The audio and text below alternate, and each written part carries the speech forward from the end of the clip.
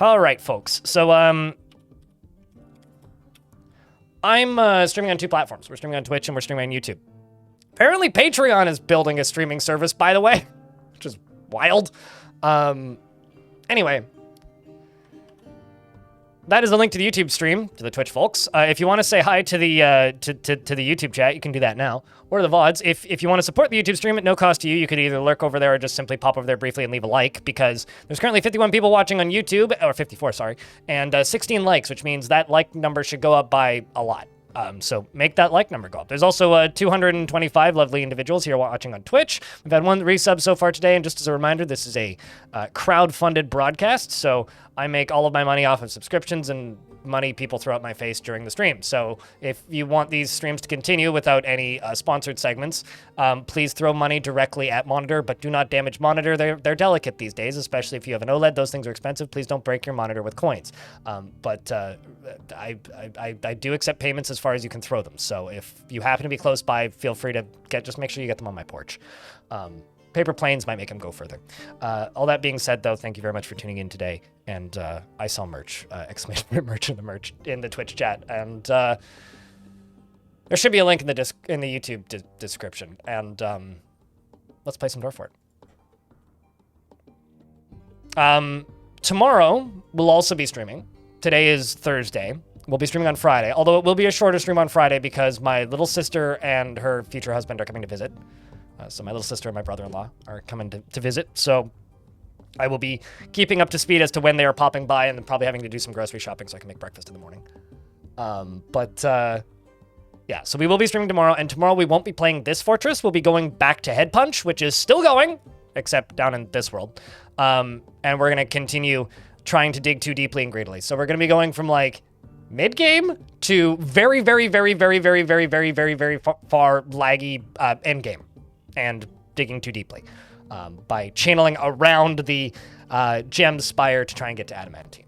But with this fortress, excuse me, we are, well, avoiding calamities that I've caused. You know, avoiding calamities that I've caused. So I had my phone on top of my Dexcom on top of the rat, and they all just fell over. Whoops.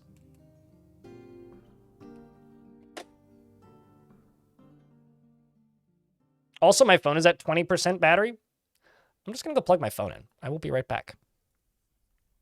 Let's just press F1. Back them up.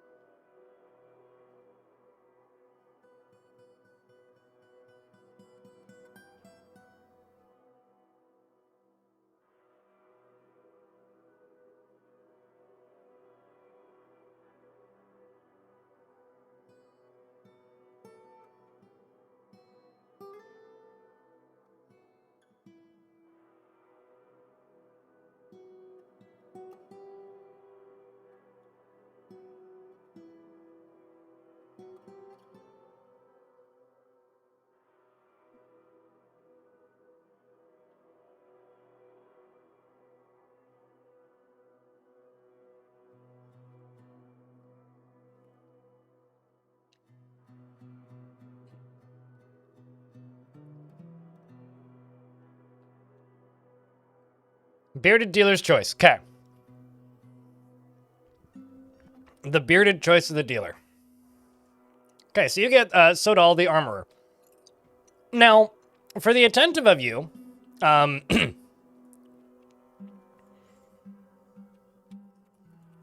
you might be going, man, there's a lot of mud in the fort. Man, there's a lot of water in the fort.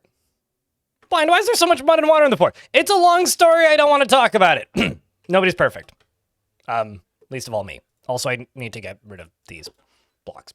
So this is Ice Blue. Ice Blue is not a member of the military, but is an axe dwarf. He forms only fleeting rare emotional bonds with others. He is grounded in reality and curious and eager to learn. He doesn't seek out excitement and is...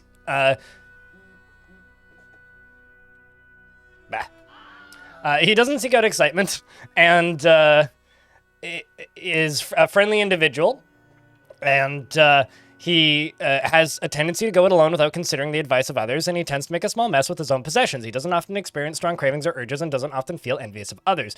He is assertive, and he generally acts with a narrow focus on the current activity. He's not particularly interested in what others think of him, and he taps his feet when he's annoyed, and he bites his nails when he gets bored. He needs alcohol to get through the working day and doesn't really care about much anymore. What did you join into? There's water everywhere. Don't worry about it. He personally... Everybody who's dead is already dead. He personally... respects the law, values nature, and finds artwork boring, and sees competition as wasteful and silly, and doesn't really respect commerce. He likes silver and golden barrel, as well as alder wood and six-sided prisms and mountain goats. Mountain goats. Where was I? Mountain goats. He just likes mountain goats. Okay. For their long horns, and then the words of the mint star, and when possible, he prefers to consume giant loon, apricot wine, and cherries, and absolutely hates hamsters. So we went from 114 dwarves to 39. I kind of flooded the fort a little bit, and most of it is still flooded. This whole part over here is still flooded. Basically, simply put, nobody's perfect, least of all me. I'm certainly not perfect. And I flooded the fort. That's about it. So we're fixing it today. Yeah, we're doing that. The good news is a lot of people died. So there's a lot less guild members, so the value of the guilds has gone down a lot, and we no longer need to make extra bedrooms because there's more than enough now. That's the good news. The bad news is everything else. Mostly the pile of bodies and coffins down here. There's a lot of them. If you're wondering about who's still alive, well, some of them still are, such as Jacknerick, Knights Are Slow, and Snail, and Eggs, and Beskribit. I guess that's that name. Haggard, Josh the 123, alongside of Clockwork Dragon and Burton, as well as Oblivion and Hilmar.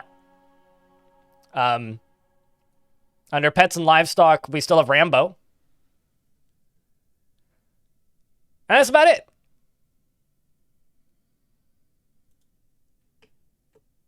Yeah, that's about it. As for the mud, I'm still trying to decide what to do. I'm kind of thinking about just going through and deconstructing and reconstructing everything and, like, fixing the floors, getting all the waterlogged crud out of here, and just kind of working on it that way. Yeah, unfortunately, Greg and then some didn't make it, which will also require us destroying a lot of art, which might be kind of tough on some of the dwarves. But adds character. Exactly. Oh, man, the survivors must be good at swimming. This dwarf survived 6 of 7 deep water and 7 of 7 deep water for a very long time and actually is a competent swimmer.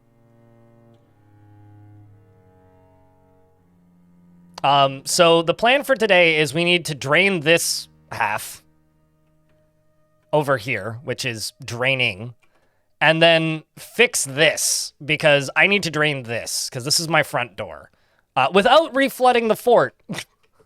So I need to block off this somehow. I'm not entirely sure how I'm going to do that. But one of the ideas that I have is by digging down to the caverns. Did somebody drown down here? No. One of the ideas that I have is digging down to the caverns and draining the ocean into the caverns so that I can go down here and block this. That's one of the ideas that I have. So I think that's what we're going to do. I'm going to dig down into the ocean, I'm going to go find the caverns. And we're going to block that off. But what I'm going to do first is I'm going to rebuild my military because, damn it, I need a military. So I'm going to move the dwarves from the other squad into this squad and just get them training. Because these squads are just empty anyway, so might as well get this squad up and working once more.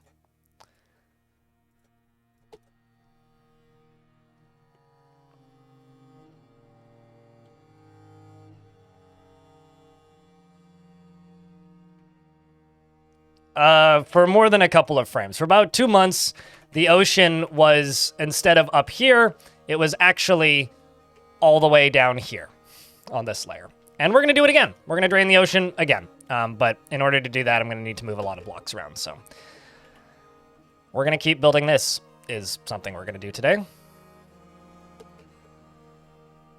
So who's ready for the no alerts fort? Also, I've learned that sieges are hard-coded to recenter the camera, which I actually am not that big of a fan of. I kind of wish that wasn't the case. But it is, or it seems to be. So I'm not super thrilled about that, but, you know, it kind of just is what it is.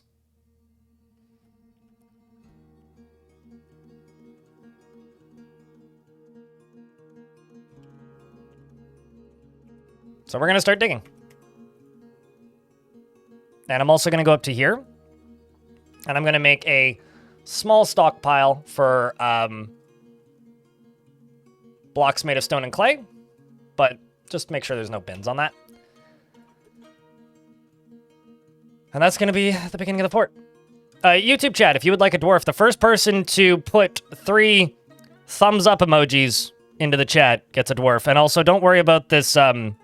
This super chat goal. It's there for the algorithm. If you want to participate, you can. Don't worry about it too much, though. It's just there. Also, Infinity, it's good to see you. Hope you've been well.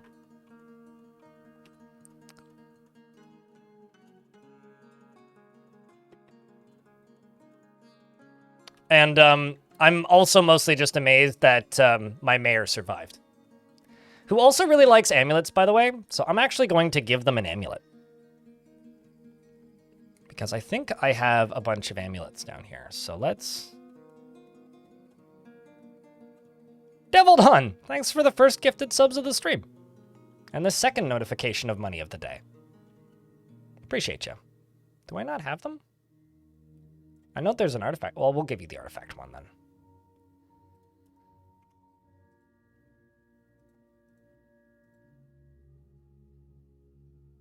And my dwarves are going to go collect their gear. Although I'm going to update their equipment so that you can go get gear too.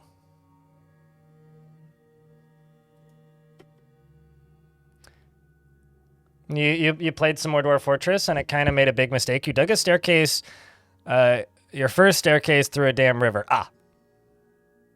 When it was summer, it flooded your whole fortress. Well, I would make a new fortress unless you're feeling brave, at which case you could try and make a new fortress. Those are kind of your 2 options, as I see them.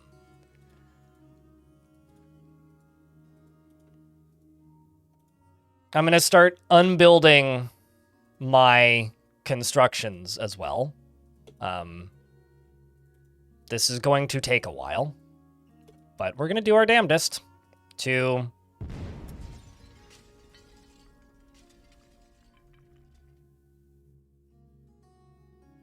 I can't read that. The text is too small. I have to go open up my tip ticker. But thank you very much for the money. Appreciate you. Whatever that came in from. Your first caravan didn't unpack. You know, it's funny when they don't do that because it usually means that they brought so much stuff that they literally can't. Recent events. It's loading. I think it's $3 3 something Canadian, but 14 Polish monies. And they say, first off, poor dwarves. I think their I think their souls rest in peace. I hope so too. Anyway, I have a question. You're probably not a fan of mods. I like mods. I just don't use them. But have you had the chance to play with the mod by seeing it in the workshop? Mean additional races? I don't have any interest in that. No. It's not that I'm not a fan of it. I don't have any interest in playing with additional races. Doesn't really do much for me. It's still the same game, mostly. It just changes the theme, and theme shifts don't really do much for me. So, no, I haven't. Don't have any interest. But if you're more than welcome to recommend it if you want.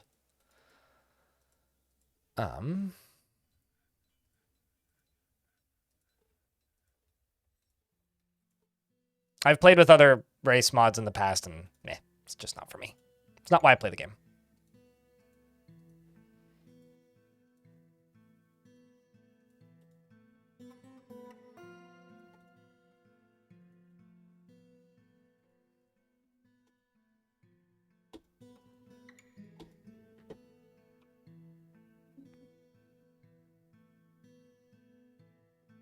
How do you assign an item to a dwarves?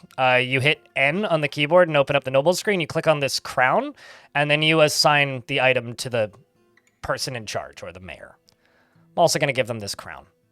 So they get that, they get this item, but they also get the crown. And then I'm going to begin the travesty of art defacement. But thankfully I have notifications off, so I won't know anything about it, and my life will go on.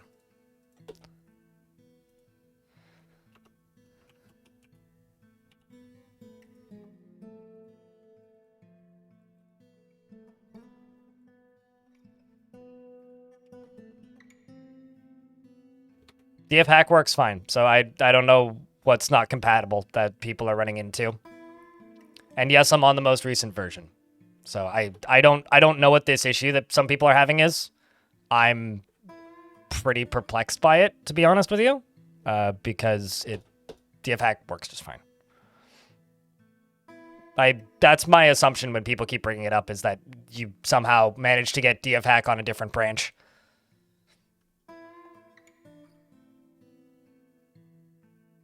You're officially a minecart operator? Well, there you go, dude.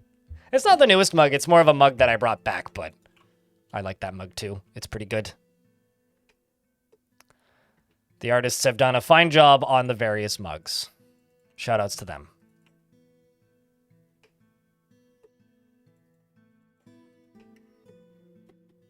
Let's also put this door back.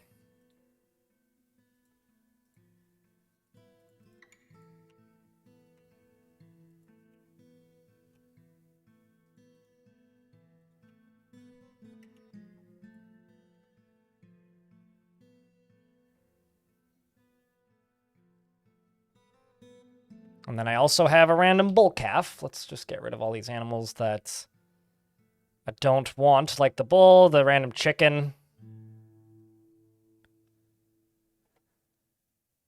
We'll just get rid of those.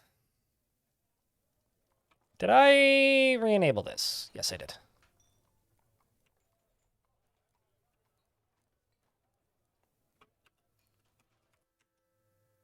And then these are all full. And let's just go down to this and keep digging. Let's also increase the priority of this so that they do it before they do the undig stuff.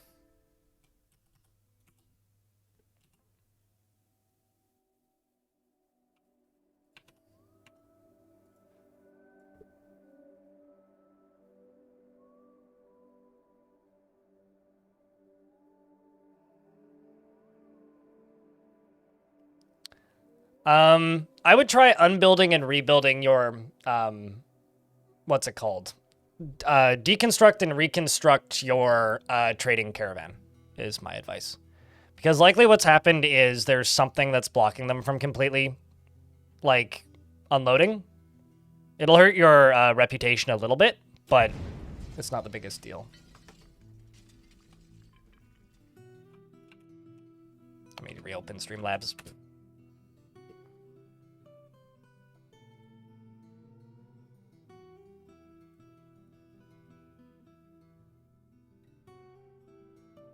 I mean, hey, if you like a particular aesthetic from a mod, then use the mod. I just personally don't care for it. It's just not why I play the game.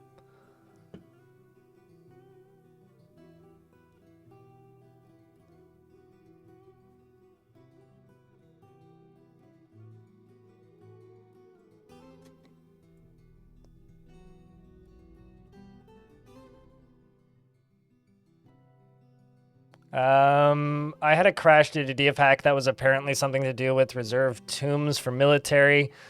You uninstalled DF hack and was able to load the previous broken save, and now I'm using it again. It's been a long time since, like, saves have been broken by DF hack, but I'm not gonna lie, it's a little bit liberating. Because I've been saying for a long time that DF hack can cause crashes, and it's been a long time since DF hack has openly made the game break. And there's a weird part of me that's like, kind of happy that it's breaking the game again.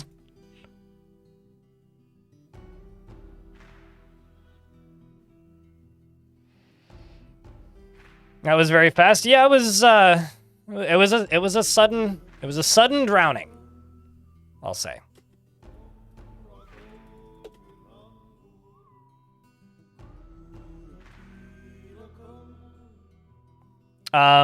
Most of the corpses have been buried already over here.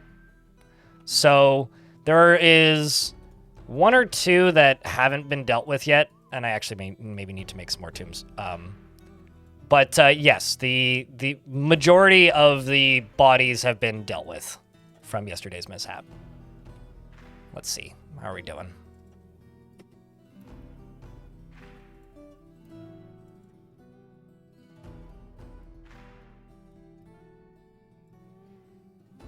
We may also have a ghost floating around, actually. Yeah, it seems to be most of them. Yeah, Asteth, the ghost. I'm just gonna make a slab real quick.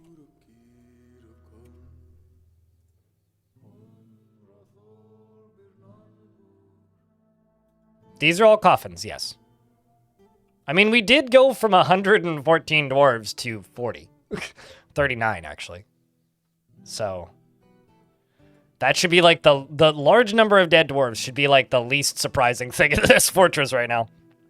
How goes the unflooding? Slow and steady. Slow and steady.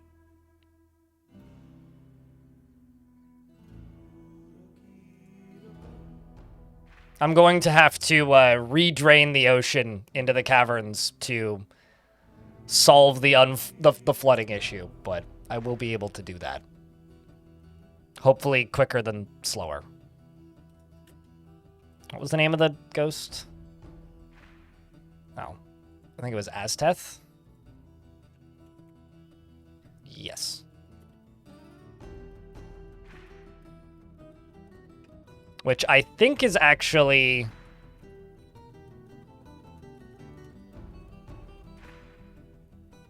no, this is... Okay, so there's two actually that I need to slab. Is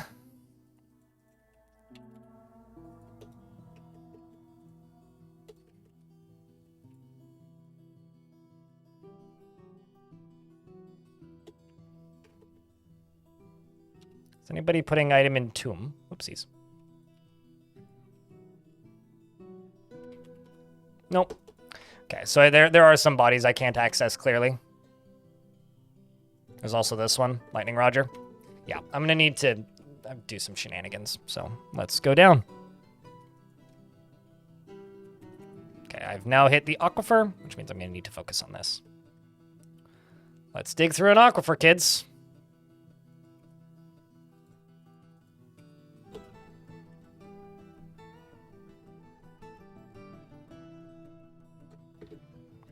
And also, Shattered Exile. I should have checked the YouTube chat quicker. What would you like to name? Would you like a dwarf or something else?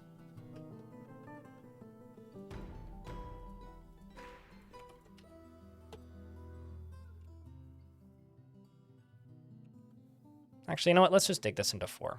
So that's quicker. Also gives the water more time to spread out when I do hit the Aquifer.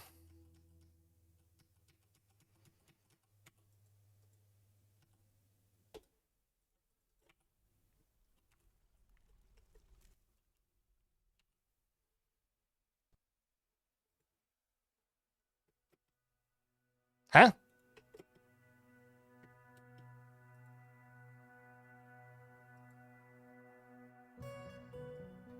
Oh, we just apparently had a really bad cave-in. Oh, shit. I need to make a hospital.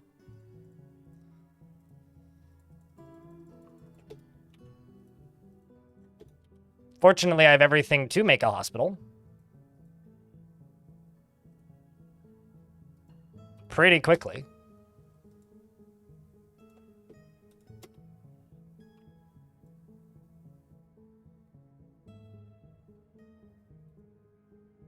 Surprisetown indeed, yeah. I forgot that there wasn't a flooring here. This is a... And this also makes sense why nobody is digging, why nobody is building. Or working, because they can't exit the fort currently.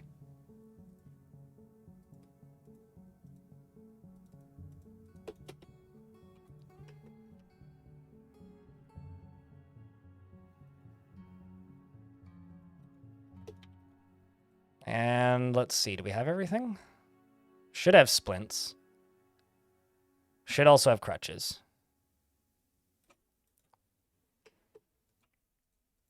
Should also be able to make a traction bench.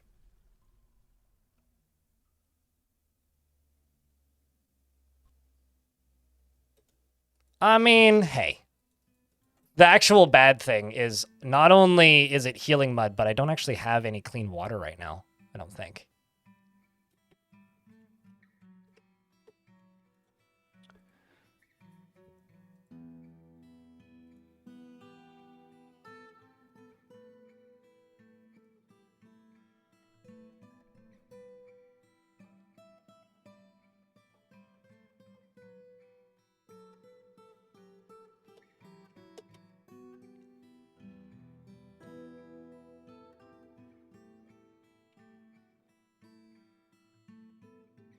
Let's just remove these 3 from well, let's leave you 2 on mining and add in some new miners.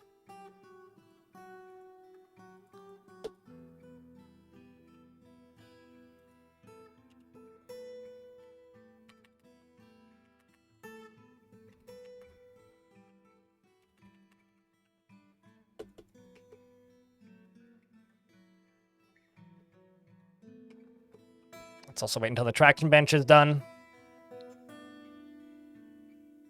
Yes, I got flooded with salt water.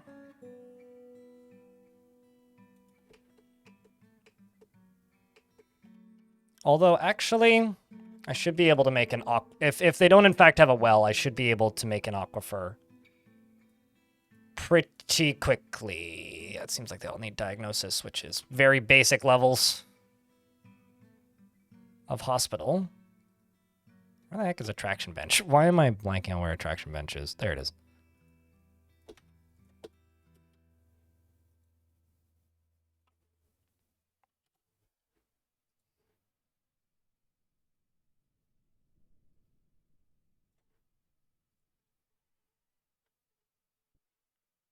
Okay, nil is in fact diagnosing patients, which is what they need. Okay, so that's not so bad. Let's make sure that I haven't dug into the aquifer out here, which they probably haven't. No, they have not.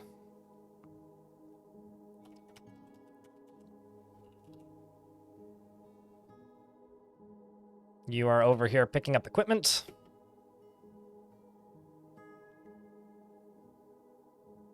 And storing owned item. Well, that's fine. We'll just let them work on that.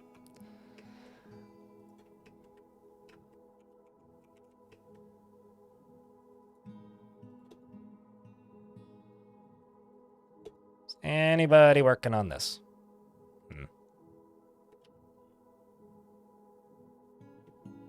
Well, let's just do this. So we can build this.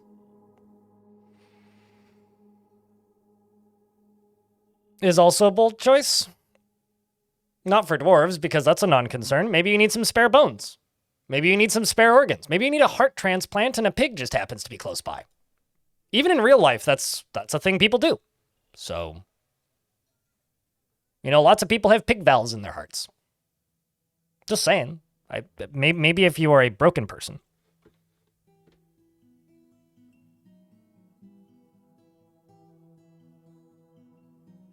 Shattered Exile did it first, Dystopian Orange. You must be stuck in the VOD, but Shattered Exile never said what they want. So I will give Shattered Exile this horse statue. This is why the YouTube chat is always a bit of a pain.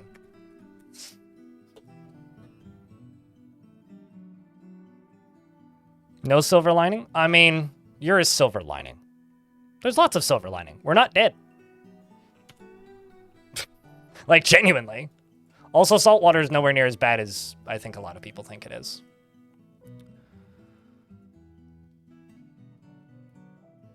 Okay, so let's check. What's happening in the hospital currently?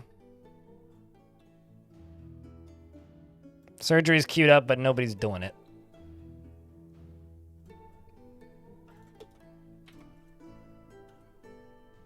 My surgeon is there.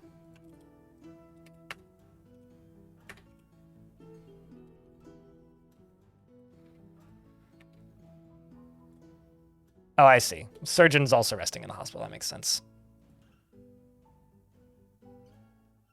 Yeah, I don't know. I feel like people are very, very quick to say, all is lost, we're all gonna die! And all I have to say to that is... You guys give up very easily. maybe it's just fun. I don't know, but we'll be fine. No, you were in fact the second to the statue game, Zavi.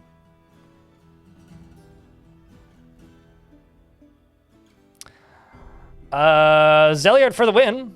What's up? You've been watching my YouTube videos? Several people have, allegedly, according to YouTube stats. But I'm glad that you were one of them. Yeah, we've got splints and crutches, so we should be okay. You're doing all the diagnosing. Scrolling down.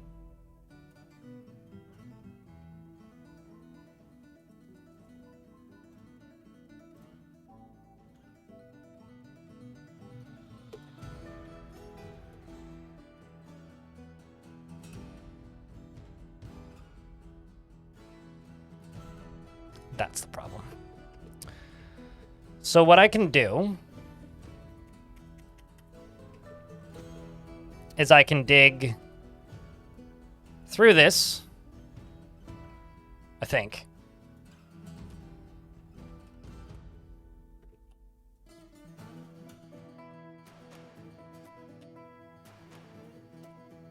Once they're done digging out all this.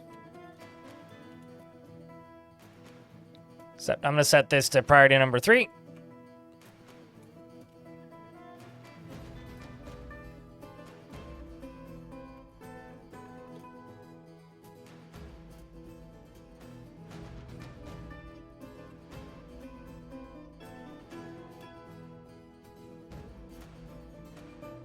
Just gonna go make a well real quick. The other thing I'm gonna do is I'm going to block this off. No. Once we get through it. What I'm gonna do is I'm just gonna pump water into here.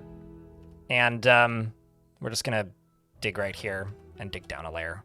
And this will be my new well. Because I need it, like, stat.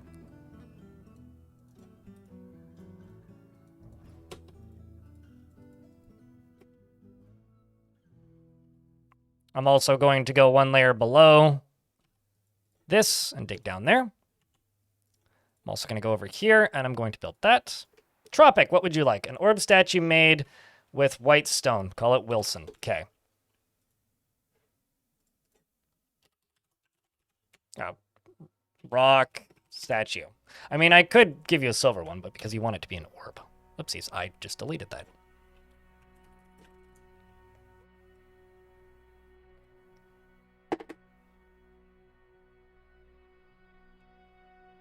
CTHULU dancing cheered. X100. When not busy, can I get wellness check on Dwarf Magai? No. I mean, yes, you can.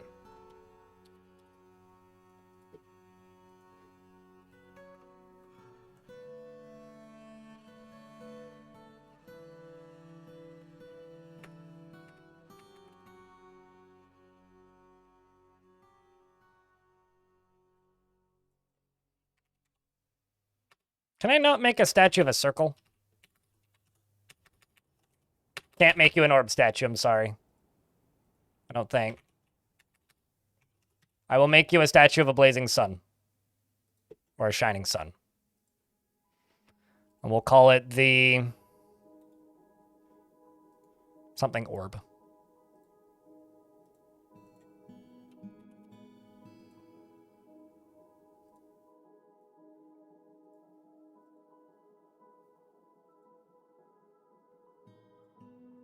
The orb.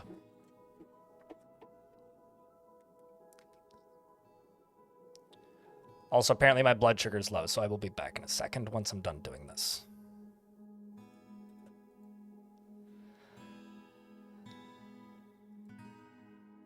I think I specified to make it an image of an orb, but I'll do this again.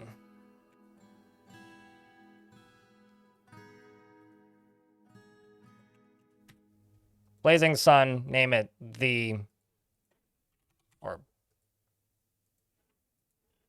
Done. All right. The land of confusion, which is my brain right now.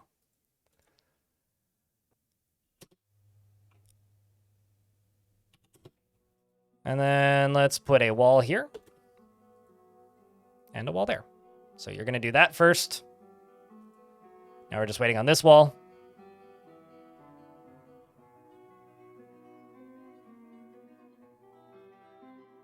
Which got canceled for some reason. Please finish this. Please. Sometime this year. You appear to be in traction. Oh, dwarves are actually getting cleaned. Well, that's great. My other well works. I don't need to worry about that.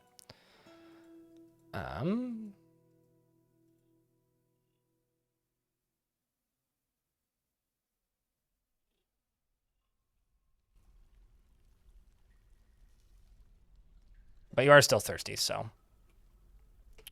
That got done. Nobody's stuck in here. Cool. Let's turn this on. Go one layer up. And I need a bucket. Let's do wooden bucket. Make 10. And also let's go over to here and make a rope. Do 1.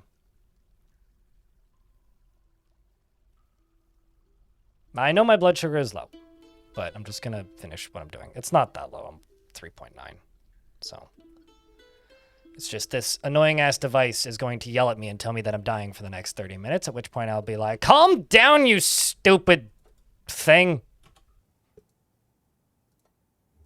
I'm not dead yet. I'm finishing something. It's important. Sorry, but I have priorities.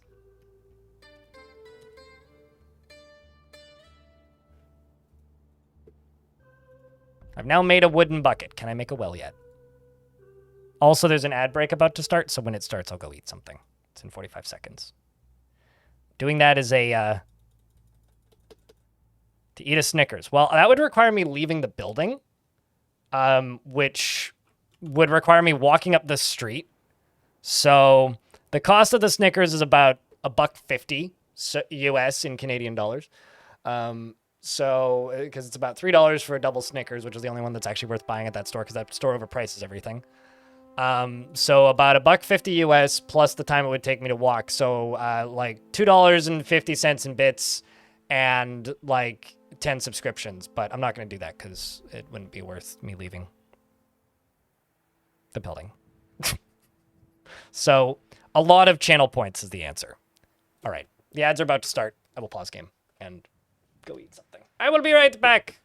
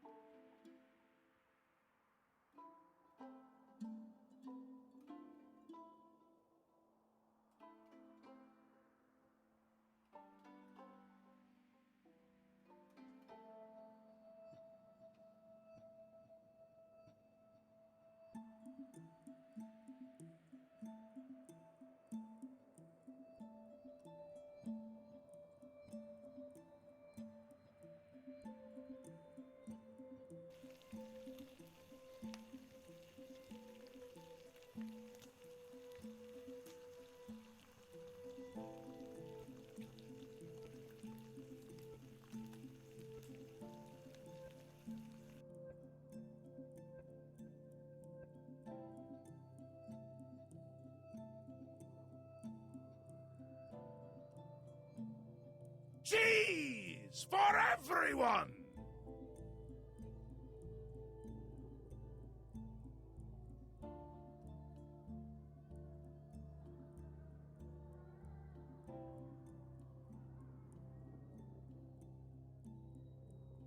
Flobberdobberdoggadoggies?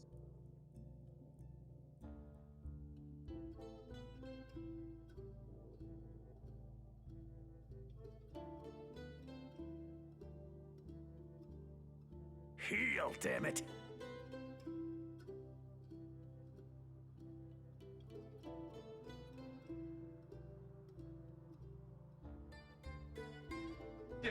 fucking donkey!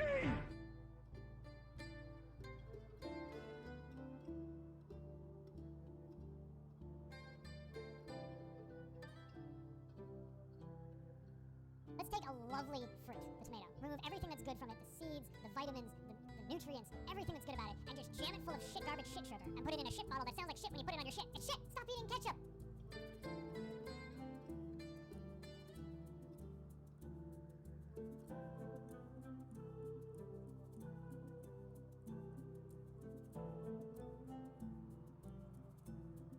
Over here, he has a sword!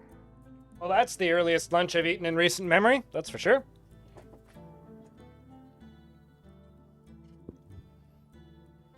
No, no, no, no, no, no, no! No! Nani?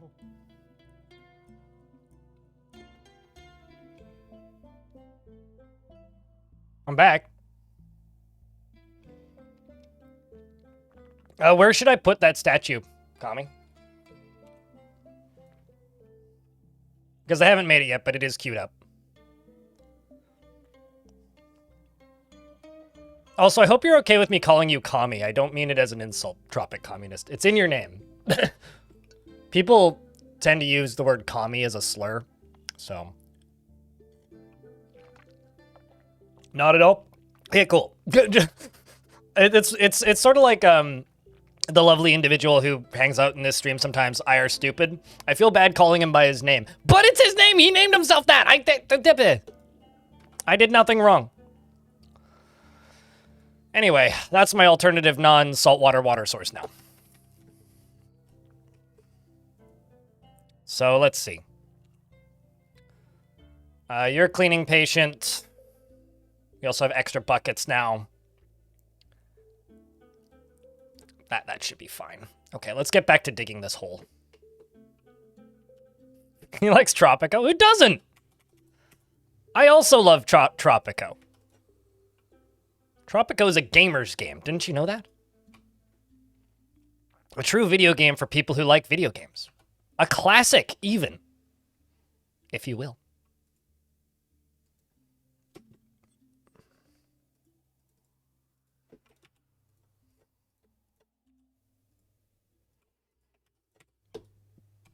Watch me digging down to the caverns be the thing that, like, agitates the wildlife.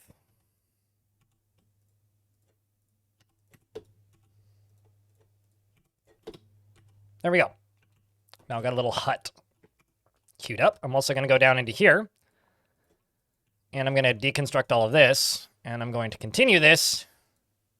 Not with limestone. Should have remembered to change the material type there. With conglomerate. All right, let's unpause game.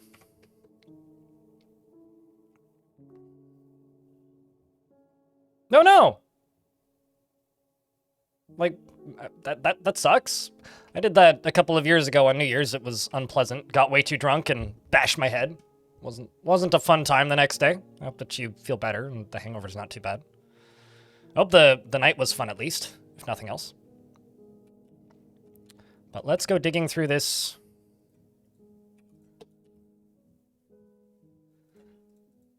This wall, shall we? And dig deeper.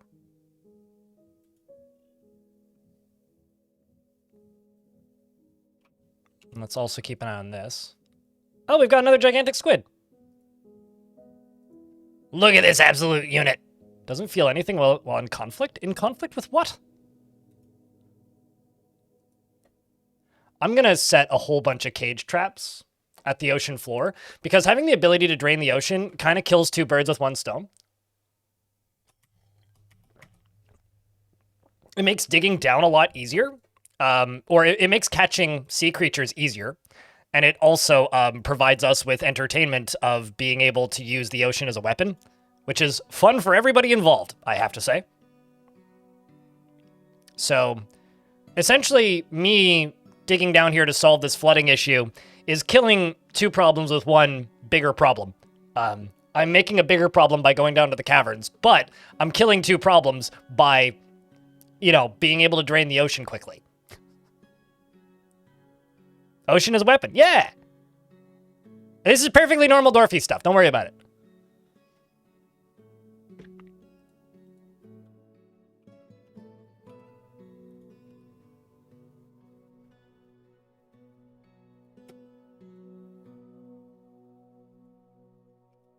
I was gonna say, it didn't happen again, did it?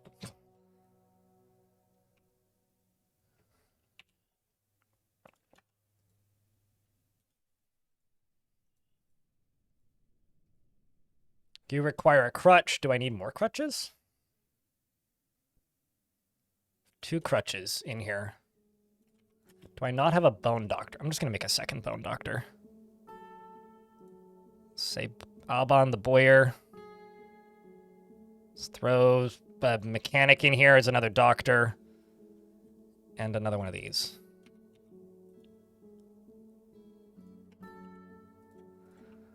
Over here, I'm going to build another floor once I'm done deconstructing all these statues.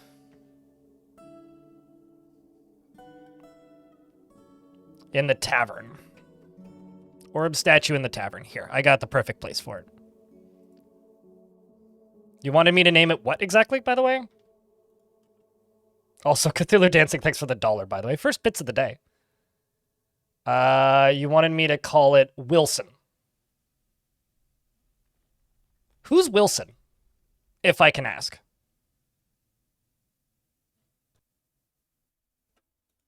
Also, because I can do this, specify existing image. This artwork is an image. I forgot to give that one any actual detail. That's a problem.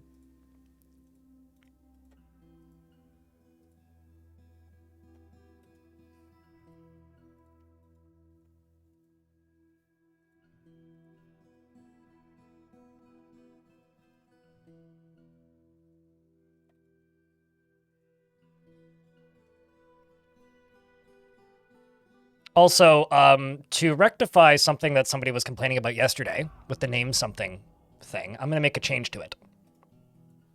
Which hopefully will happen today and not retroactively.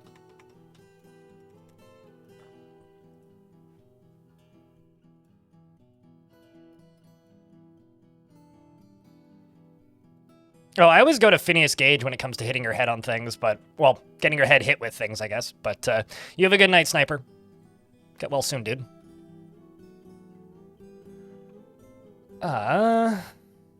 So right now it's limited to 1 redemption per stream. I'm gonna up it to 3.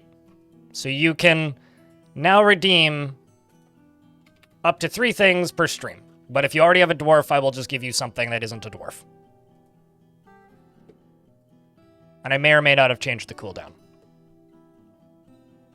So there's your statue of Wilson.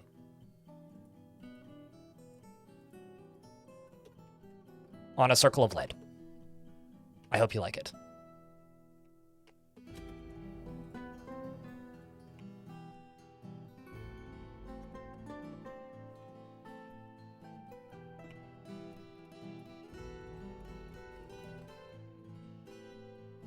Apparently, I just ran out of limestone blocks doing this.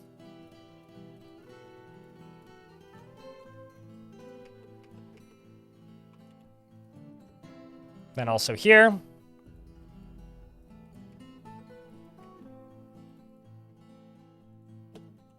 And then over here, I will plunk a door down.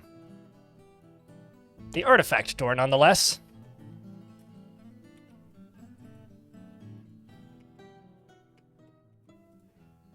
And then...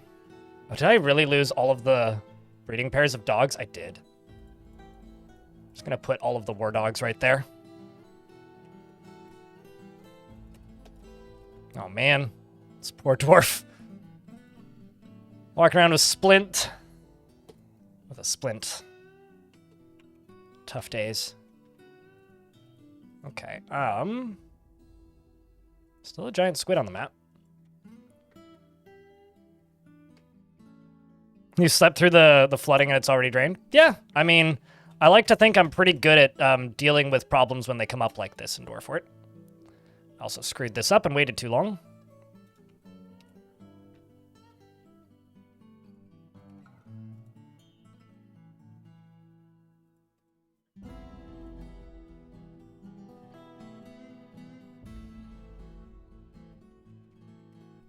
There we go.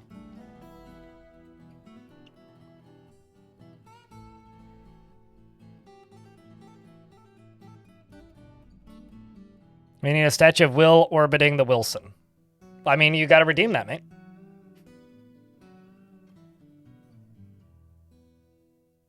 Or maybe we need to name a dwarf Will and then orbit, and then name a dwarf Will and then make a statue of that dwarf and put it around. Oh, wow, we also got an artifact in there somewhere because I had no idea. Doran the Clother has created Dur Folkit, a cave spider silk tunic, and claims it as a personal treasure.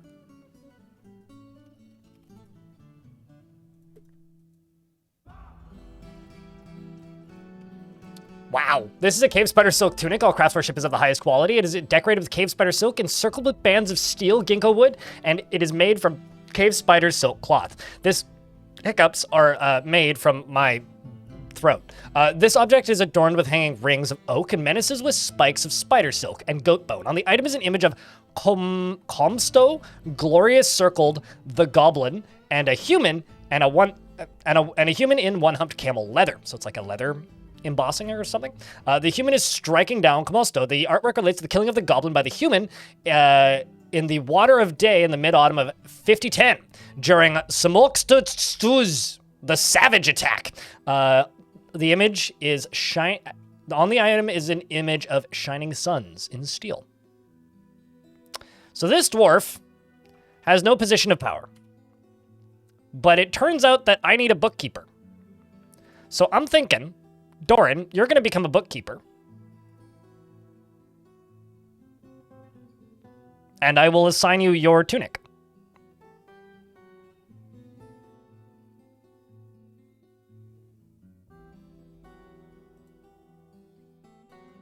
Because that's just kind of fitting. It is your personal treasure, after all.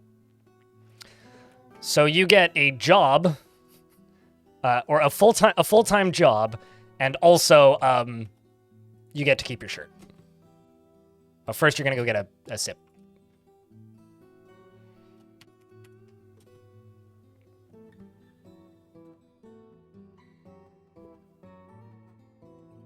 Well, I mean, the game is still like the game. This has taught me that the game has enough kind of hard-coded alerts that I'm still kind of managing it as I would normally, which I kind of wish wasn't the case, actually, but it is the case, so.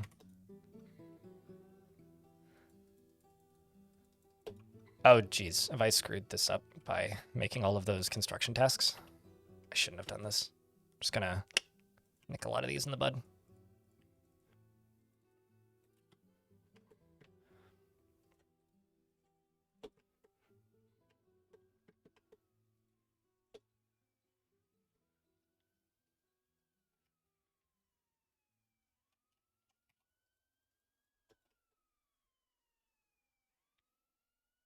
That you created and took for yourself? I mean, they needed it, you know?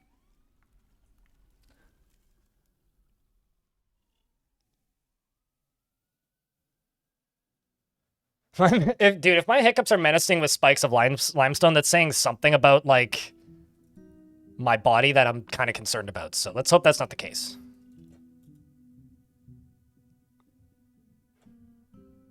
Like, you know, I am getting these sparring... Like, we agreed to turn the combat notifications on because... or, like, those indicators, because you don't get any combat logs without them. And that kind of sucks, so... I was unaware that they are tied to that so closely.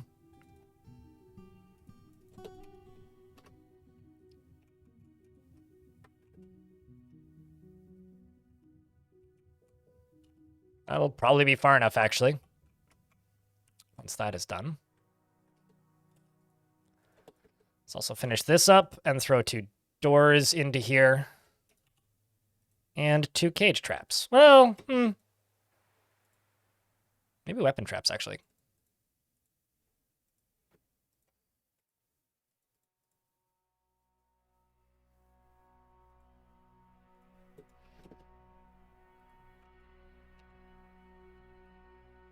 We've got another giant mantis on the map.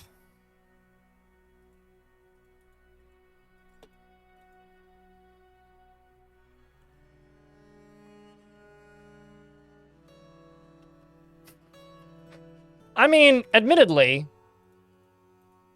2/3 of the fortress dying was the most interesting thing that had happened to this fortress up until that point, so it's kind of grim, but like, I'm not complaining. I like excitement and I like a surprise challenge, and Surprisetown lived up to its name. Our Gorlak's chill. One is you're in and he seems like a chill dude. So fun fact about Gorlaks. Gorlaks are the only like neutral, are the only lawful good, maximum possible empathy creature in Dwarf Fortress. They are the canonically good, like, made-up Dwarf Fortress creature. Or fictional Dwarf Fortress creature, I guess is the word I would use. So, simply put, yes, Gorlax is good.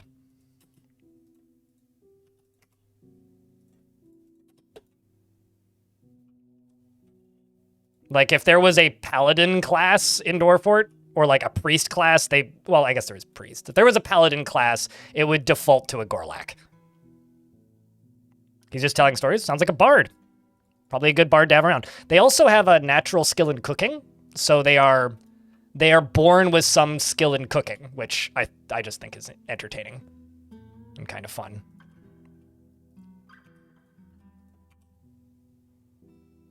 I have a feeling this aquifer is going to go as deep as the conglomerate goes.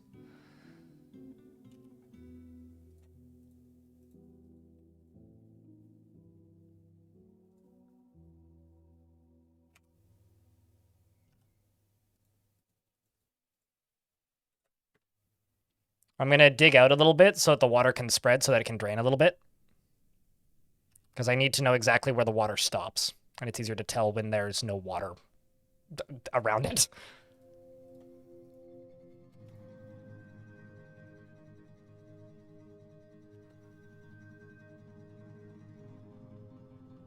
They're always great in Krug Smash vids. I mean, the Gorlaks for me are the most, or one of the more. Oh, okay. So you paid attention to like personalities of the different creatures, because if you read the individual personalities, it looks like we're almost through the aquifer because that's not an aquifer tile. If you pay attention to the individual personalities of characters in Dwarf Fortress, it's pretty clear that they are very passive critters. I'm not actually sure why that keeps getting canceled. Honestly, the hardest part of this so far has been job cancellations. There's still 2 dwarves resting. What do you need? You're in traction. What about you? You need a mobilization. Let's throw in this. You're a surgeon. You're a manager. Who's my bone doctor? Oh. I may just not have enough splints. No, I got 2. Supposedly. Let's also see if I can make another traction bench. Looks like it. So if I can, I will make another traction bench.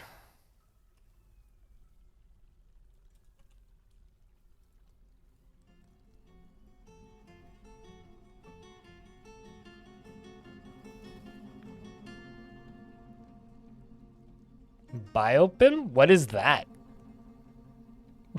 Bones Jonesy. But chat, how's your week been? You know, it's Thursday. We're working our way through the week slowly. Giant echidna. Oh my god. Oh, that's pretty awesome. I don't want to fight with that. That seems bad. It's been a week. That's a statement of all time. Knuckles indeed, yeah. An Echidna Man wrestler, I think is what Knuckles would be, right?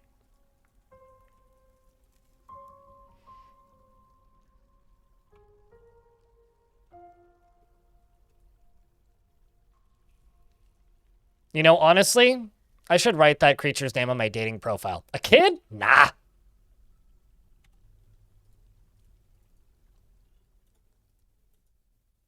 This is where you laugh. It's funny. You had to mow the grass for the first time this year. Yesterday, regretting not putting on sunscreen. Are you just a lobster now? Today you had a job interview, so the stream is helping keep your cool. Best of luck on the interview. I was like thinking way too much last night about what you said about hiring video editors. By the way, Tropic Homie. The week was chill. You finally discovered that Dwarf Fortress streams a thing. You know, it's funny because I remember seeing somebody on the Dwarf Fortress forums a long time ago saying that they wanted to watch Dwarf Fortress content that wasn't Krug Smash, but nobody streams it. And I was just sitting there looking at it like, should I be that guy? Be like, It's like a long time ago. This was back when there was maybe 6 of us total that streamed Dwarf Fortress on like a somewhat active basis. And by that, I mean most of them maybe once a month.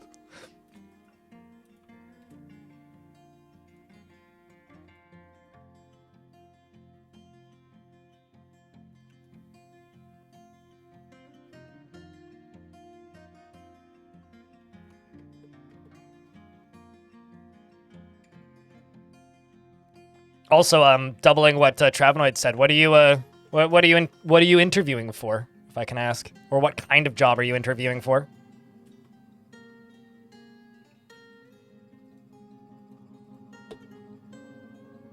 How so? In regards to yesterday, I don't know. Just got me thinking. That's all I really need to say. Anyone with beard, enter money. You get the cook.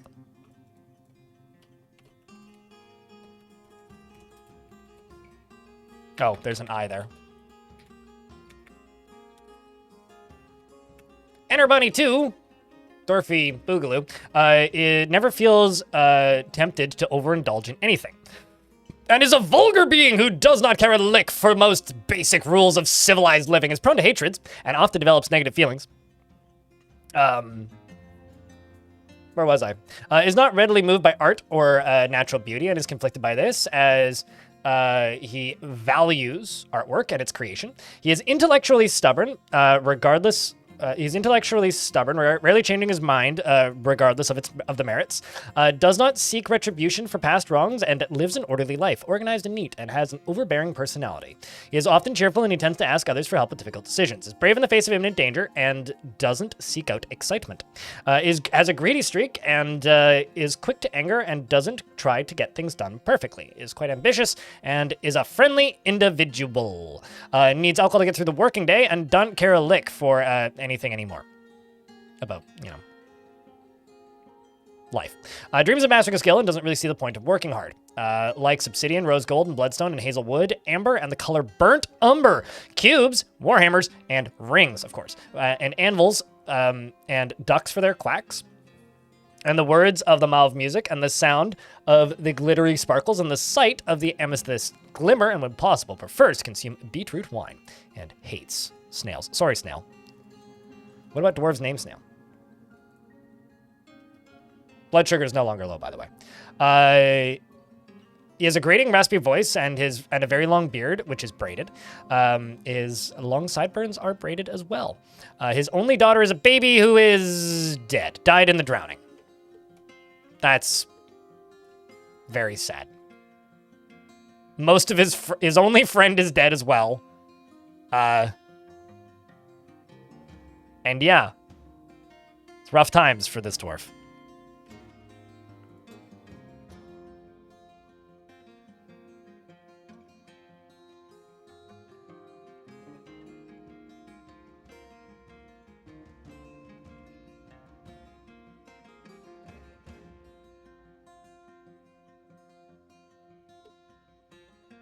I also need to rebuild this and get it back up to the value that it needs to be. All right.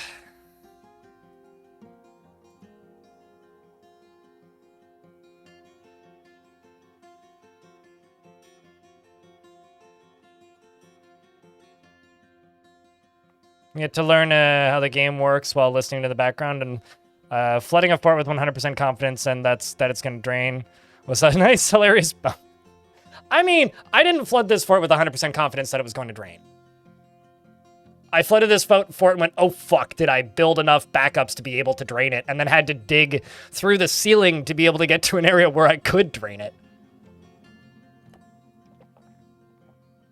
But thankfully, I just absentmindedly prepared enough ways. George, it's good to see you in the YouTube channel. Hello. And sour milk as well. Have you seen the mod that allows you to lay eggs as dwarves? That no. Why would I care? That doesn't sound particularly interesting. I don't need dwarves to lay eggs. But that does certainly sound like a thing somebody would make, so.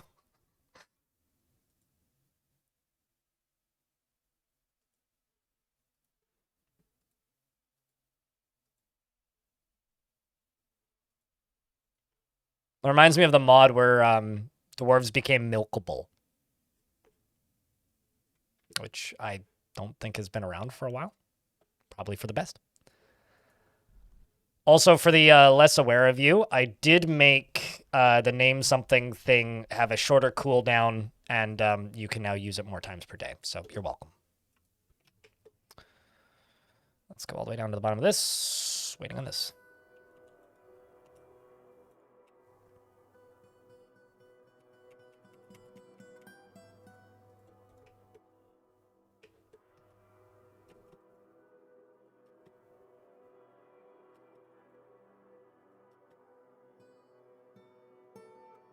Jack Norick is walking around.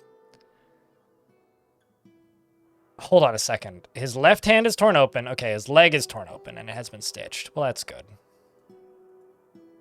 No infections either. That's also good.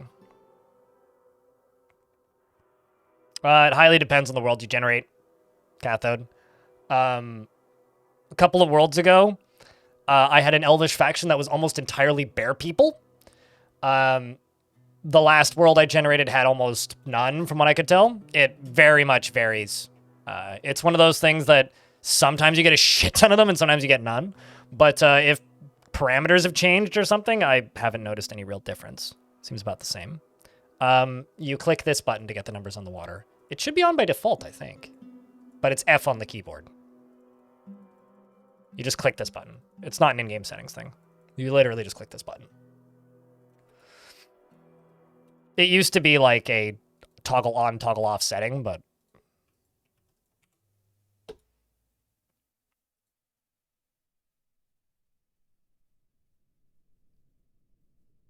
there's supposed to be less structured civilizations, Dadrick. They're supposed to be like nomadic tribes in regards to the animal people. We're in an ad break, so I will pause game. Nice blue here seems to be tending to the sick and wants to practice martial art. I don't know who's in an ad and who isn't, so I will look at YouTube chat for a second.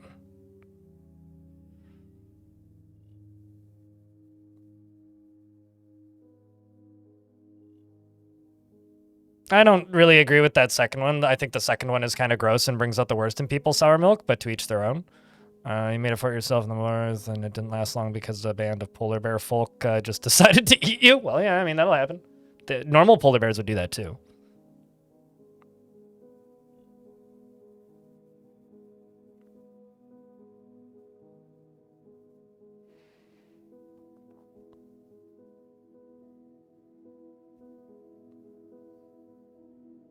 But yeah, I'm just very, very curious to see what Tarn does with the siege update right now. Like, I'm not really too worried about anything else.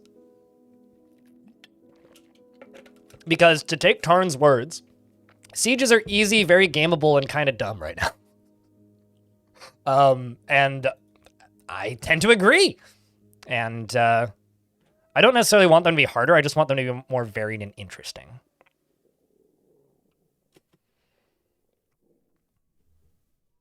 So that's the only thing that I'm really concerned with at the moment. Outside of the small little quality of life stuff that they keep doing, which are lovely, and I'm a big fan of.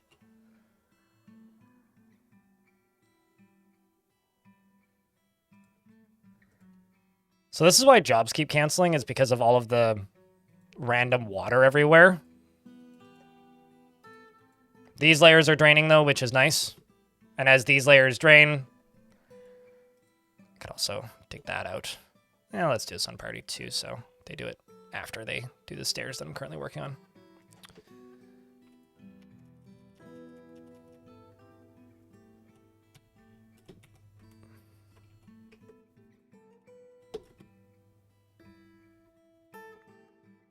Haha! We are through the aquifer, kids. Except the new water that just fell.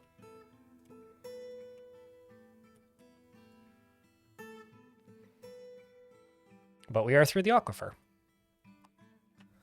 So let's dig until we hit a cavern layer, and then work from there.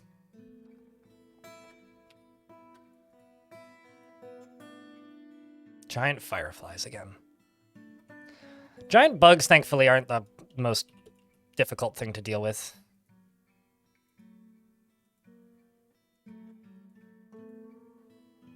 Need traction. I need to build that second traction bench. I think I'll just engrave the floor here to get rid of all this mud. I don't actually think, someone can correct me if I'm wrong, but I don't think that mud on the ground is a negative for hospitals. I don't think Dwarf Fortress works the same way RimWorld does. I could be wrong, but I don't think it is.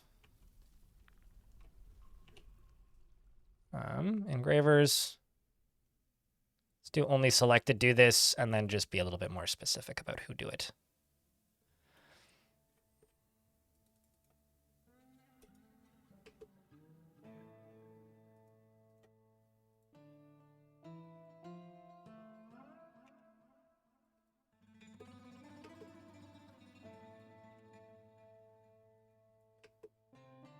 Also, doing all of this engraving is going to speed up the process of getting rid of this mud. It's not that, though.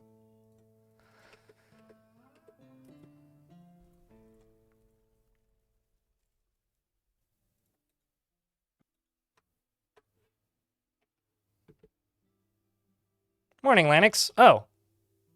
Well, we found our first cavern there. I was wondering why the music changed slightly.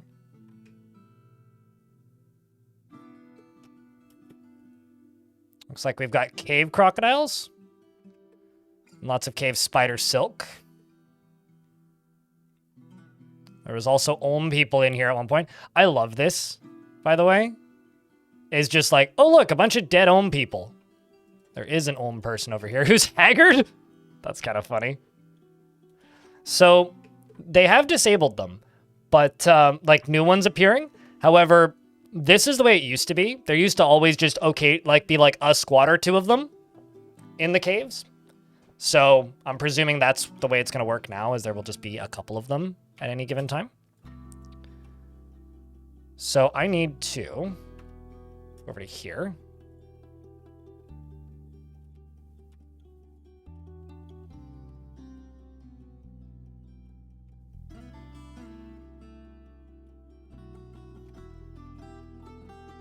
And then go to here.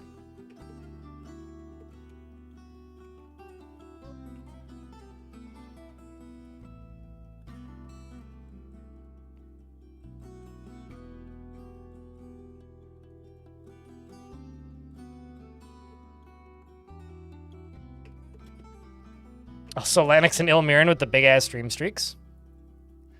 It's a lot of time, dudes. Trying to farm in the first cavern layer in your port, and you were wondering if there was any way to move soil around. You're trying to make your farm fields nice instead of irregular patches of cave soil. Build floors where you don't want it to be. That's about it. That's all you really got as an option.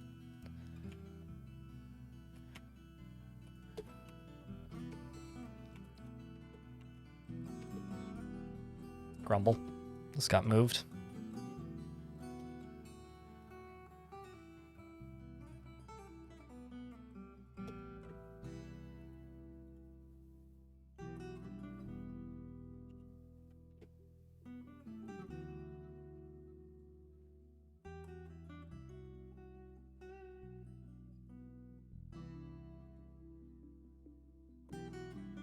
Oh, I just realized I made this out of the wrong material.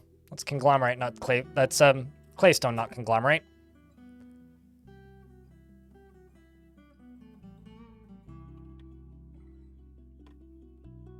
Yeah, what Dragonfly Sarah said as well. Don't know how a blind can play without creating just custom job details. I find the game's more efficient if I don't make custom job details. Like, genuinely. Like, I find that the dwarves just kind of deciding what they want to do to generally be more efficient and time effective. Actually, I kind of don't want to do that entirely this way. Let's do this. And I do make custom job details sometimes, but it's just pretty infrequent because they're not necessary.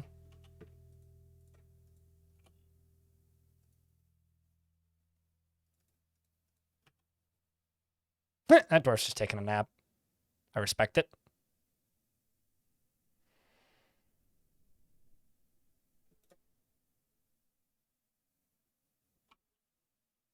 So modders, hello, it's good to see you.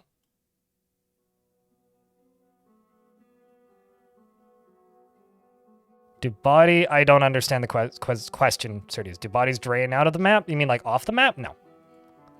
If that's the question. You cannot really flow stuff off the map. People used to always give that as if it was a piece of legitimate advice for Dwarf Fortnite. It always kind of amused me. It's like, oh, just make a river and let them flow off the map. It's like, well, it doesn't quite work that way. Stuff just flows up to the edge of the map and then just sits there forever. All right, Linku, how thing?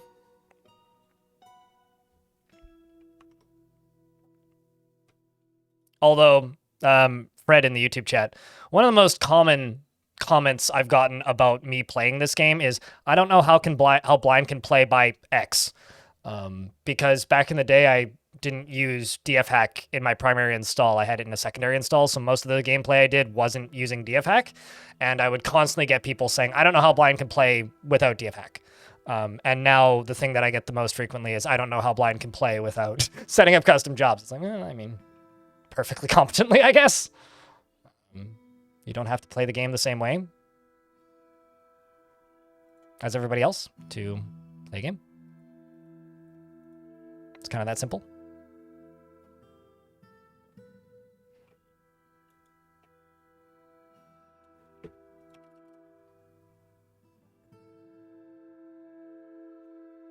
Although solid objects can get stuck in fortifications though sometimes, including on the edge of the map.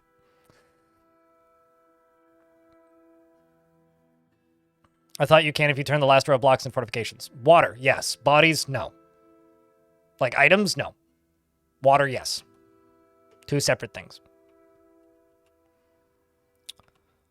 1, 2, 3, 4, 5, 6, 7, 8, 9.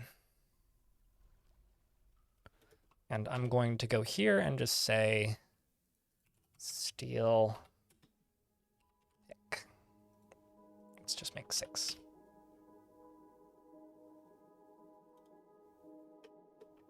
Let's also get rid of that statue. So I'm probably out of sterling silver. It's been there for a while. You can throw it into lava? Certainly, but that's not flowing it off the map.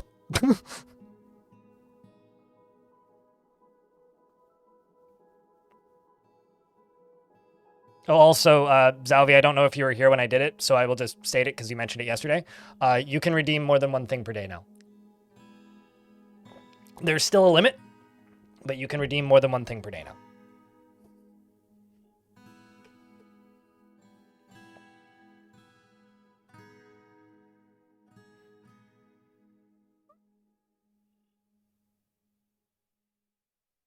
The amount of money this game has saved you is insane. 4,000 hours now. You've got more hours than me. I mean, I'm at 3,167 on the Steam version, so. But I don't really let it run overnight or anything.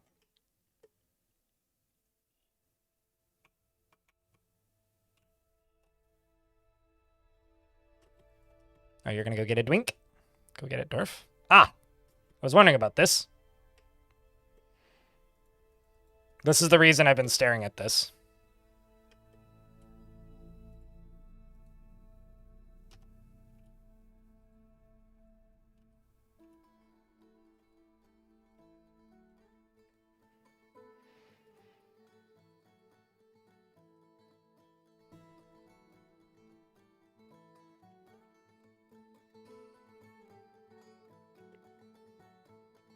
Except let's go here. Just make you a stairs up for right now. And then go down here and get rid of all this, because I don't need it. Go over here and just throw in conglomerate.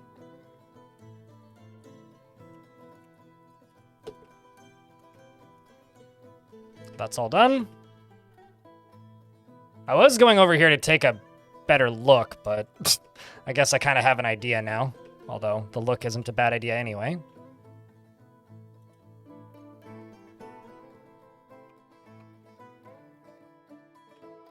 I do like the different stone types that are down here. We got slate and also quartzite.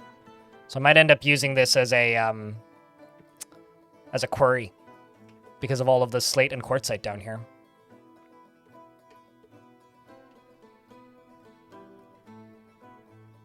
Do you only drink on Fridays or weekends, Laya?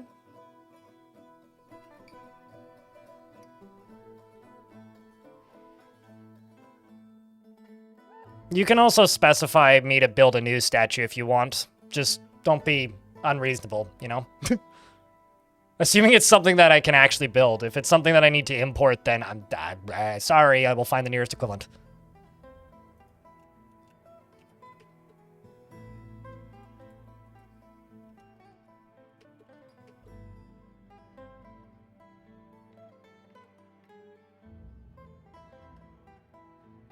Yeah, nice stone color query indeed.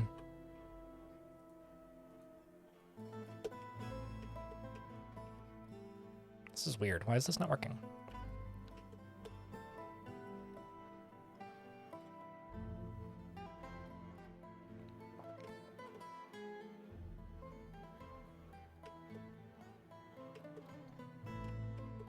No time for fun in the week. Got to do it in the weekend. No, I get that. So a lot of cave crocodile blood. What else do we have? Giant cave toad. I'm not seeing any monsters or anything that are alive except for that one critter. One of my favorite things about digging into the caverns is when you find this. This is my favorite thing to find in the caverns is dead stuff because it's like, it leaves you wondering, it's like, what happened? It's like there's cave crocodile blood everywhere. So it's like there's just like a really skilled cave crocodile or like a very multi-named like legendary crocodile that just killed them all. Is that what happened? Or did a beast rampage through here? What happened to this place? Kind of thing. And that will always be entertaining to me.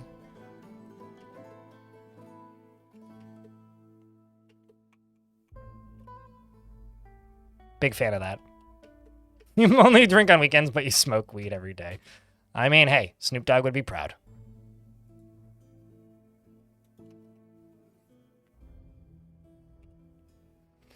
Like, I once played a fortress for a very long time. And then eventually dug into the caverns after playing in the fortress for, like, close to 100 years. And the cavern was just full of bodies. Just full of bodies. Just completely full of bodies. And that was genuinely one of the most alluring things to ever happen to me in Dwarf Fortress, because it was just like, what the hell happened here? And it turns out that a Forgotten Beast had appeared, and it just murked everybody. Everything. So that was really cool to witness, just as a mechanical discovery.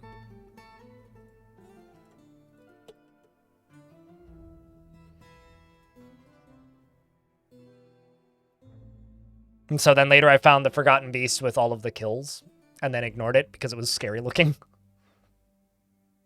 That was also how I discovered that there was cave dragons in Dwarf Fortress, because there was a bunch of dead cave dragons in there.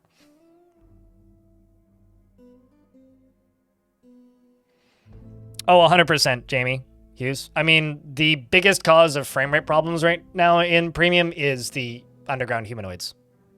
Jamie Hughes in YouTube chat. So, I mean, I've been disabling them for the better part of a year now.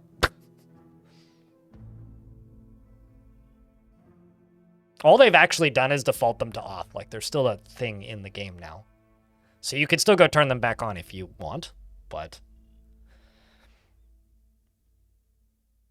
it's been possible to conquer hell as long as I've been playing Dwarf Fortress, yes.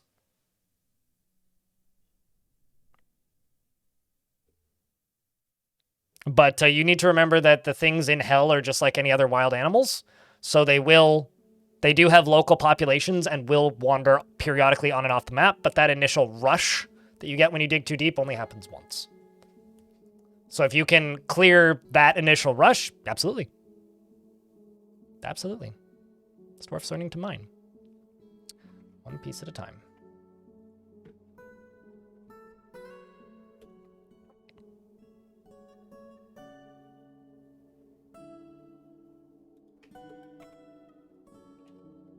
What?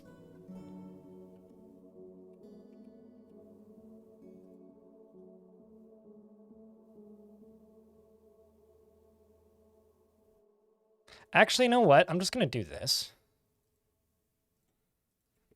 Dig diagonally in case there is actually water above this. But this is an odd, like, I mean, maybe it's the aquifer? But that would be kind of surprising.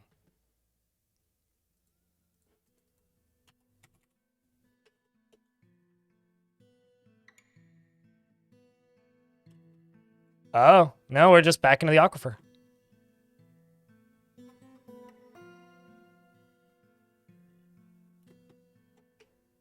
Huh. Yeah, no, okay, fine.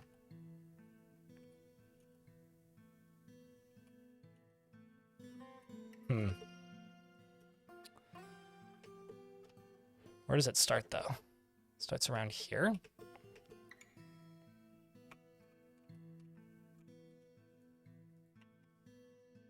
See if I can go around it.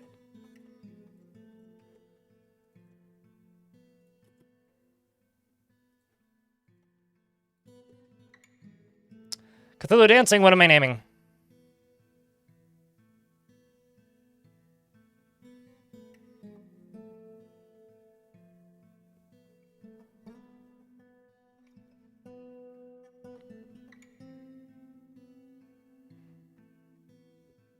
Time for a second flood? Nah, just an aquifer.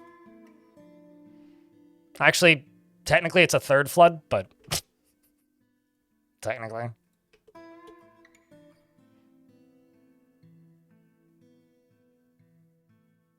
Roundabout dwarf mining? Yeah, well. Should be able to go around it here, we'll see.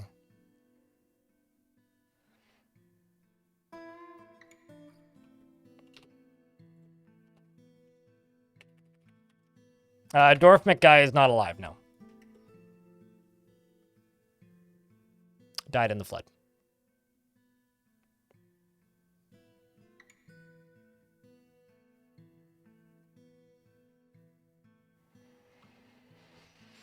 You have to dip out for now. Thanks for the stream. We'll see you later, Infinity. Thanks for hanging out today.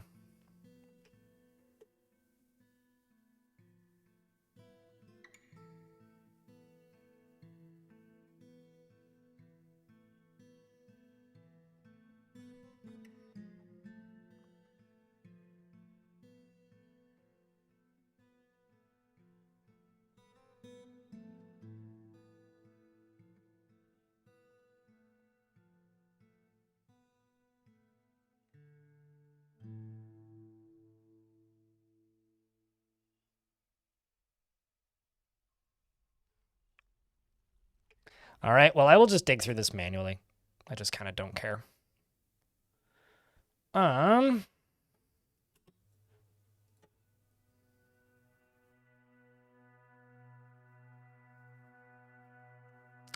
Okay, so Cthulhu dancing. Allow me to reiterate the rules for naming dwarves. No. Tell me if you would like a dwarf with a beard or without a beard in an approximate task, and I will find something close-ish. I'm not going to go reading through traits. I never have and never will. The rules are pretty simple. Would you like a dwarf with a beard or a dwarf without a beard? And what kind of job would you like?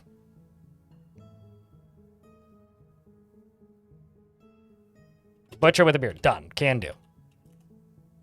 In fact, the only butcher I have is unnamed and has a beard. So there you go.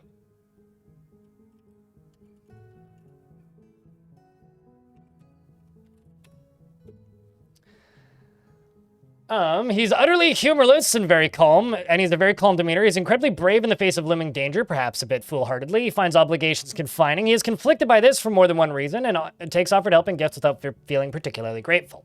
He tends to be passive in discussions, could be considered rude, and tends to think before acting.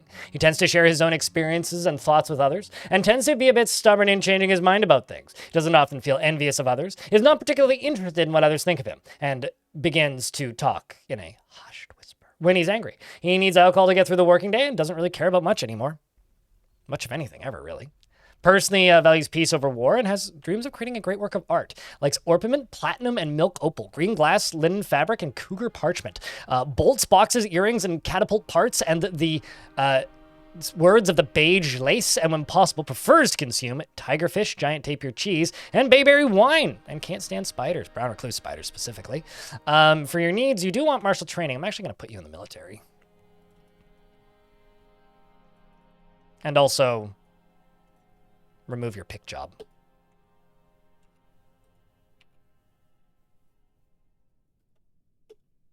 And then check, is anybody still resting?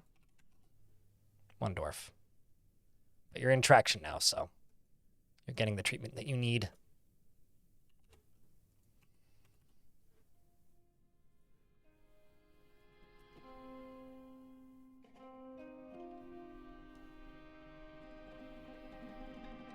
Well, I mean, you can still butcher in your off time.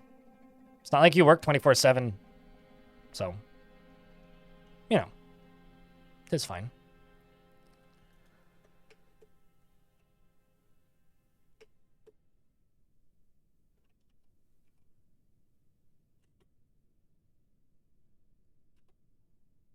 Turn around there, dwarf.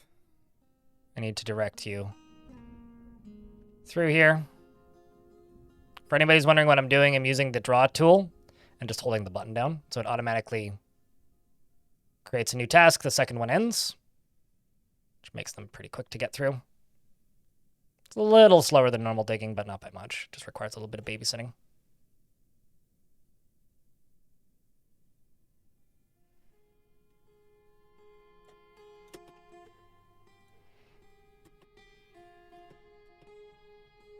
Also, fun fact, they can dig vertically through an aquifer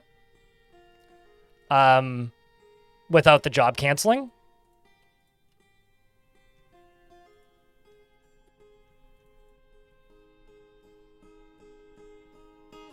So when they start to dig up, they can dig right up to the base of the ocean without any problems.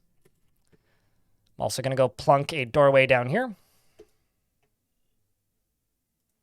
and tell them to dig through this, just so that this doesn't fill up with water.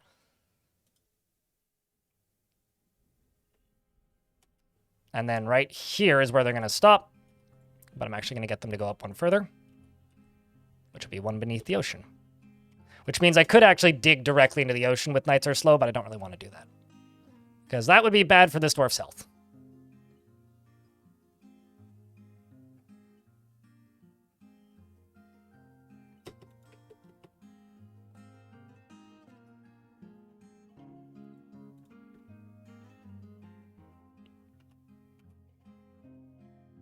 And then the other thing I'm going to do is here and here, and then dig through this. We'll bring some grates down and get rid of all this. And then the other thing I'm going to do is go all the way up to the top here. Dig all of this out. Let's also throw some floor grates into here, of which I only have one apparently.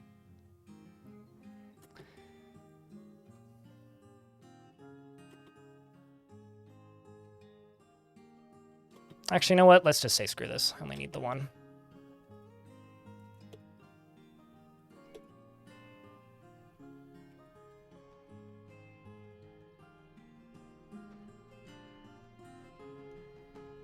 How in Id's Glorious Hammer did 4 rhinos get into your fort where you planned to forge in smelters? They walked. I hate to break it to you. I know this might come as a surprise, but it's usually the only way rhinos get anywhere ever, actually, is by walking. I mean, they could have run, actually. I thought that dwarf just fell down. I was like, uh-oh.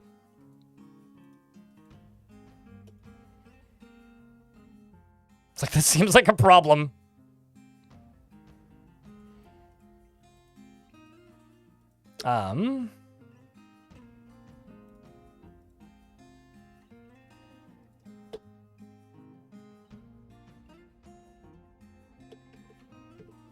Let's just move this stuff over there.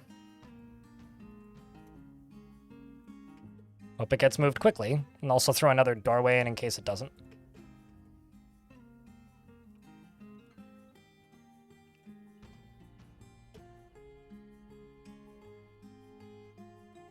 Actually, let's also do this. Not that, just this. And then dig a hole right there.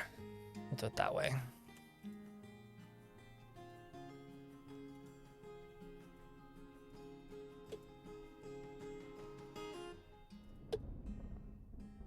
Am I playing with any mods? There are several mods in my Twitch chat, yes. In-game mods don't really do much for me because they don't change the gameplay.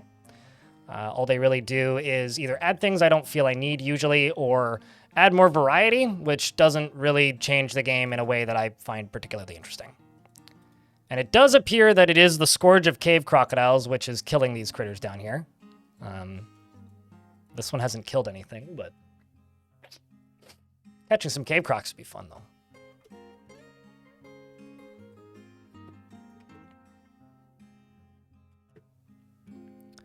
Okay, so you're right there.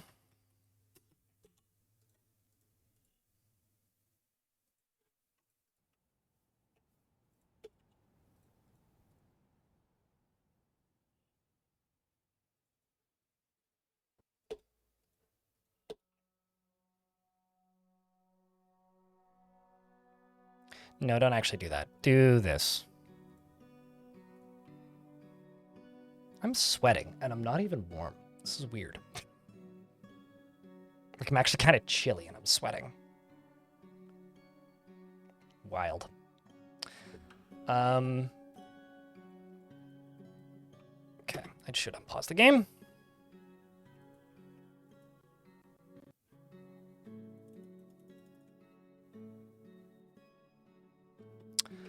An ad break is about to run. I'm going to go do blood sugar things for a second. I will leave you guys in the tavern. I will be back momentarily.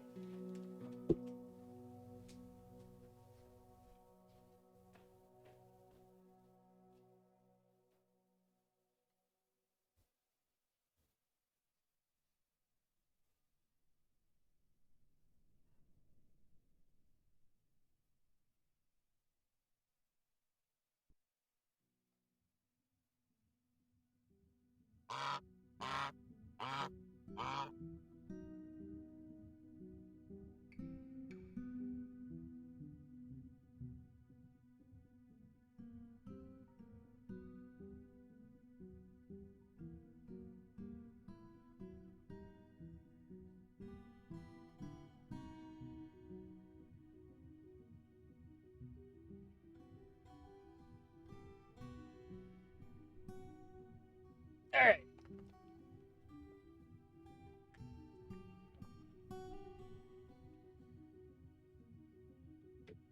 What about chicken?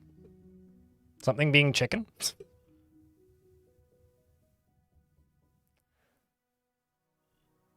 Oh, is that what I did? I put a garbage zone on the clothes? I'm clicking things too fast is the problem.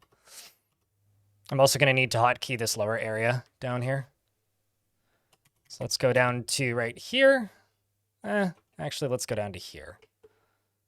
Set this to here. And set this to here.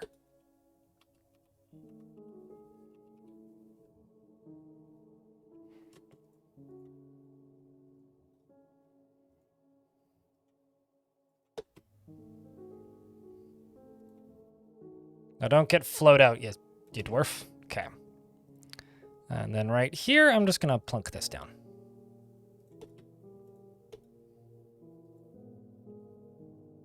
Which will take a little bit for a dwarf to run down here with, but hey. This is going to start overflowing slowly.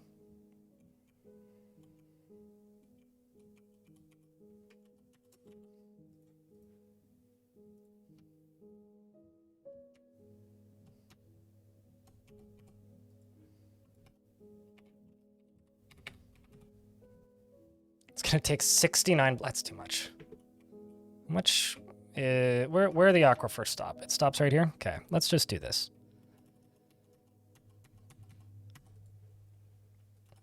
I just want the water flow in here to be lessened. Although actually doing this construction is probably a good thing for Dwarven moods.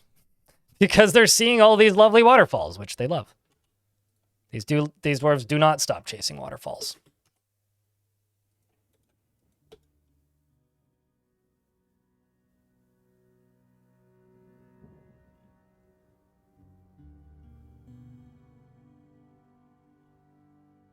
I wouldn't mind trying Gator, and I'll be honest with you, my entire reason for wanting to try Gator is like the History Channel and those alligator hunting shows. Like that is my entire like reason to be like, I would eat alligator. It must be tasty if they put in all this work to go catch them. Although whenever people talk about eating alligator, the first thing that comes to mind is a viral video from a number of years ago, which is just a dude saying, I don't know why they lost consciousness. It is just a dude in his driveway. I'm presuming in Florida. Sorry if that assumption is unfair, but a guy in his driveway in what I assume to be Florida, with an alligator near his garbage bin. And he's just screaming at this alligator to, like, get the hell out of here, you stupid gator. And then hits it in the head with a frying pan and then shoves it into a trash bin and flips the trash bin up and closes the top and then rolls it away. Might be one of my favorite videos of all time. For no particular reason, it's just... it was like me with bears growing up, where, like, a lot of people are very scared of bears, and I just remember running directly at one, screaming to make it leave. And it's like... It did. It walked away. It just kind of looked at me. I was like, meh. And then just went away. How did it flood? We're next to an ocean is how it flooded. And I got a little bit ambitious with my digging. But now I'm trying to make it a controllable flood that I can do intentionally, so... Because this right here is going to fall all the way down to here.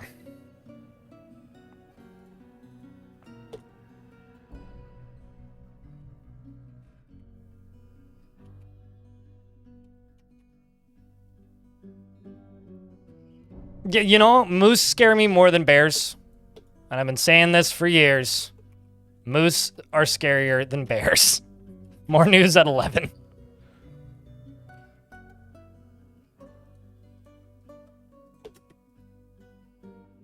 It's like a giant cow on steroids. Well, the frame rate went to 0, so in our time, quite slowly. In the dwarves' time, spontaneously. It's like instant flood. You'll see in a little bit when I drain the ocean into the caves, which I'm going to do in a little bit here. But I need to finish this construction before I can actually do it.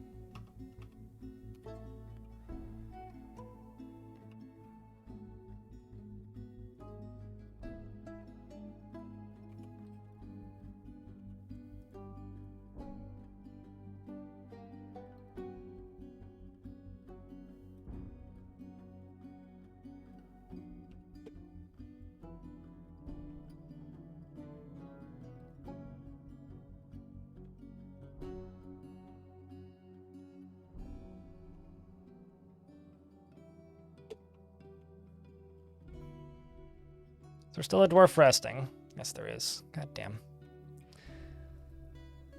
You are in this squad. What's your name? Cog? Let's get you out of the military.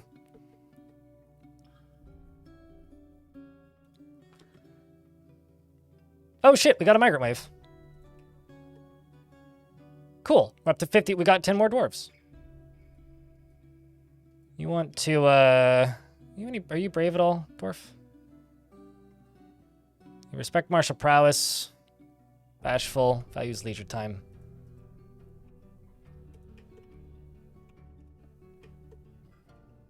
Your name's Olan and you're a leather worker.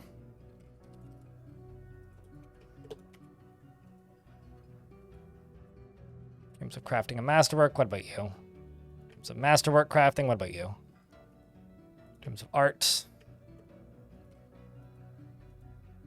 Dreams of a family. How dare you?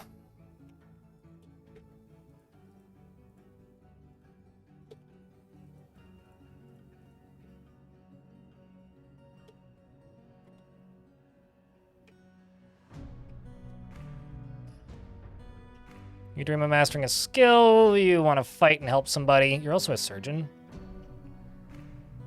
It's not actually a bad idea to have surgeons in the military or just like combat-related dwarves in the military.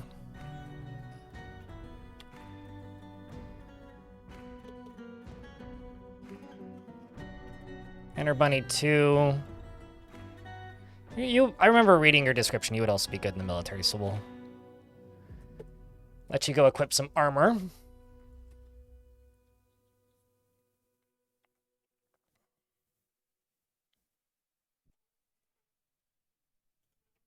Let's also check bars.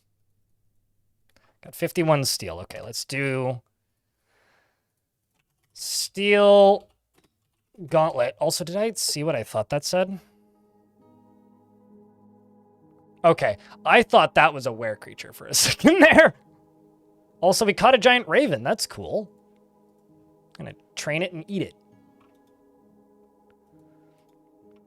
Let's also jump over to here and scroll down. Let's eat the cavie. Let's eat you. No, not the cat. The cat can stay. Okay. All the stuff I don't want is now getting et.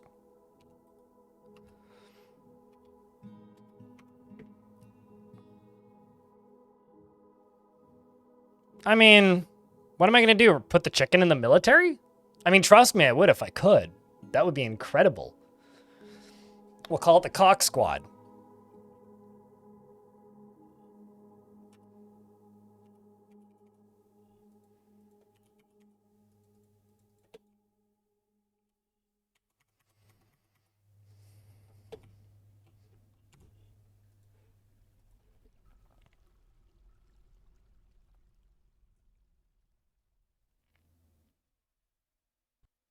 Naturally, Radbug.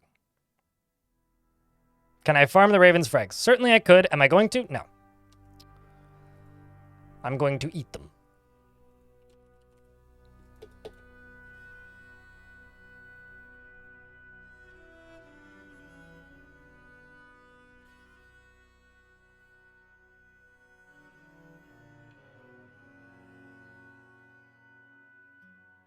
But you're just watching the caverns fill up with liquids? Oh, trust me. It's going to fill much faster soon. Trust me.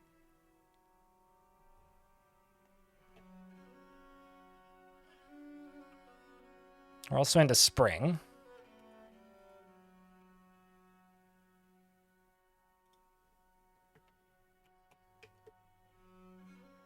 This is actually really good for the dwarves' moods. Believe it or not. Just running up and down in this, constructing stuff.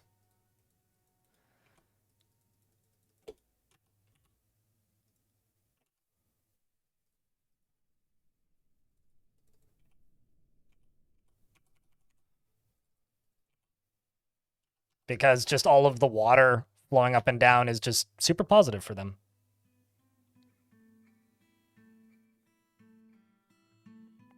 Fluids are the most visually rewarding thing you can play with in Dwarf Fortress. Certainly one of them. Certainly one of them.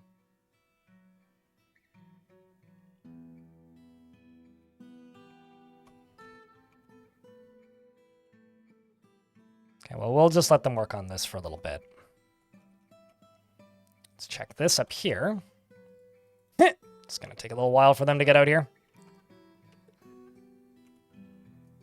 I think I'm actually going to jump down to this squad for right now, and I'm going to set them as no orders, and I'm going to take them off of training, and I'm going to just let them go help, because we need extra hands. Although that one's just going to go pray, and I don't blame you either.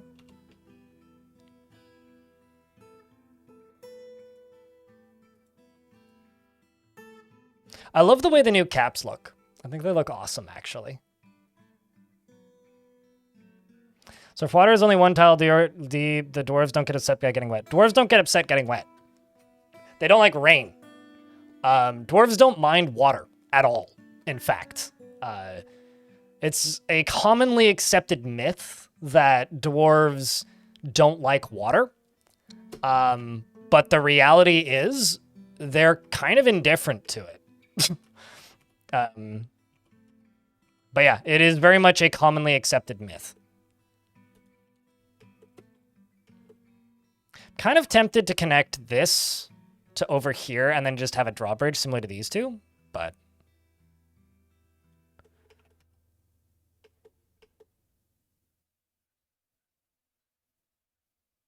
Ooh, I've got a dumb idea. That's also kind of awesome.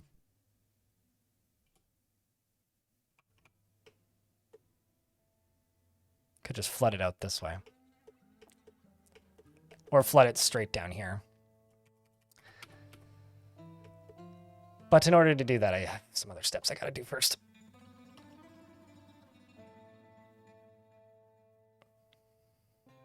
You're pro dumb idea here.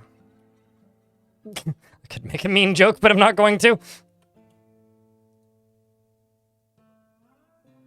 Okay, let's go with one of these. One of those. At least that's getting work done. Get over here, Doran. You walking around in your very, very, very, very, very nice shirt. Feeling horrified after seeing green tea dead. Well, sorry, green tea. You're also getting constructed. We're gonna connect these two. You're connected to a lever, which is down here. So all I need to do is get these two floor pieces built, which actually I can get rid of this. Let's get these two floor pieces built, and then I just need to deconstruct this. And then we can set this off. Also, I'm realizing that the green screen's got a shimmer. Hold on, I can...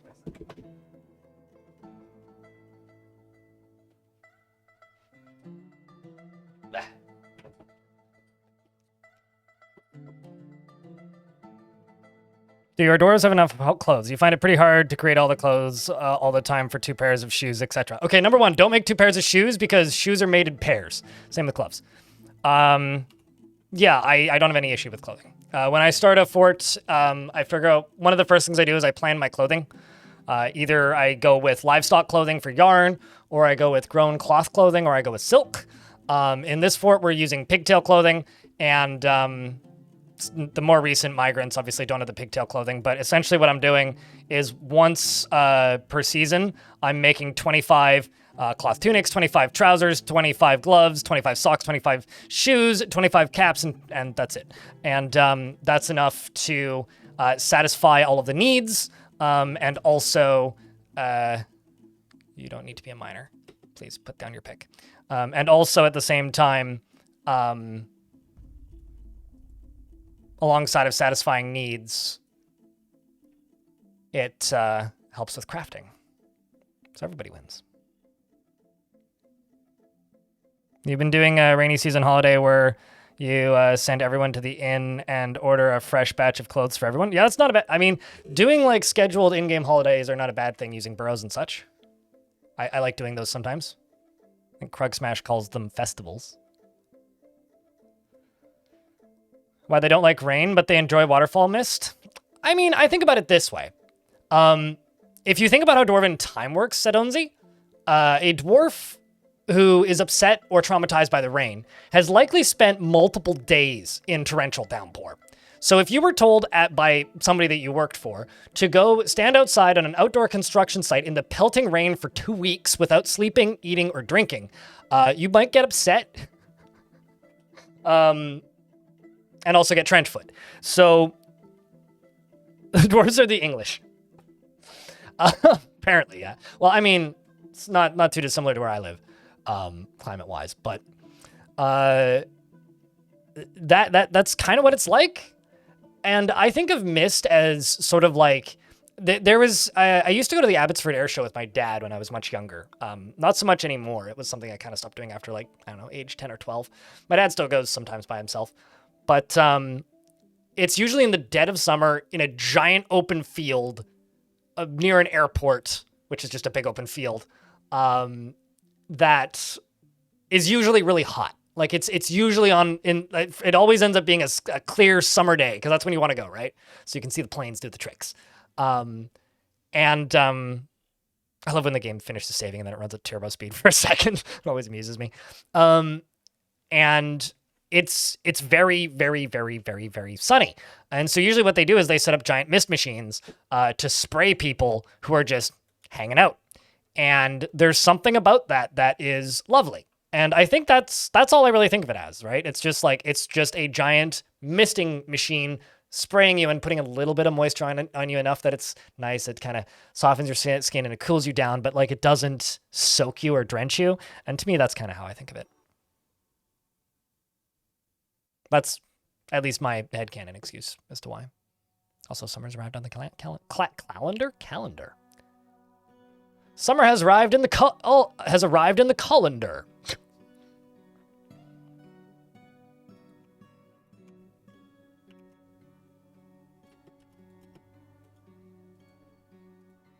Okay, looks like Eggs is doing the last construction hall.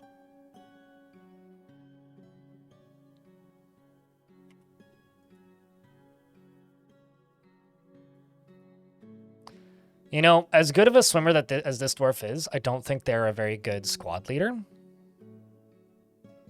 So I'm actually going to replace them with somebody else who's in the squad. Or rather, anybody else, I guess. Would you make a decent squad leader? Nope. How about you? Dreams a great work of art. How about you? Raising a family. Want to fight and acquire objects? Well, we'll let them just do their thing for a little bit. I'll find somebody when somebody pops up. Cthulhu Dancing, thank you very much for checking out another gift.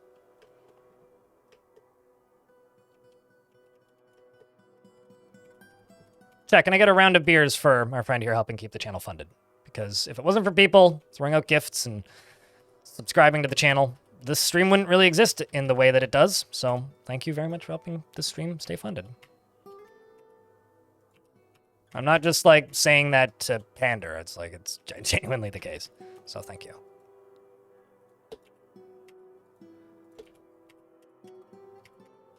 And then you right here need a lever.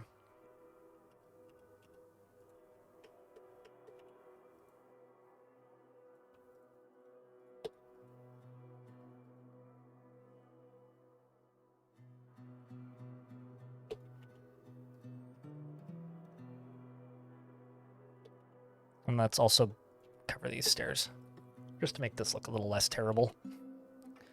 Also going to go through here and unforbid everything.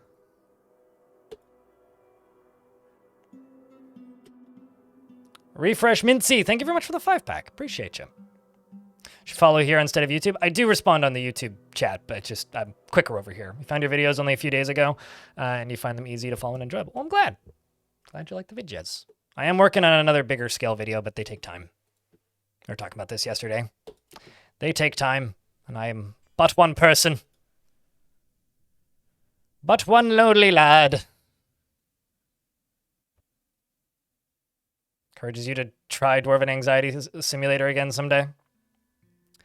I mean, I don't know if I'd call it Anxiety Simulator, but it's a bit tough. Also, the YouTube chat was right. I did, in fact, put a dump zone there and then completely forgot that I put it there. Okay, so what I'm going to do is I'm going to take this. I'm actually going to hotkey up to here, too. So now that this lever is here, which I'm going to call Big Whoosh.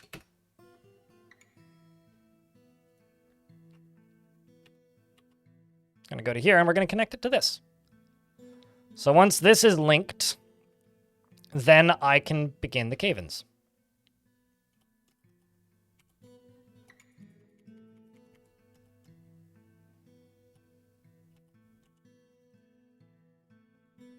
And I've got a question. Nota Casa. What kind of dwarf would you like? Or what kind of thing would you like, rather? I guess is maybe the better question to ask.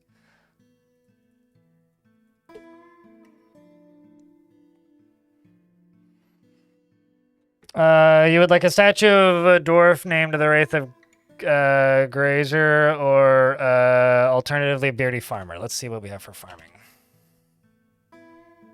I don't have any Beardy Farmers.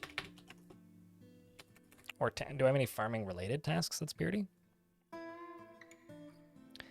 I got a Beardy Spinner. And that's it. So I could do the statue, unless you would like the Beardy Spinner.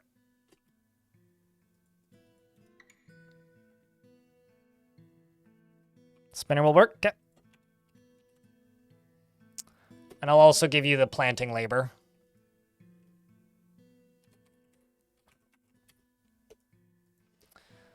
He is stingy with resources when working on projects, refuses to expend any extra effort, very easily falls into love and develops positive feelings, and tends to hang on to grievances. Often feels envious of others and often feels discouraged. Has a tendency to go it alone without considering the advice of others and doesn't try to get things done perfectly. He likes a little excitement now and then, and can occasionally overindulge. Generally acts quite confident in his abilities when undertaking specific ventures, and has a tendency to consider ideas and abstractions over practical applications. And when he often bites his nails when he's trying to remember something, and rarely speaks when he's exasperated. Personally, sees war as a useful means to an end, and respects commerce, and dreams of raising a family. Likes brimstone and trifle pewter, as well as blue diamond and nurse shark tooth and spears, of course, and beds and giant capybaras for their resonant barking. What? And the words of the beige lace and the sound of the glittery sparkles, and when possible, prefers to consume durian wine and water buffalo's milk, and hates brown recluse spiders.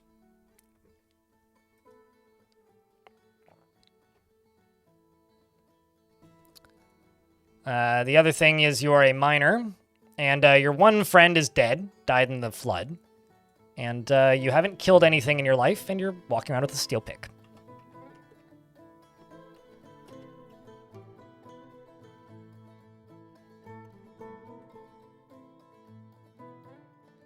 Nurse shark teeth. Yeah, no Dr. Shark.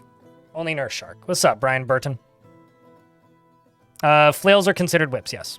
Submerge as well. Is that the person who jumped over? Submerge? You'll actually give Dwarven anxiety similar to... I see, yeah, because you said that in both places.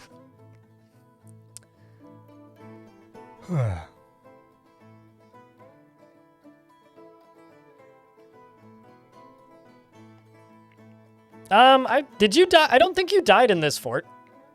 Ratosaurus. You died in the previous fort, which admittedly is pretty unrelated to this world because it's a different world and all that, but...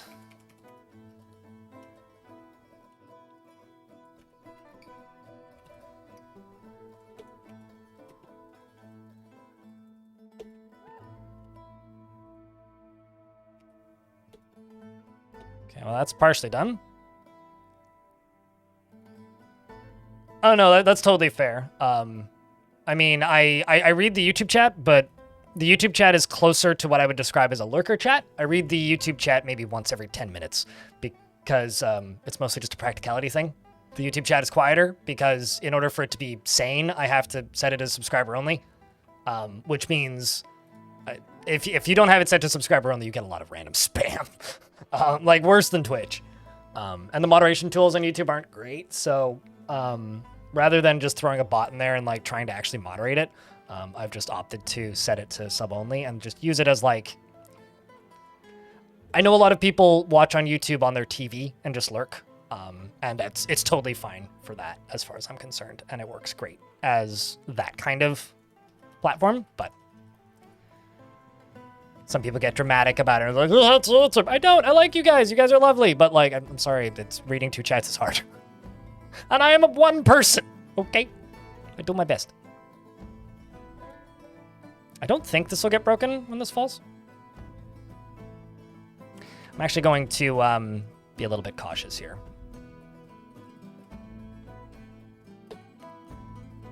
And move these and build these 3 over here. And then just get rid of this tile so that nothing actually hits it when it falls. This won't take too long to build. Yeah, you're not alone, Ratosaurus. I mean, that works for me. I mean, I get 2 views that way. Is this contraption one use only? Yes. Essentially what this is going to do is it's going to drop all of this construction at the end here, everything beyond the support, down into that area that I've been digging out, which will cause the ocean to flood into that tunnel that I've been digging out. And that trap door is going to act like a drawbridge or a floodgate. And I'm going to use that to flood stuff down via a lever. And that will allow me to periodically, by pulling a lever, drain the entire ocean into the caves, which is going to make the game probably run at about 10 frames a second and be very dramatic looking, but will also allow me to drain my fort.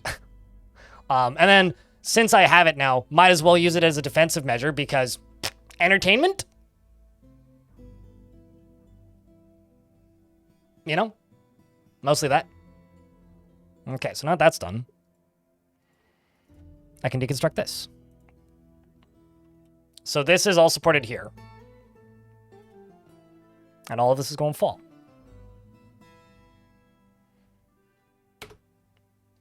You wonder what the fishes think of this plan? Sudden current! I mean, they'll just be really buff, is all that they really think about it, probably.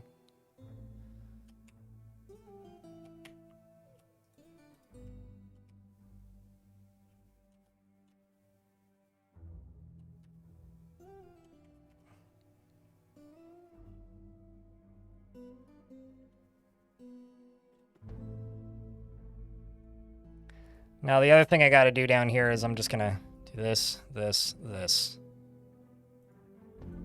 Let's just smooth all of this.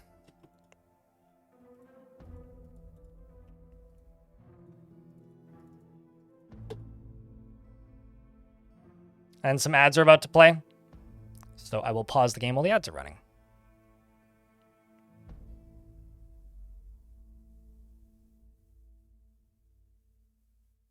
You don't understand nothing, but you like watching Ocean go burr. Fair.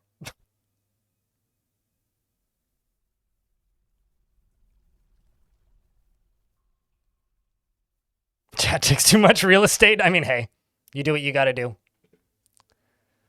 I mean, usually when I'm lurking in a Twitch stream, I just pop it out and put it up here at the top of one of my monitors and don't have chat up. So I do that too.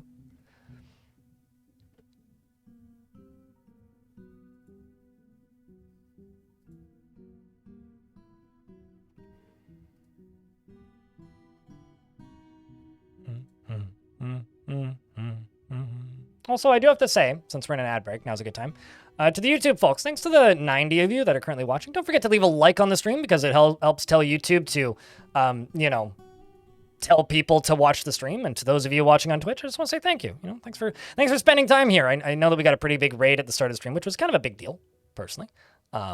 So thank you to, you know, those of you who've taken the time to stop by today.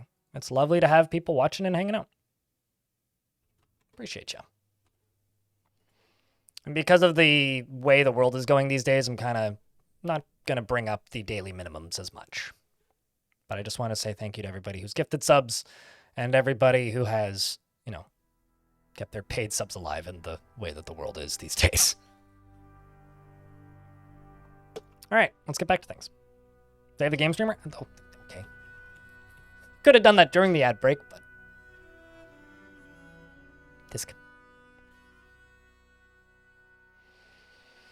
did it like right as the ads ended.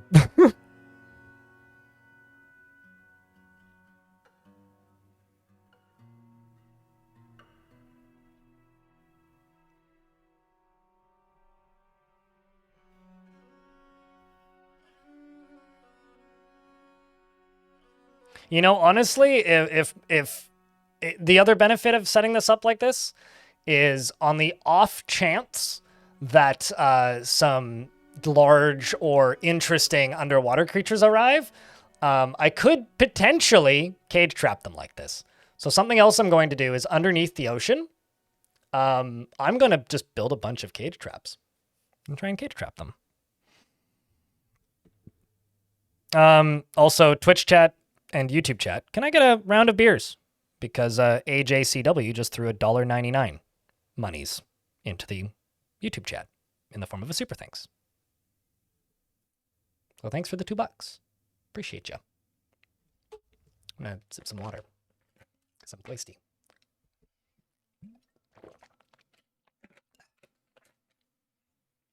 So I've run into a problem. I think I have too many tomato plants. This is a very me problem, I know, but I'm realizing that it's going to be a problem.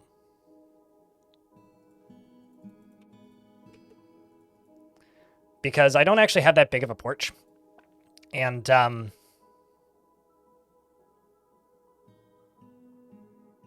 I'm going to run out of space pretty quickly, I think.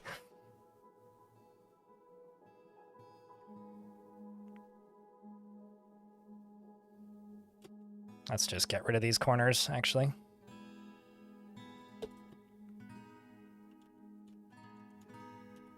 Hope nobody falls. That would be very unfortunate. And then we are going to go give this thing a pull.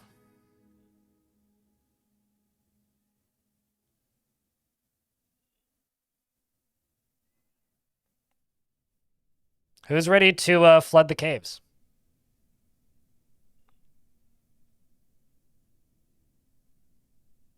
Won't they survive on the roof? Possibly, but then they're also like accessible to anybody, so anybody in the building could just go up there and take them. And there's no cameras up there, so until like there's a more official gardening option up there, I'm probably not going to do that.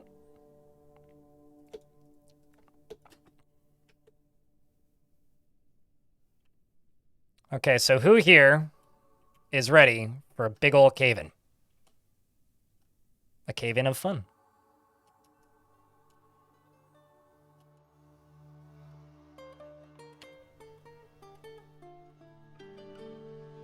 I would have to catch crocodile boots to make crocodile boots. Is this an unintended Caves of Cud reference?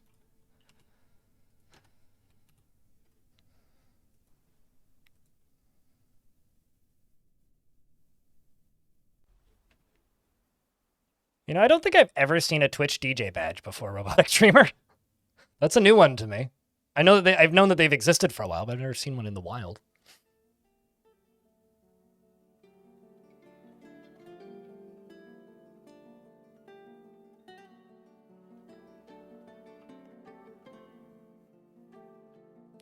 If water is money in Caves of Cud, how much is the ocean worth? Well, it's salt water, so worthless. Okay, so all the way up here, just making sure that there's no dwarves in there. There isn't. This is operated by mechanisms, the big whoosh. So let's take a real quick peek.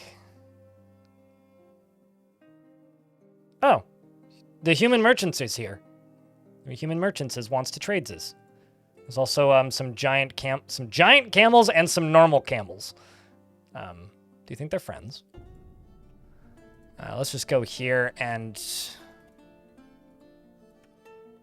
bring some used clothing, which they can do something with, I'm sure.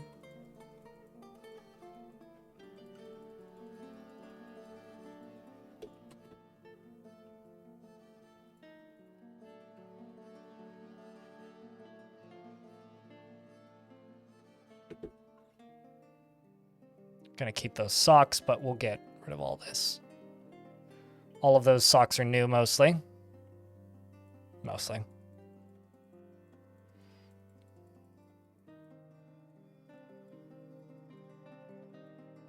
I also have more than enough clothing now, based on the numbers of socks and trousers and things.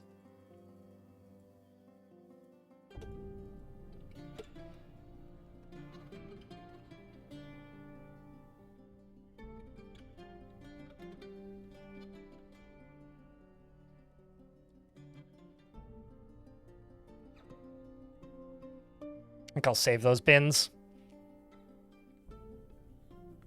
We'll do that.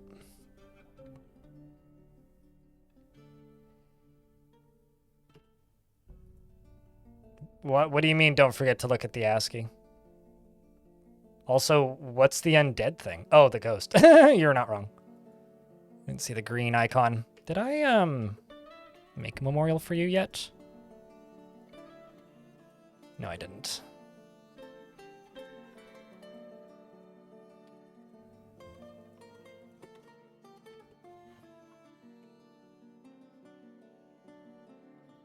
Does the X mean they're used? Yes. So a small X means that it's slightly degraded. A bold X means it's more degraded. A double X means it's more degraded, and double bold X means it's the most degraded, like about to fall apart. It's like more threads than actual clothing at that point.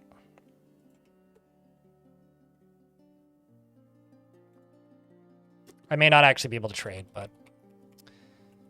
All right, so let's go back down to here. You are locked. So let's do this. Part 1 is a go-go. I put this lever out in the middle of nowhere so that I can remember to destroy it. But if you want to see me drain the ocean, you might want to look up. And if you haven't yet, I'll say this. Post a water emote. I think there's a water emoji, right? There's got to be a waves one, right? Pair the clips? Yeah. Now we're on the money. Oblivion gets to do the honor of oblivioning the lever. So it drains. All right, now that didn't do much, but it did drain. And for those of you who want to see the dust in ASCII, do that for a few frames. There it is, as you can see. Then down in here, the water just kind of, drained into here. So I can unpause.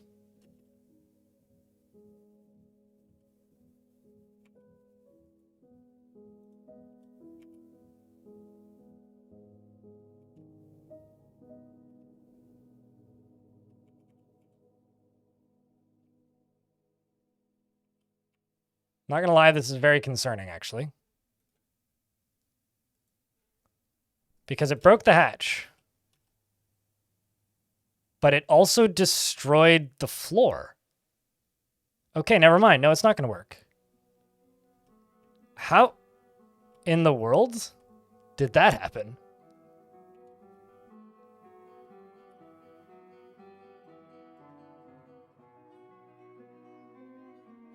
Huh. Okay, well, that's surprising. Also very confusing to me. I need to do that again. Like, truly surprising.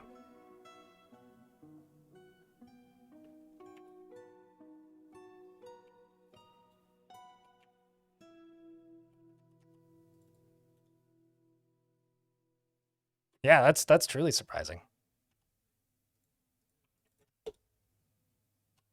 I didn't know that you could destroy a top staircase, but somehow it did. So we get to finish the job, I guess.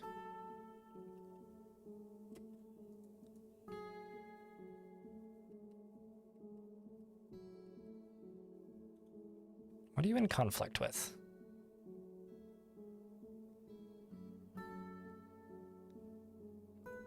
Nothing, it seems, but...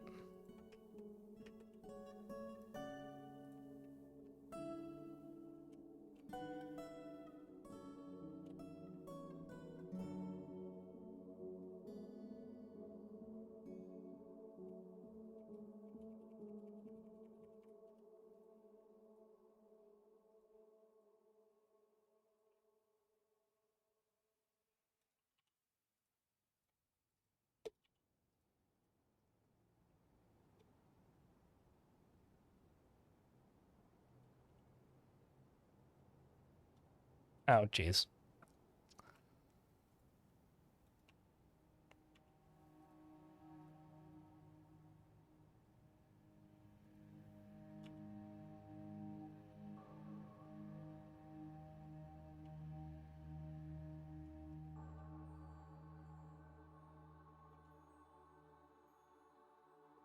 Yeah, whatever.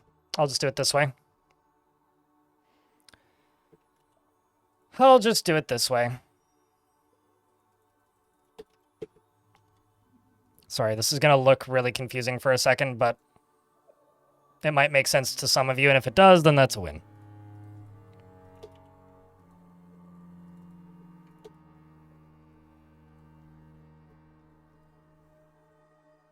That's fine.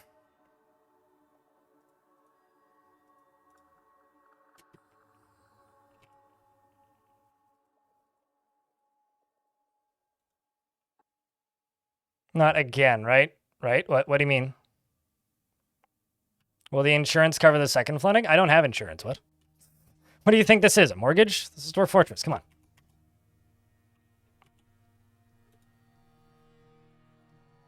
Afternoon, Asori. It's good to see you.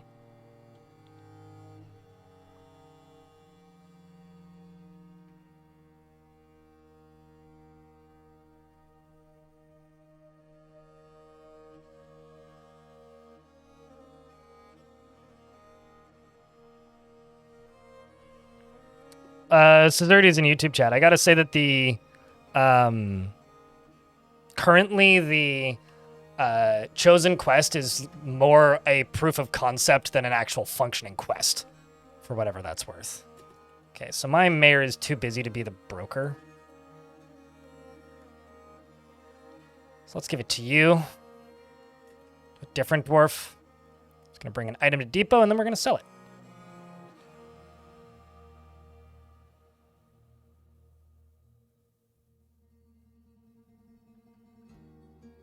They have a ladle for sale. Well, that's fun.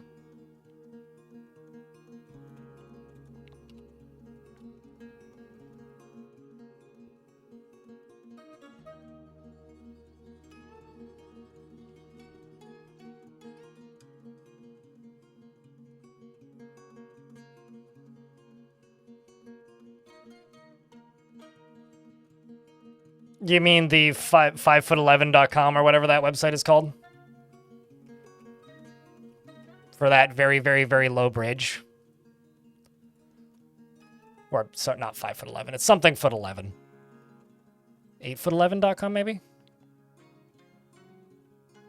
I need anybody to come trade. Somebody come trade. There we go. Let's buy the gems, because I can afford them, and the zinc bars, because why not? They brought a masked lovebird, a grackle, and some other random crap. I will buy the drinks and the milk. And scroll down.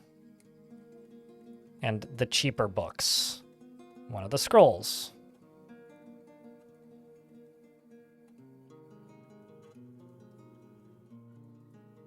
And they're making a lot of profit off me, but honestly, that's okay.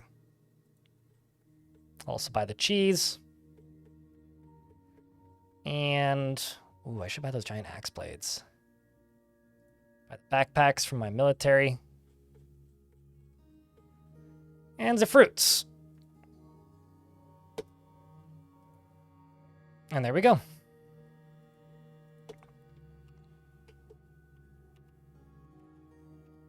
I'm very perplexed by this. All failing as it did.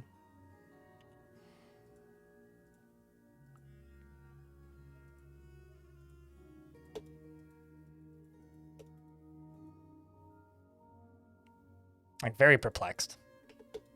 11 foot 8 inches. That's it. Okay.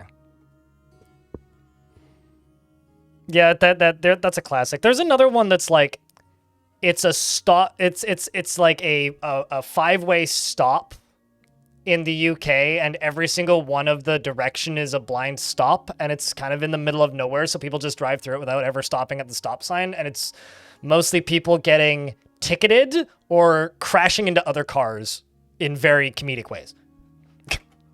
I quite enjoy that one. Little bit of a different vibe, but I do quite enjoy that one.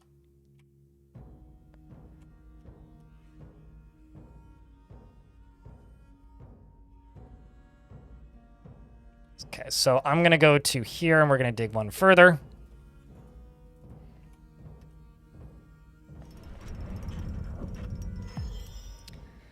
An engraver has created Muthlek, a shale earring. Also, chat, you guys should tell me to check for artifacts a little bit more often. Because I am definitely going to miss those. This is a shale earring. All craft store ship is of the highest quality. It is decorated with ginkgo wood and encircled with bands of oval-cut smoky quartz. On the item is an image of Erib Hieldring, the dwarf in shale. On the item is an image of Zuglar Helms Valley, the dwarf in shale.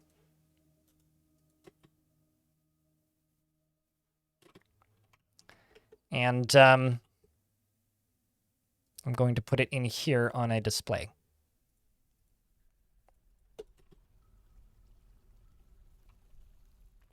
It's a lot of mud.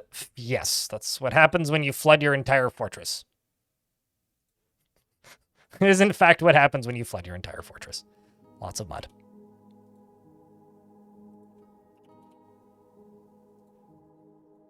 I am working on getting rid of it, though. Although, because this is, like, largely 2 layers deep, it's going to be real interesting when, like, trees start growing in here, because that's going to happen eventually. Trees are going to start growing in here. Like, there's one right there, starting. Like, this is going to kind of end up looking like a cavern. I might not even bother removing all of it. Just the stuff in the constructed areas.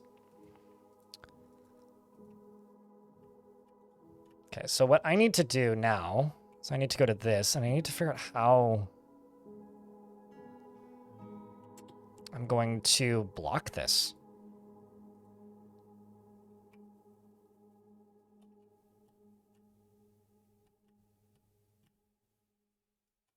I guess what I'm going to do is go down here.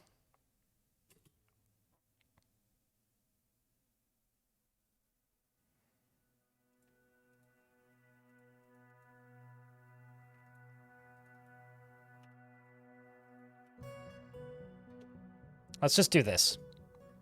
Let's make it go around a corner.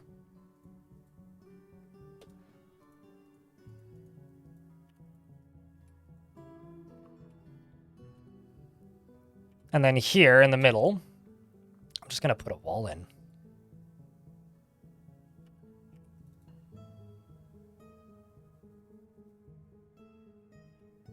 And then they'll dig around it.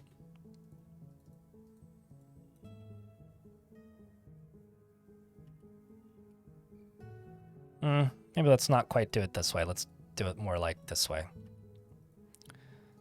Like, more like this way. A little bit wiser there.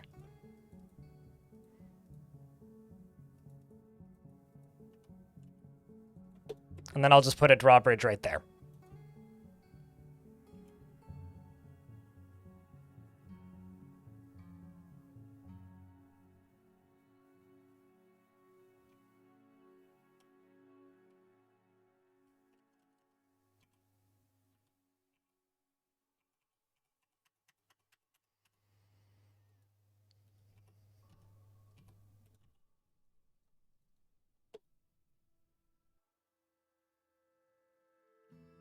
I forget lots of words a lot of the time, so. There was a name redeem? I completely missed it. Prygons! Can I name a cat Zavi? Z-A-X, or X-A-V-I. X-A-V-I. Do I have a cat? That's the better question. Do I have a cat in the fort? I don't know if I have a cat. Let's go with the kitten. So the name won't show up unless it gets claimed, so I will just say cat. There you go. Done. So unless it acquires a dwarf, it won't, like, take the name, but lives an orderly life, organized and neat, as a friendly individual, and tends to be a little tight with resources when working on projects, and is slow to anger and very humble.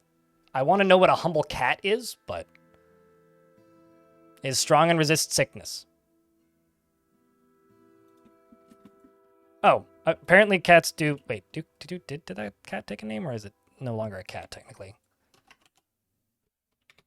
For some reason, you can't filter by cat, and it bugs me. Oh, no, you can. Okay, so you can give a nickname to a cat without renaming their species if they don't have a name. That's neat. I didn't know that.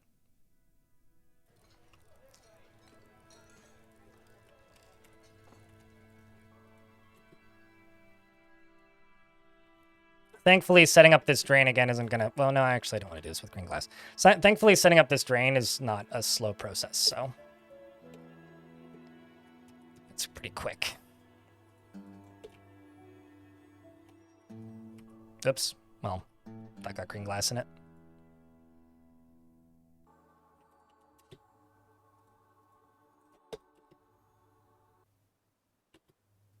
Okay, so now this is connected to the layer above, so it won't fall.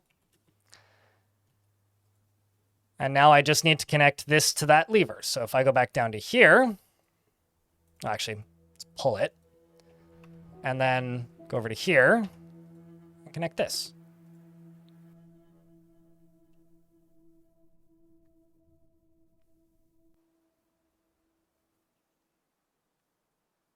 Your cat is fast to anger and told you he will not be going to the vet today.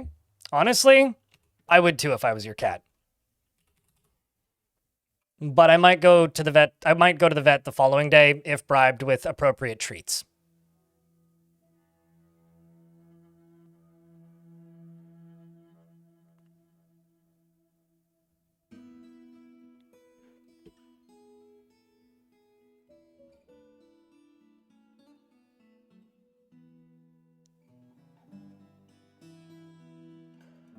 CINNY is the one that I've been recommending to people.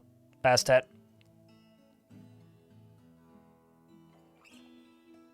We are pro-elf here generally, so keep your prejudices out of my chat if possible, in regards to persons spewing anti-elf propaganda in my chat room.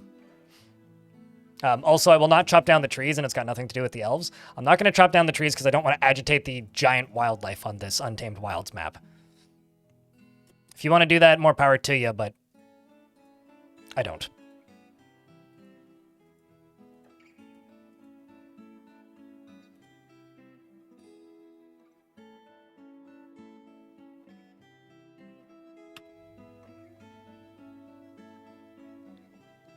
You should show us your cat.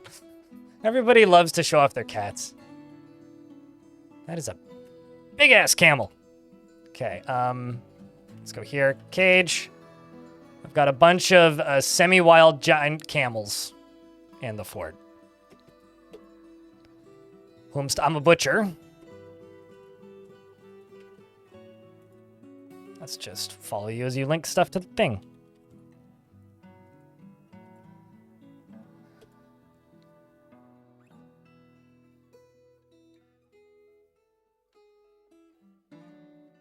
That's what I've been doing. Sword Death. You go into here and you type in... Oops, no, not there. Here, and you type in cat.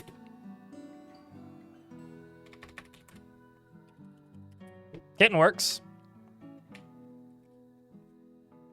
Oh, maybe it's because I don't have any adult cats right now.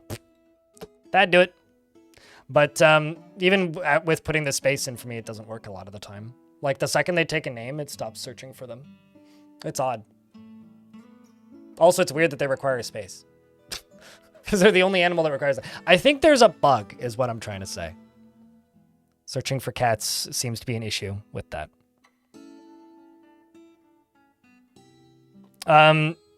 Basically, Aaron, what it is I am very easily bothered by people role-playing racism. I think elves are one of the most interesting factions in Dwarf Fortress next to the dwarves. I think the way they operate and the way their faction functions is fascinating.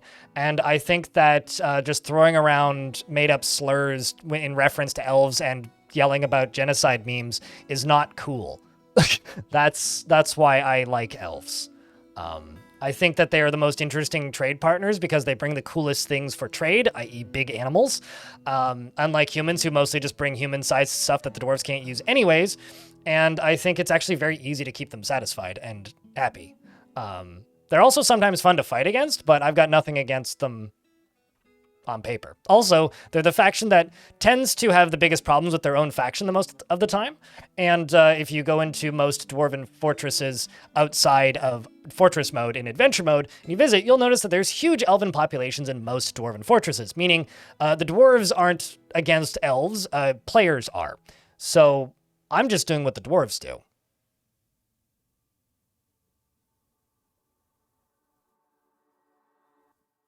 That's it.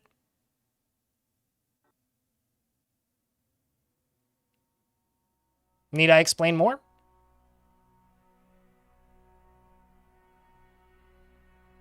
Or are humans the most ethically questionable in Dwarf Fortress? One of. That's for sure. Okay, so that's part 1. Part 2 is going to go down here.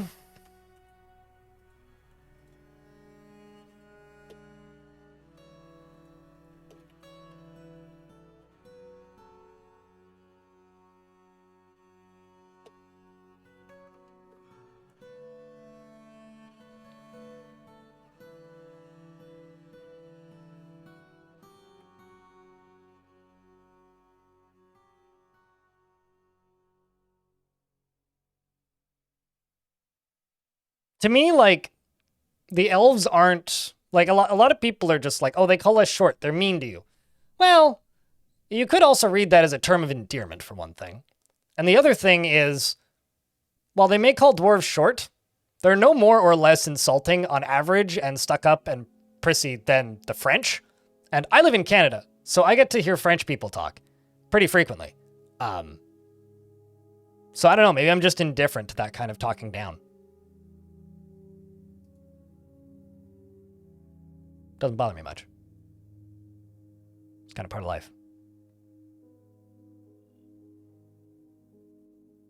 Well, I'm watching myself right now because myself is in my second monitor, so I'm good. Reckless. So they do care about cavern trees because they are considered trees in Dwarf Fort. But my headcanon for this and the reason they care is because in real life, actual trees can send nutrients through mushroom networks to other trees. So essentially they can communicate with other trees using mushrooms. So to me, chopping down the cavern trees is the equivalent of snipping their phone line or cutting off their internet. That's my headcanon, but the short answer is yes, they do care about the cavern trees.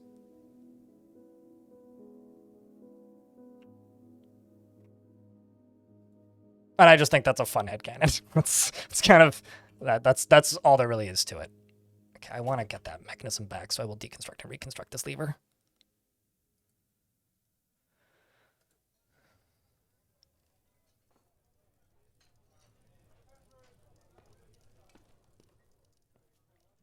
Also, any self-respecting dwarf isn't going to use trees as their primary source of coal or charcoal. Any self-respecting dwarf is going to use coal, which is a much more efficient function, and much more dwarfy, because it requires digging.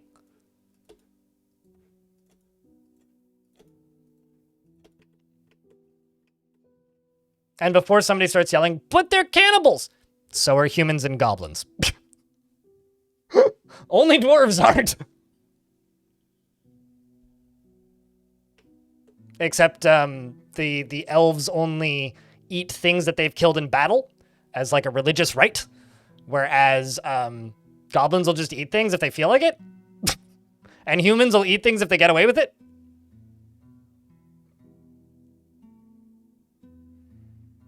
I think that's the idea, right? Radbug?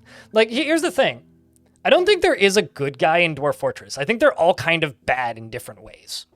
And I think that's what makes them fun. Like, goblins are inherently evil, but they're evil because they're enslaved by demon overlords. Humans are evil because, well, look at us. Dwarves are evil because they're like, we want to burn the entire planet and turn it into a great mining pit. Blah, hoorah. Which, you know, is kind of evil.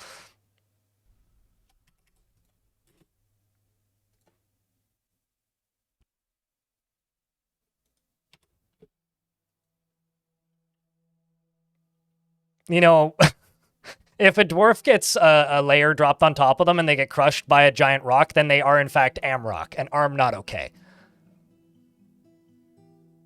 That is the most in Dwarf Fortress lore statement I've ever said. Based on a typo. Man, that is a pissed off dwarf.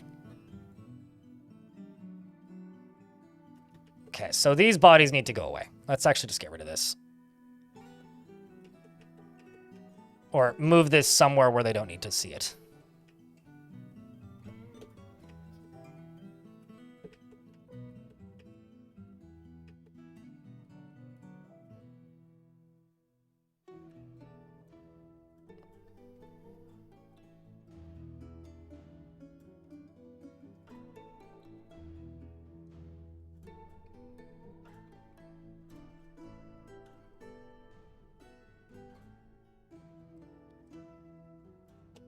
But at the end of the day, when it comes to dwarves and elves, have your fun. Just don't pretend to be racist in my chat because it makes me uneasy. That's the only request I actually have. If you want to fight with elves, go nuts. Have fun. Tell the stories you want to tell. Not here to tell you how to play the game or not. I just don't like the made-up slurs. Feels a bit too real to me.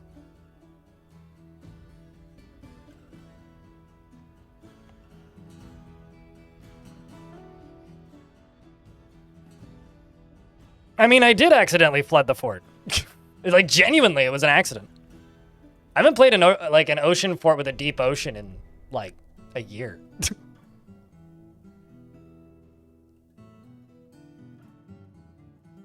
Happens to the best of us, mate.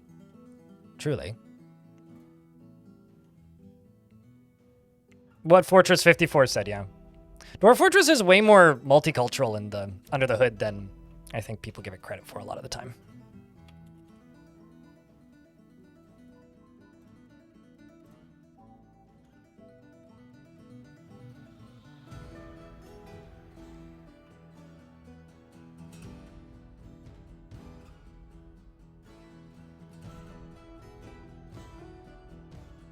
For you kick people out of your D&D games for role-playing racism. Like, why is that a thing that you want to do when you can do anything you want?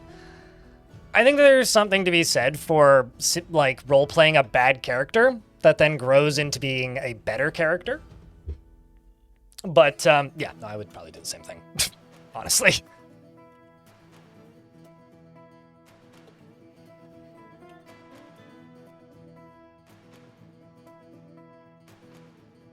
I would probably do the same thing.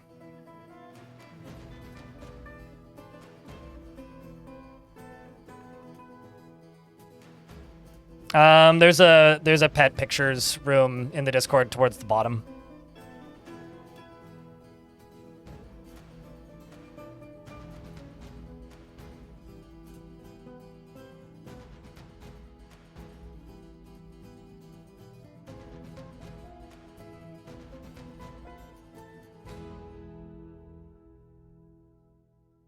I actually wish the Dwarf Fortress had more language barriers.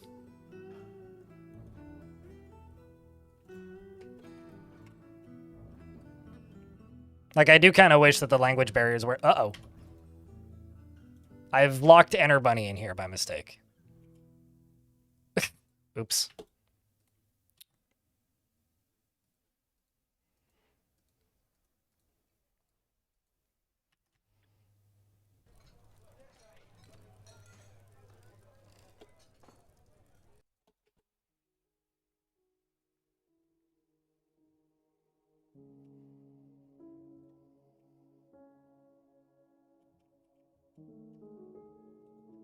Let's just forbid everything in here so I don't need to worry about it.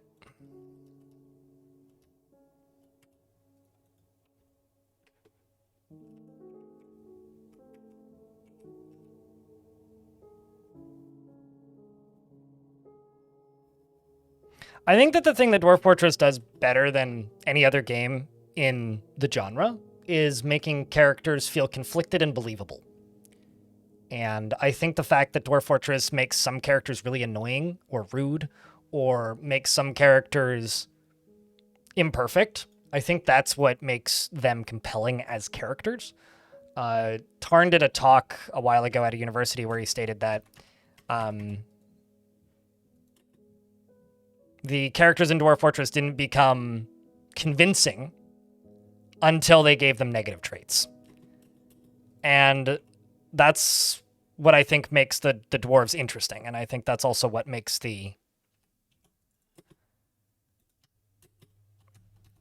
I think that's what makes the dwarves interesting, and I think that's what makes the elves interesting. And I think that's what makes most of the characters in the game interesting, is the fact that they are far from perfect and have much to learn. Okay, so now that that's open, I can let you out, and then I can go above this and just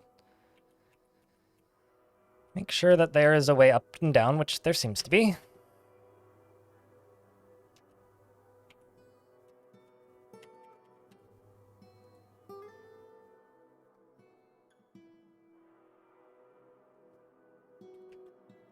And then you're also leaving. Sweet. So now I can close this. I can close this. I can put a wall right here. And you guys are going to follow this dwarf that's constructing a thing, and I'm going to go use the toilet. Sorry for the constant breaks today. My blood sugar is a problem.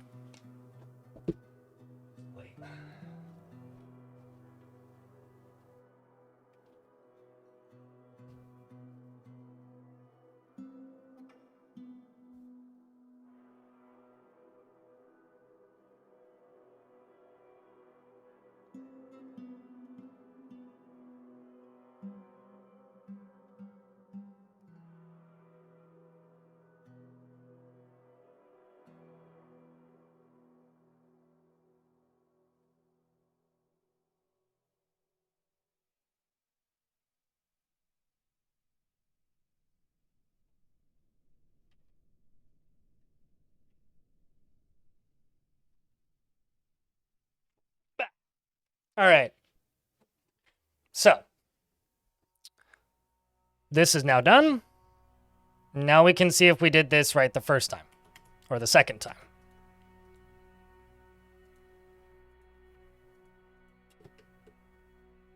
So let's pull this lever up, which I'm going to rename to Big Whoosh. And then this over here is going to drop this. All right, so to those of you who got debated the first time by me thinking that I was going to drain the ocean, it's time to look up again because we're about to do it again. Or try to do it again.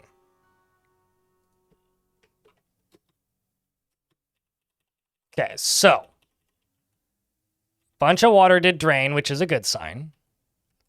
If I go all the way down into here, okay, that's a good sign. And now it's flooded all the way down to here. Perfect, right where we want it. So now the ocean will fill up again. And now I can go pull the lever connected to this bridge. And we'll see who gets to do the honors. How's the value of this? Pretty bad. Actually, is it still listed as grand? Oh, it still is. Okay, that's good.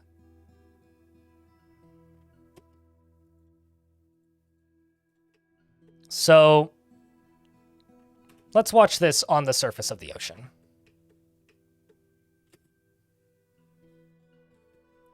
How wide should corridors and stairs be? I like them about 2 wide. But it is true. It does, in fact, slow down traffic. And there it goes. We are draining the whole ocean. For reference, we're currently going at about 3 frames per second. The cat has not been adopted. No.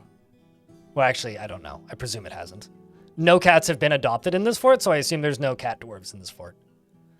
They'll only get adopted if there's a dwarf who likes cats. So I'm gonna try to pause the game.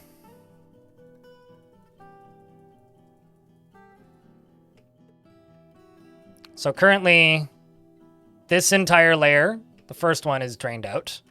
But the second one's going to drain out, the third one's going to drain out, the fourth one's going to drain out, the fifth one's going to drain out, the sixth one's going to drain out, the seventh's going to drain out, eighth one's going to drain, ninth's going to drain all the way down to this layer, basically.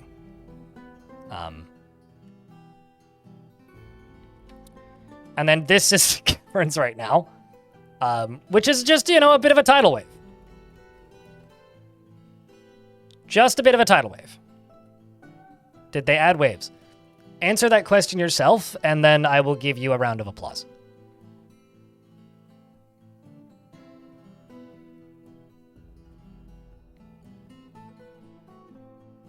There was a roach.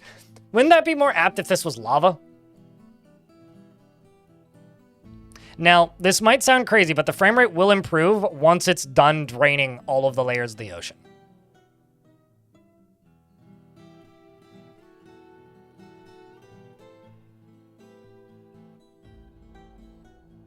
But where does the water go?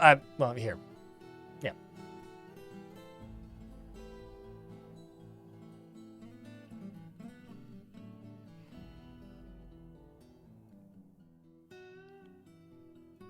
Basically what happens is a dwarf needs to like cats. And if a dwarf likes cats, then cats will adopt the dwarf. They're also the only animal in the game with the capability of doing that, as far as I know. So, yeah, that's where the water goes. It makes massive tidal wave, and I'm actually quite happy that I did this. Otherwise, that would be full of water.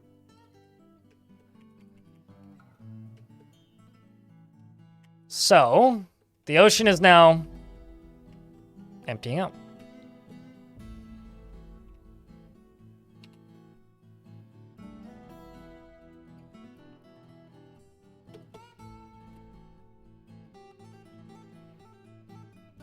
Well, the ocean is now less. I don't know about less wet. It's still pretty wet. So the reason the frame rate is so tough is because of the draining. But once it's done displacing all of the water into the caves, then we can go out there and construct on it.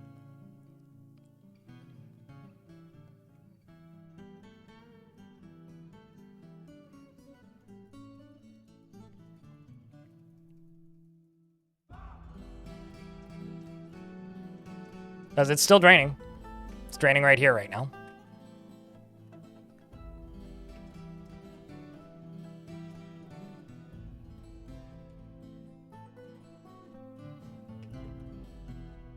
It's also draining out this a little bit. So once it's below this layer, which it will be, I can then open this, which will drain out the top of this. Well, it'll drain out all of this very slowly. It'll drain out this. But I can also pull this lever, which will drop all the water down into here, which will flood my fort again, which is whatever. But once I've done that, I can then go into here, right here, get this body, and block this off. And then I can use this the way I intended to. So that'll be good. So now we just need to wait for this to drain. The water will, in fact, refill from the sides, yes. So let's just watch this drain. It's going to take a while, so. Is that an Olm man? Yes. There was a squad of Olm men. The invasions are disabled, but there can still be, those little tribal dudes in the caverns when you dig into them the first time. It has been a long time since I've done this, by the way. Like, I don't think I've done this in Premium yet. Draining an ocean.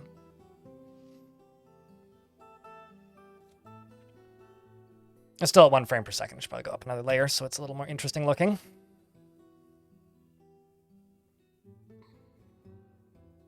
The mini-map of the whole world. No. Dwarf Fortress doesn't currently, asterisk, have that much connectivity.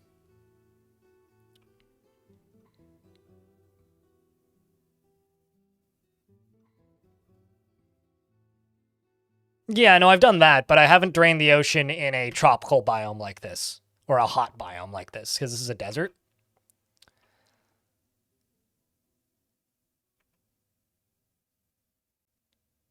We need all of this water to go away too, which is going to take a little bit. As you can see, the frame rate is now actually below 1 frame a second, apparently, but I don't actually think that's true. Wolfist Wolf, what kind of dwarf would you like? Yeah, okay, now we're going up. We're up to 8, 9, 10 frames a second. 12, 13. I just saw a body part of something.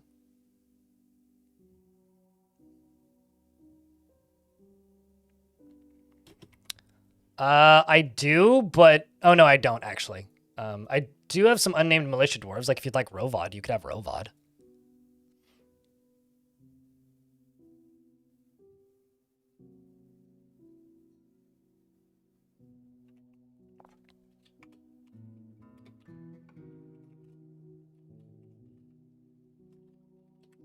Well, you know, actually, instead of naming you Wolf as Wolf 2, I'm just going to name you Wolf with a U.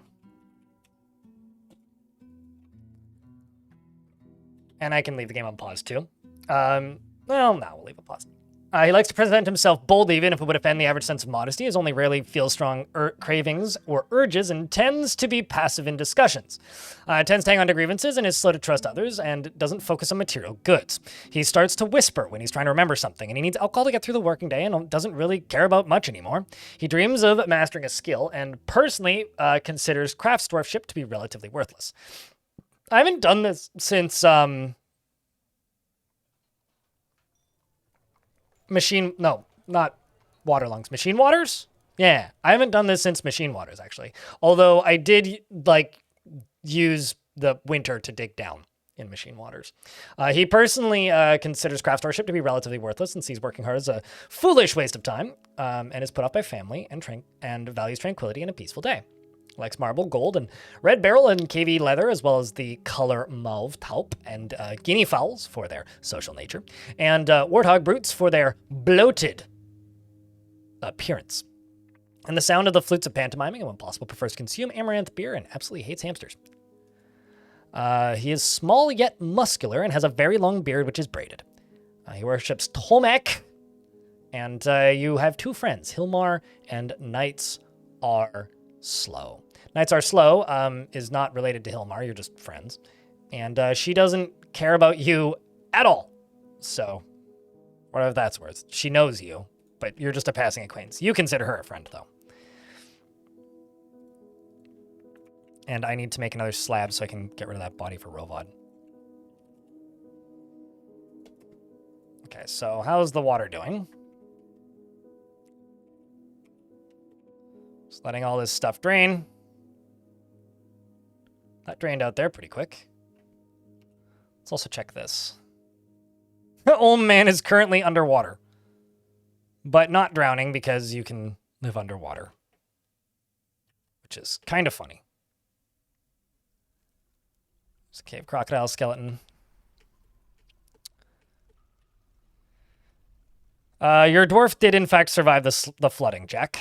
You are up there.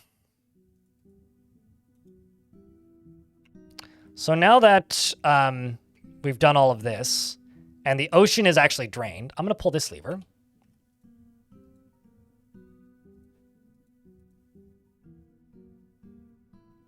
And this lever is going to start fixing the problem that we had, which is going to let all of this water go out this way and begin flowing.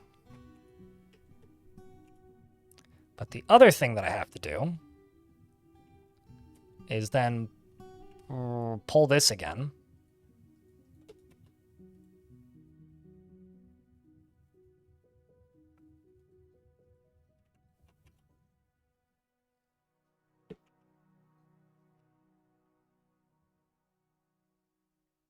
Let's just get that pulled. Come on. And then I need to get up to here. Oh, I see. The water's draining in this way. That's kind of unfortunate. Fuck it. Let's just pull this lever. So this is just going to get all of this out of here and fucking dump it into here. Which isn't ideal, but sometimes it's what you gotta do. Which is going to flood my fort again, but that's okay. For right now. Let's pull that lever a second time.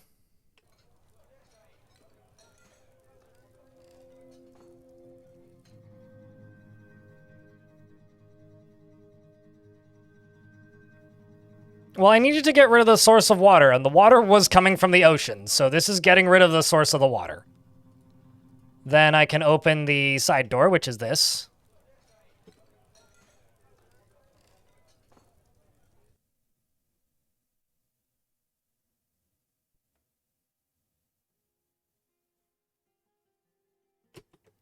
And then I should... This is actually going to be kind of dangerous. I should be able to deconstruct this.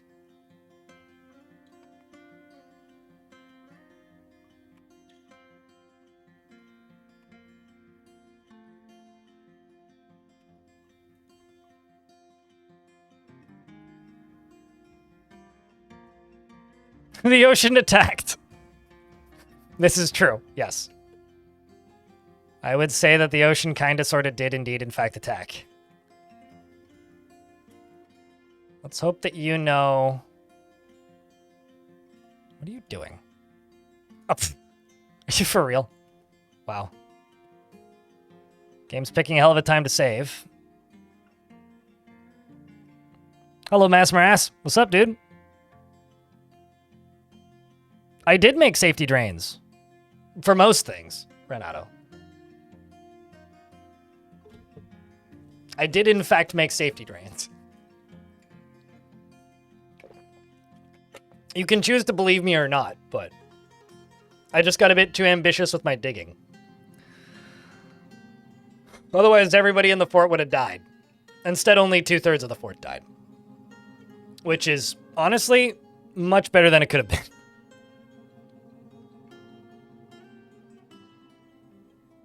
Cat is wet now. Cat went there willingly. You know, my old neighbors growing up had this Bengal cat who would sleep in their toilet. He liked water a lot. So they had to keep all of the toilet lids down.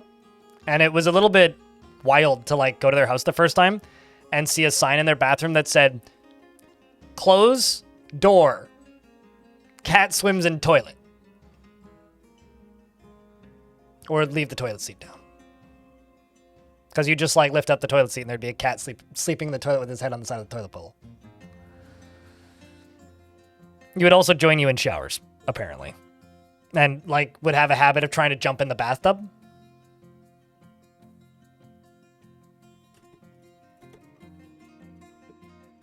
Okay, I was going to say, Cog, your job is don't fall in the... Please go give it a pull. I was kind of expecting that to happen, but...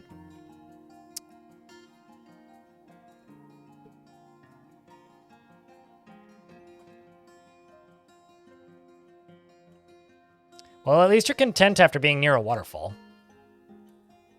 Who's pulling the lever? Eggs. Who's all the way the hell over here? Oh, boy. Oh, hey, there isn't a dead dwarf here. Well, that's lovely.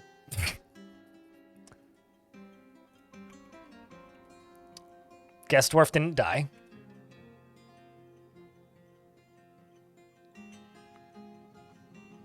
And there goes your wheelbarrow.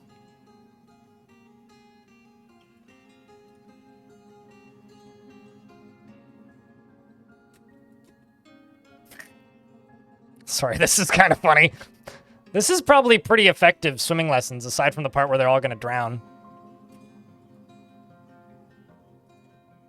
And then you're going to drown down here instead. Okay, well, just going to deconstruct this or cancel that.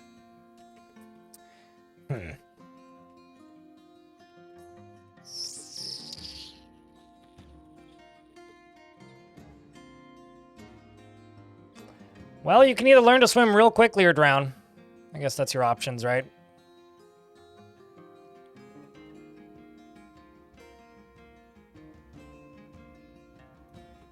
Drowning as is. Might as well just close this.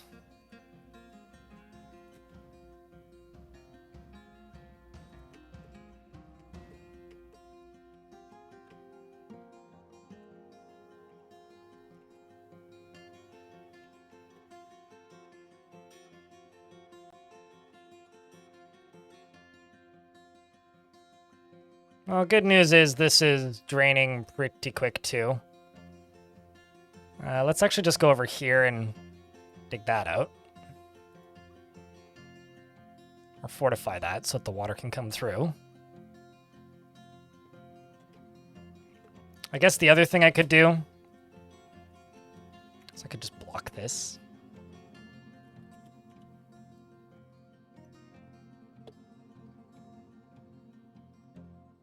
Yeah, we'll just block this. And,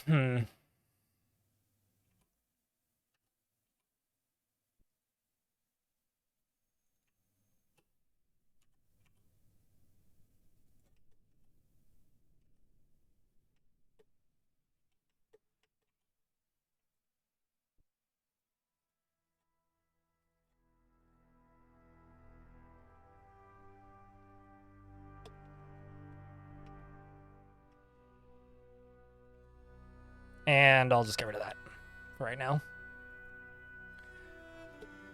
All right. Swimming lessons in Tuttle until Gurgle, basically, is the way I see it. All right, well...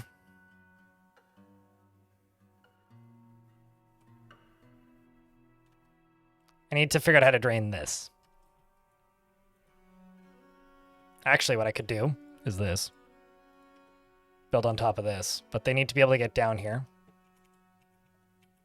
which it requires walking down this, walking down this, walking down that, walking down this, walking down this, and then down to here. Is this buildable up here? Nope. Oh, is the front door blocked? Okay, let's just block this again. Close this.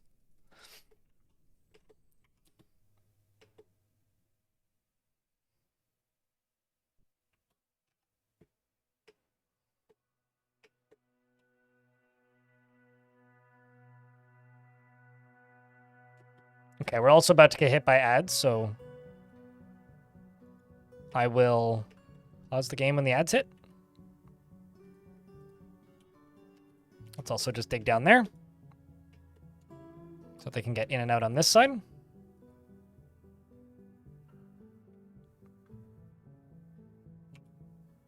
That's draining out of up there. There's a dwarf stuck over here. Burton's stuck over here specifically. And managed to get out. All right, now break. Pause the ads when the game hits. I mean, that's the way to do it, right? Was this an experiment gone wrong? Not really an experiment. More of a planned construction that I got a bit too impatient with. I could have absolutely set this up in a way that would have worked. I just kind of got impatient and just started digging. Basically, like, you know, I made a mistake. Doesn't matter how much you play a video game. Sometimes you miss stuff.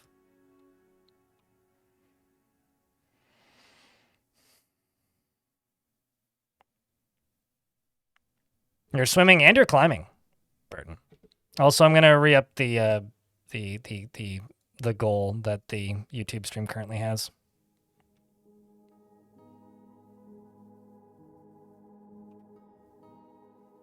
We can call it a happy little accident. I mean, one thing that's going to be real neat about this fort is now I have the ability to drain the whole ocean with a lever. And also, the insides of the fortress are going to kind of become like, how do I put this? A little cavern, because we're going to get cave trees growing in it. And because I've made a 2Z level tall fortress, I think that's just going to be real cool more than anything.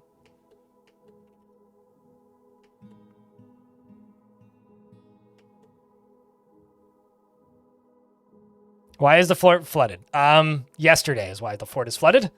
More or less everybody died. Don't worry about it. It already happened. It's all over. It was terrible. The dwarves are sad. I'm sad. Much regret. Life goes on.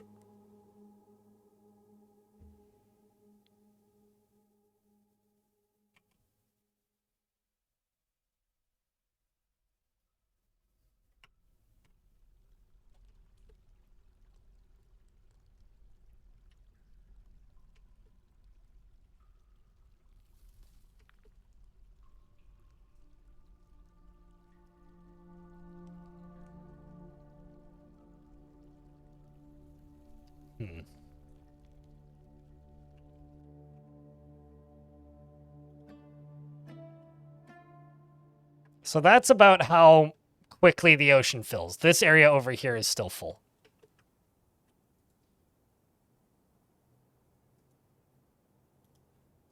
What are you connected to?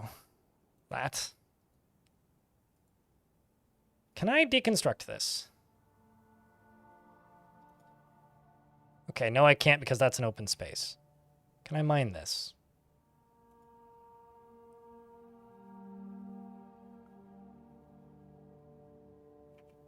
Can I mine this?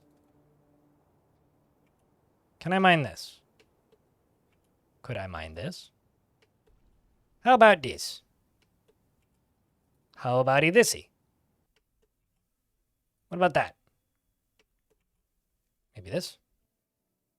I see the problem.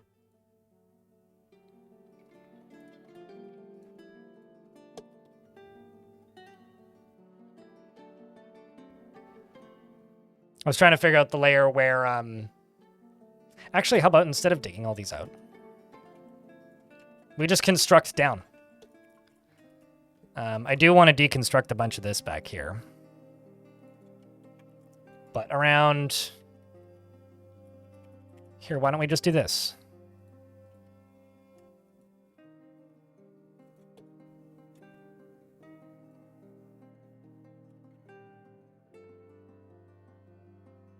It begins.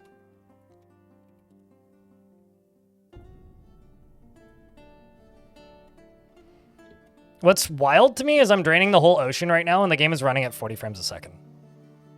Well, okay, I lied. 30. 30 frames a second. Which is like, because I'm currently running at 55, I've only lost about 20 frames because currently it's at 35. So, me emptying an ocean has only cost me 25 FPS. That's nuts. Just so that we're all on the same page. That is insane.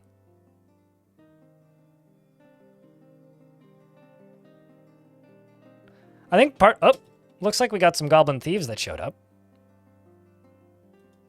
Should I chain the goblin thieves underwater?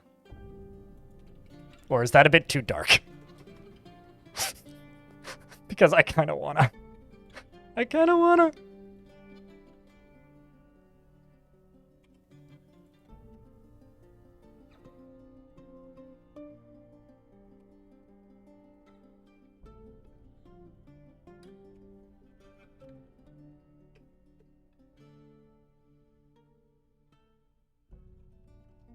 Hold on, I'm just gonna go down to, well, I'm gonna wait until they dig all this down, or build all this down. And then I'll just start chaining them up. It is a bit much, but like, I mean, come on, man. They're trying to kidnap my children.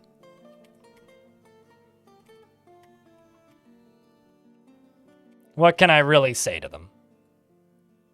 Dwarf, what are you doing? Why are you just standing there? Thank you.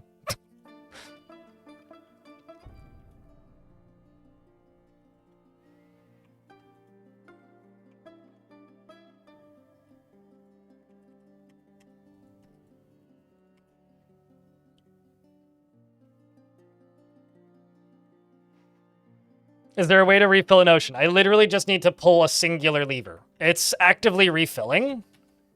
Or what I should say is it's actively draining down through the hole that I punched, which is right here. All the way down and into these caverns. So this is where the ocean is going right now in real time. Is into the caverns. So these are kind of wet caverns now. And I literally just need to pull a lever and close this drawbridge and the oceans will refill. That's it. That's all that I need to do.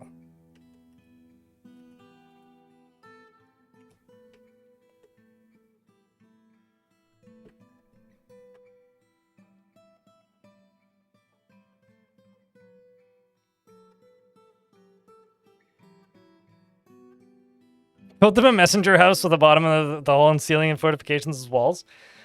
I think you're, that's a really funny way to say, trading depot. Here's my diplomacy room. Don't mind the location. It's, for convenience. For our convenience, not yours.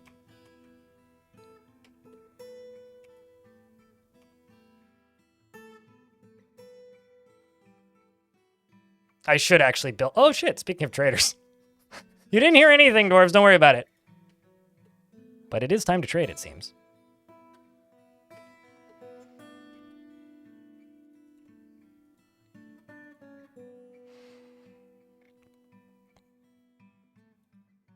I could also deconstruct my front door and put the front door under the ocean, which could be pretty cool. Build like a tower coming out of the ocean and then drain the sea to let a siege in and then just pull a lever to drown them.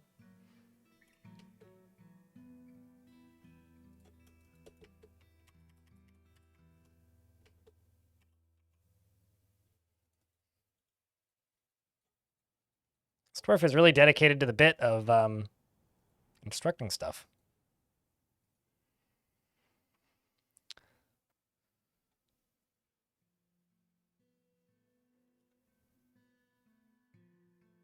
We dare you part with the sea. Yeah. You can parlay down in the ocean.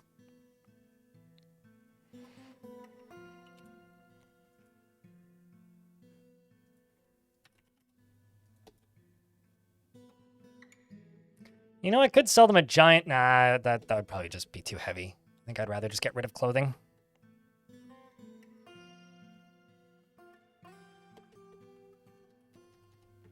And there we go. Now that I've done this, I can go down to here. And there we go.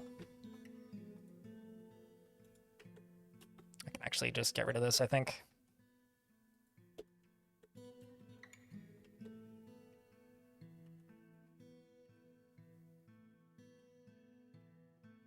Because this needs something constructed on it.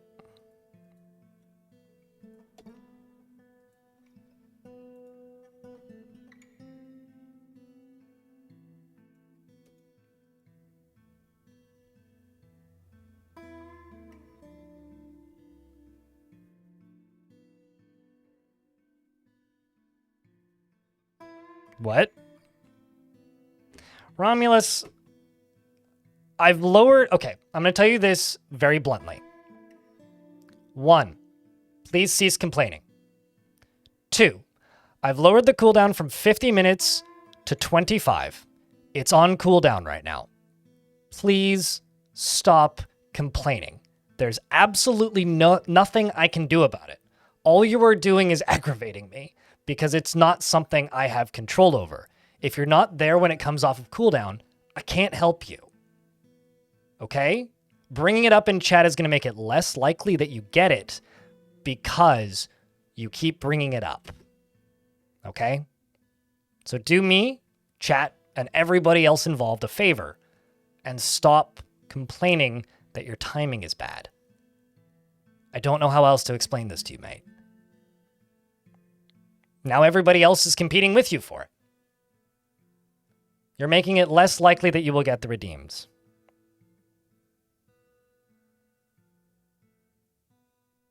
I've told you what you need to do. You need to allow cookies.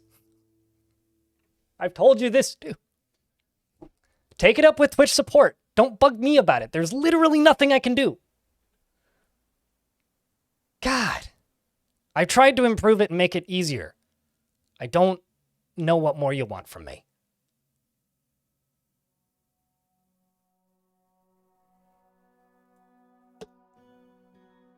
If it bothers you that much, email Twitch.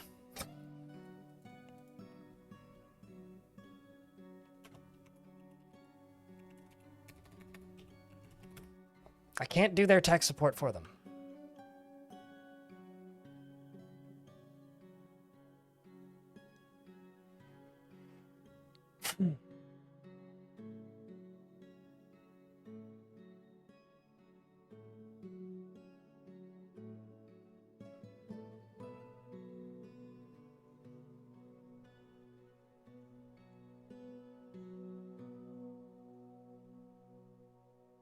Bottom of the sea and they get the water locked back in. Yeah.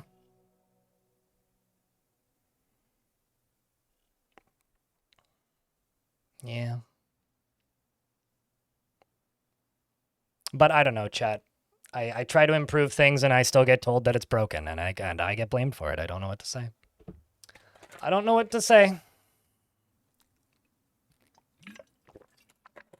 Sorry for trying to fix the problem.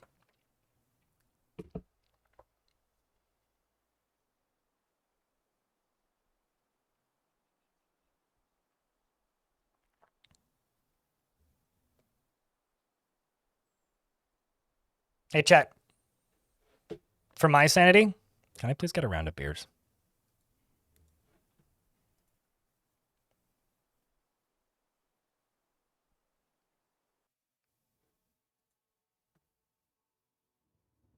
Appreciate you guys.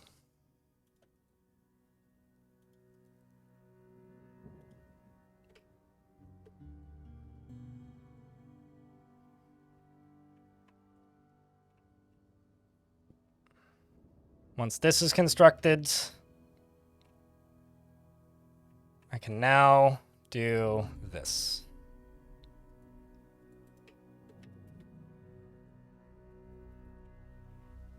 Let's just do clothing.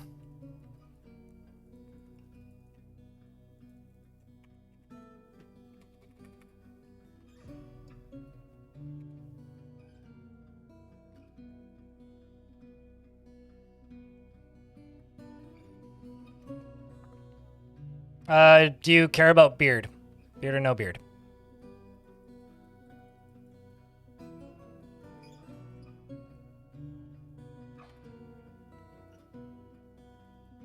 I'm glad somebody does, Josh, though.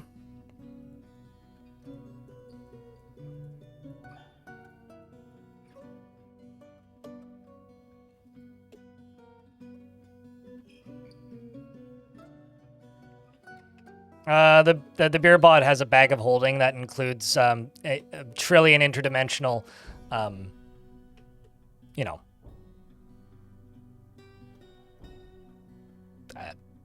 kegs.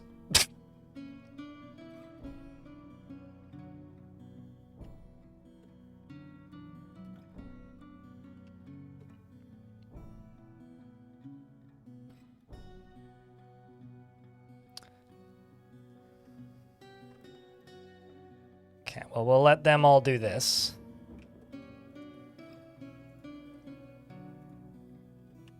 Kind of didn't want to trade right now, but...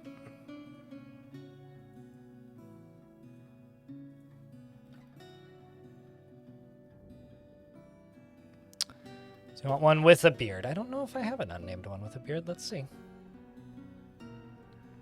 I don't currently have a military dwarf with a beard. Do you have a second option? I could build a second squad, but I really don't need one right now because I only have 56 dwarves. So I don't currently have another, or an unnamed dwarf with a beard in the military. Without is okay? Okay. Labash it is.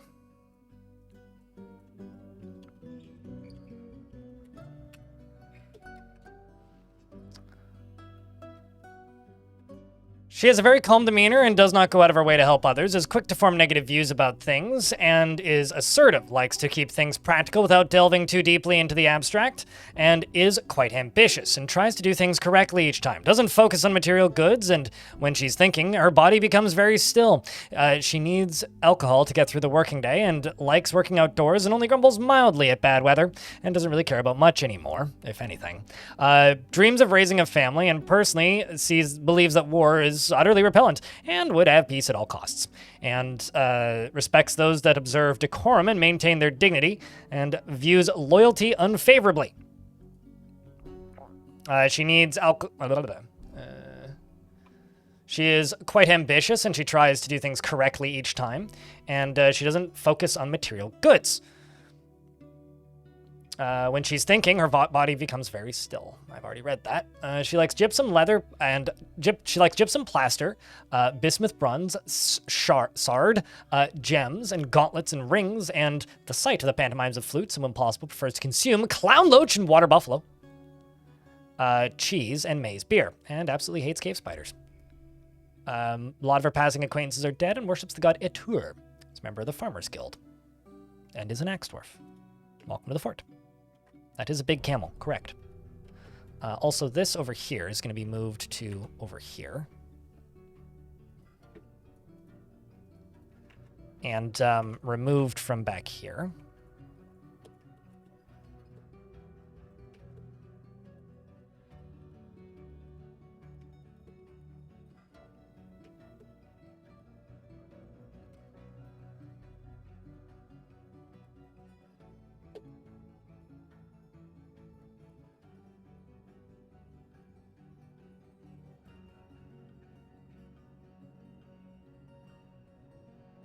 It doesn't look like I need more coffins currently. Let's continue trading. Purchase all the wood for starts. Yeah, the other fort that's still running that's currently in endgame does in fact have a cheese production line. Yeah, let's drain. Let's get rid of this. And also get this going.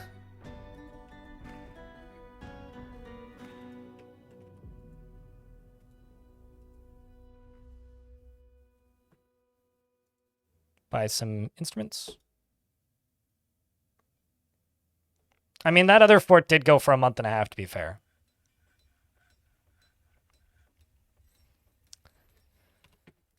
Did, in fact, go for a month and a half. Okay, so the other thing I'm going to do is I'm going to go down to...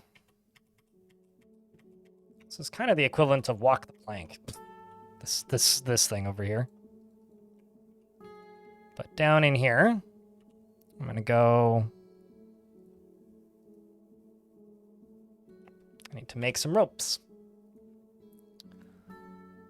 Let's check my cloth. I have quite a bit of cloth currently, but let's just do silk ropes.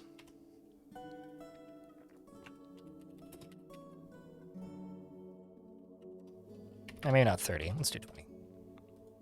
Cheese for everyone! You don't need to blame yourself because we'll be playing it tomorrow in regards to the cheese fort. Because that fort's not done yet. It just got so laggy and endgamey that it was getting hard to stream. So I will be returning to it... I will be returning to it tomorrow for a chunk of the stream to... what's the word I'm looking for here? I will be returning to it for a chunk of the stream tomorrow to work on it and try and get it towards the goal of making big monsters fight. Haggard meets with the Outpost Liaison. I'm just going to continue requesting wood, as I have been. They want cloth. Well, how about cloth that has been made into shoes? How's that? In fact, speaking of cloth, I'm going to buy their cloth.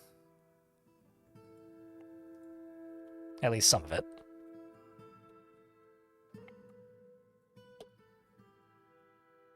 Also, I thought I saw a strange mood. Let's check. Nope. Do we still have an ocean? Well, no, it's not in the fort now.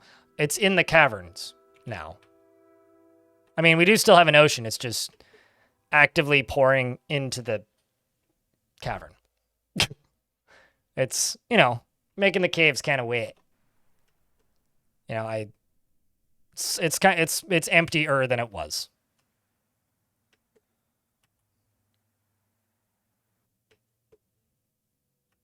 And yes, I'm willingly draining chunks of it into the fort, and that is intentional.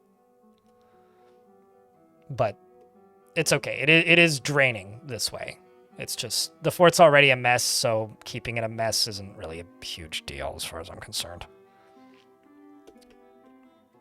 I like how the response is again. Okay, so this body can now get buried. This can also get deconstructed. And so can this.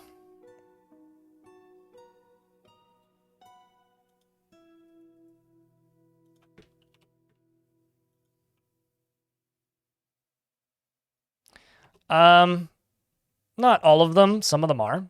Some of the dwarves are already pretty good at swimming. And then I'm going to go be an evil pirate. Is the way I would describe this thing I'm about to build. I'm going to go be an evil pirate. I'm going to put some chains at the bottom of the ocean and then drown prisoners. Canals are romantic. So are camels.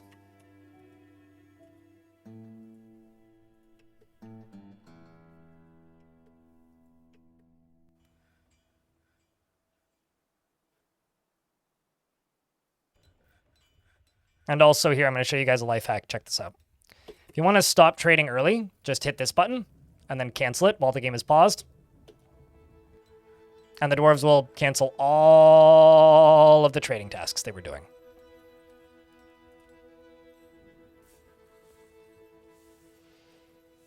Davy Jones, you know, you're onto something there.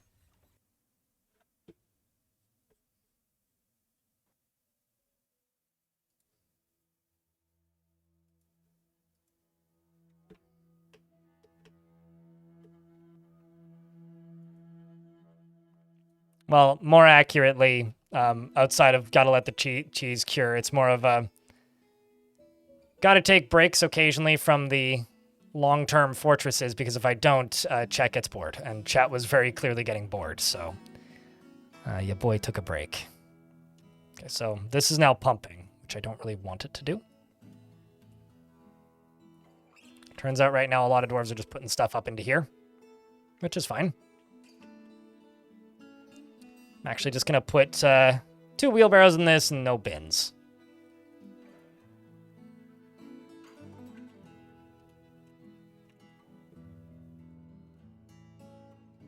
Subtract 2 wheelbarrows from that.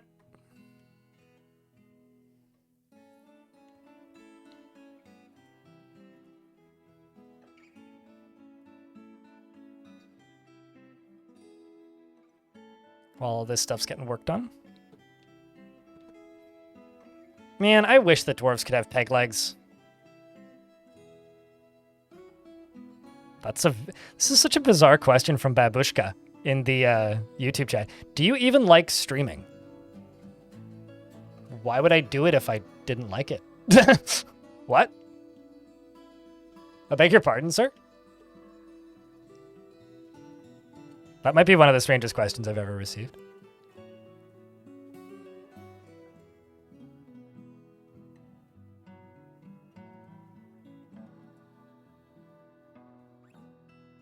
Hauling limestone coffin.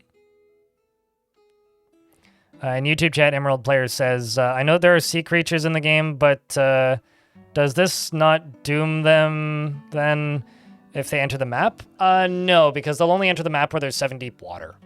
So they will only appear in areas where there's actually water. So they'd appear here and then immediately fall down into the water and then be fine.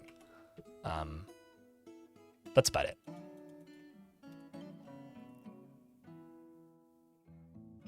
Also, apparently the Outpost Liaison is telling a story. In the early spring of 742, the Hammers of Dance attacked the Helm's safety at the Humid Sack. Uh-huh.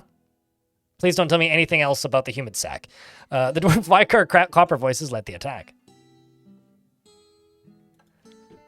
I mean, there's elements of my job I don't like, but of course I like streaming. I mean, no job is perfect. It's still a job at the end of the day. But yeah, I really like streaming. Streaming is great. I wouldn't trade this job for almost anything. There's a reason I keep doing it. Because it turns out, I like doing it.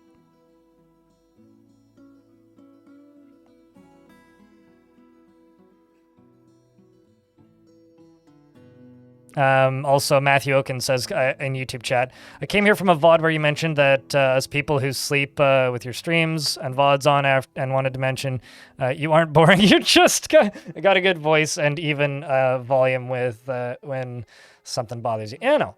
Oh, thank you. Appreciate you. No, I mean that like as self-deprecating humor when I say that I must be boring. I mean that as a joke. I don't mean it as a, oh man, people must think I'm boring. I don't think people think I'm boring. I presume they wouldn't watch if they thought I was boring. I mean it in like a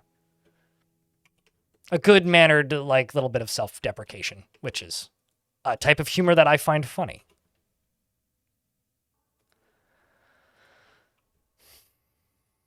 Dorian here is collecting a body probably from the bottom of the ocean. Do I like money? Do you want the actual answer, Mr. Bleeding Gums? Do I like money? Like in concept or receiving it? In concept, it fucking sucks. Because of the reality I live in, yeah, I like making money. If I didn't need to make it, then it wouldn't be a concern. I don't like it when money's stressful.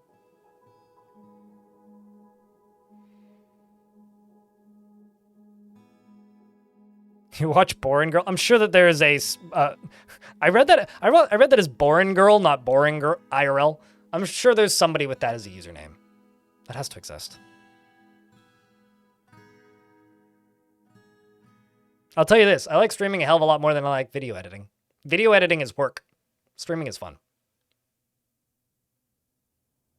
But like I sort of alluded to, no job is perfect. And there are definitely elements of my job that I would change if I could, but I don't have the option to. As an example, I would absolutely, like, you know, be very happy if I never ran into problems. But I could probably say that about just about any job.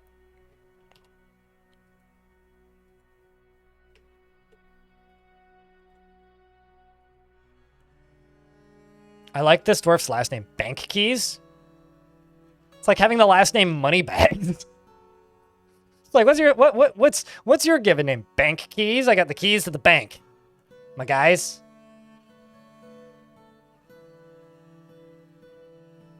It won't become pretty moss because the mud will still be there, but it will, parts of it will. This cavern, this fortress is going to end up looking real neat as a side fortunate occurrence after the, you know, all the water dries up. You have the handle of boring in your family group chat? My family group chats aren't that interesting. We just go by our real names. What's funny is, like, I don't think my dad realizes that his name doesn't pop up when he's typing something because my dad always signs his texts in our group texts with his name. So it's like, blah, blah, blah, blah, blah, blah, blah, space, new line, thank you, his name. It's like, we know who's typing, Dad. we know. We can see your name. You really... That is such a dad thing to do. Yeah. My dad writes his texts like emails.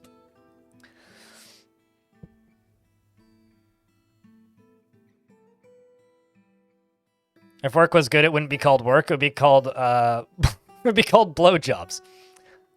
I have a question. Did your old boss ever, did that boss ever get, like, in trouble for, like, sexual harassment or misconduct of any kind? You did say he was a piece of shit, but I never forget it. But, like, did he? Because that seems like a very piece of shit thing to say.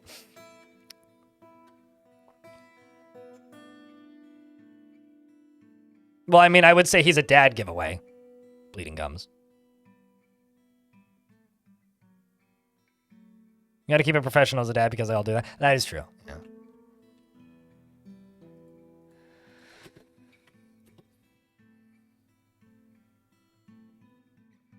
You wouldn't be surprised, but you don't know. Yeah, that's fair.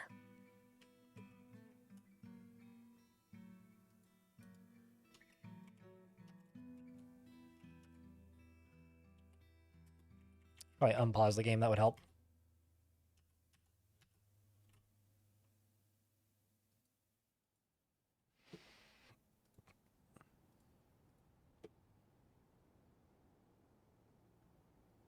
I would really like to know why Babushka in YouTube chat feels the need to ask if I like streaming. I would really like to know. Like, what gives you the vibe that I don't? If it's due to getting mildly frustrated at things from time to time, have you ever had a day in your life where you don't get mildly frustrated with something? It's called being human. So I am genuinely fascinated and would like to know, if you don't mind elaborating, but don't worry about it either way.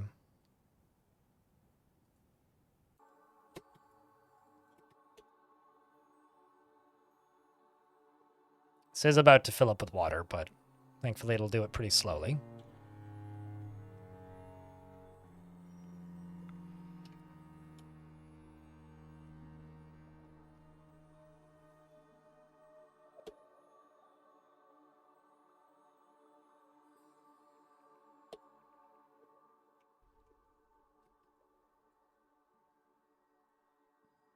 Just gonna fill this back up. Just let it drain out eventually.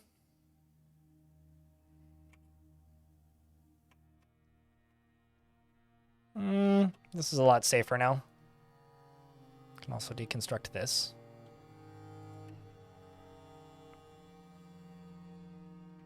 Never mind, pump is gone. So I don't need to worry about deconstructing that. This is the most dangerous my fort has been in a long time. But good news is, I just need to build these 2 wall pieces, and we're sealed back up again, outside of this, which is okay.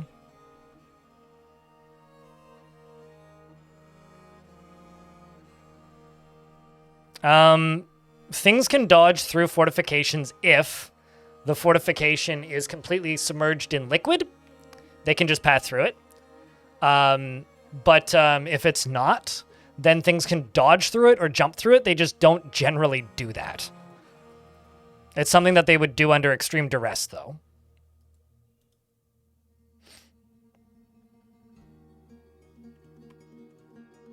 Can also pull this lever again, because this can now drain this way.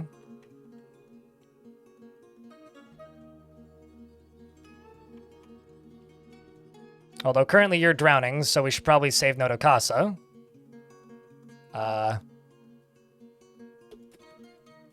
Hopefully someone's going to pull it soon. There you go. Lexcan is pulling the lever.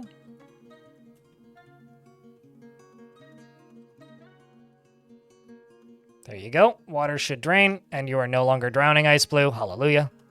Oh no. Now you may go drown that way instead, which is maybe worse. Sploosh. How's your swimming skills? Novice swimmer. Well, mayhaps this will be an opportunity for you to get much better at swimming, along with you. But you going that way is just going to cause you to drown. Well, geez. That's unfortunate.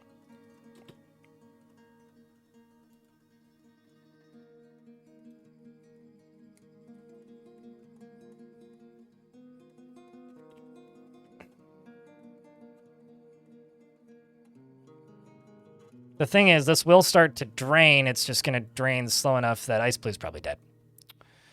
So, nice knowing you, Ice Blue. Notokasa, on the other hand, is just going to get real good at swimming. Ice Blue's just going to die. So, rest in peace, Dwarf. May your, And then this Dwarf joins the party. And now Notokasa's going to drown. Excellent.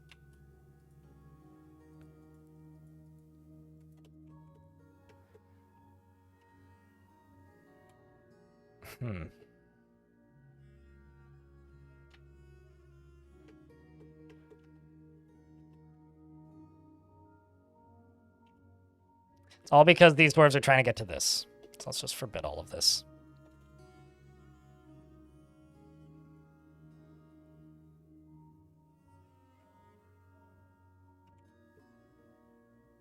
The thing is, you may be able to climb out, but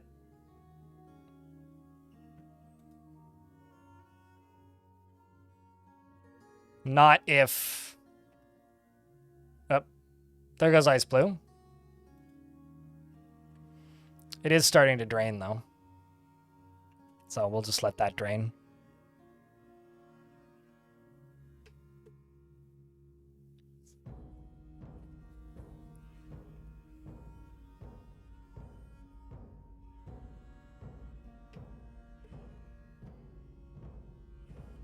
Where are you going there, kiddo?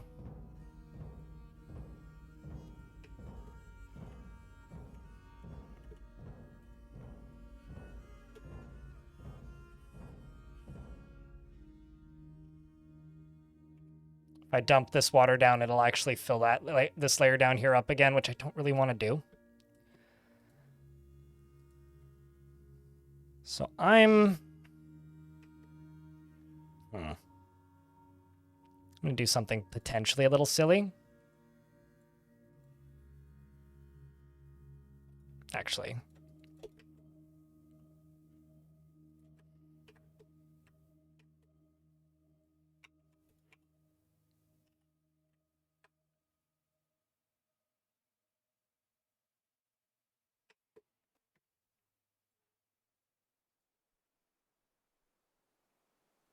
Let's do this.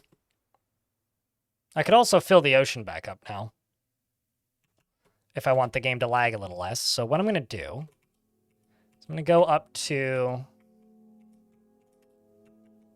here, where I've put these chains, and we're going to chain up these goblins and then drown them. That's what I'm going to do.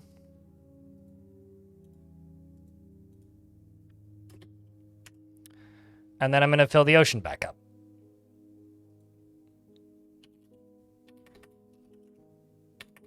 I unpause the game temporarily.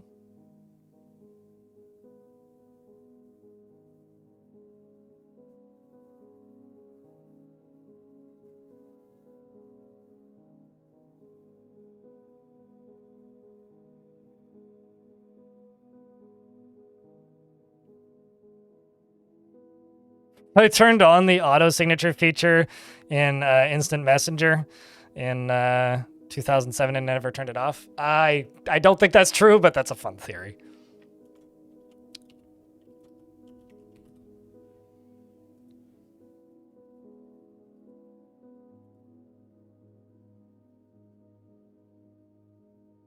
Very Nordic punishment? Yeah, not actually too far off.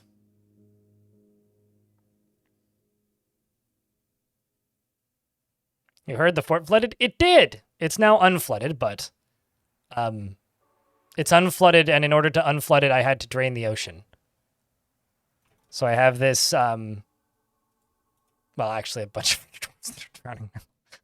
Just, man, if you guys could just, like, stop going this way, that would be great. I'm just gonna fucking close this. Just gonna fucking close this. Tired of random dwarves appearing there dead.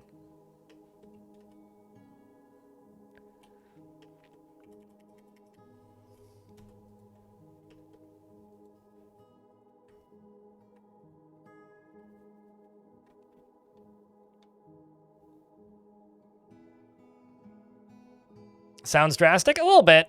I mean, I could probably have done this in another way, but this was just entertaining. So there's one goblin.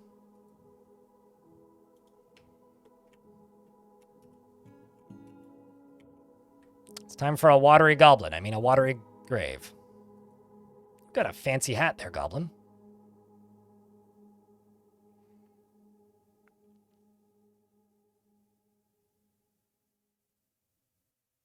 Dwarves seem to think they can drink their way out of drowning.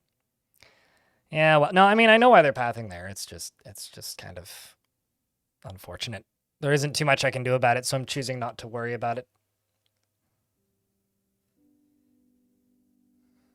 How many did I lose draining the ocean? Draining the ocean? None. Flooding the fort? 70? Draining the ocean, I didn't lose any, though. Just a couple frames. All right, well, now I can stop the ocean from draining, and we can watch it refill. Who's ready to see the ocean fill, chat? Fuck you. Military dwarf with a beard. Okay, so I'm going to tell you the same thing I told the last person who asked for a military dwarf with a beard, and the person before that. I don't have any. Are you okay with a military dwarf without a beard, or a non-military dwarf?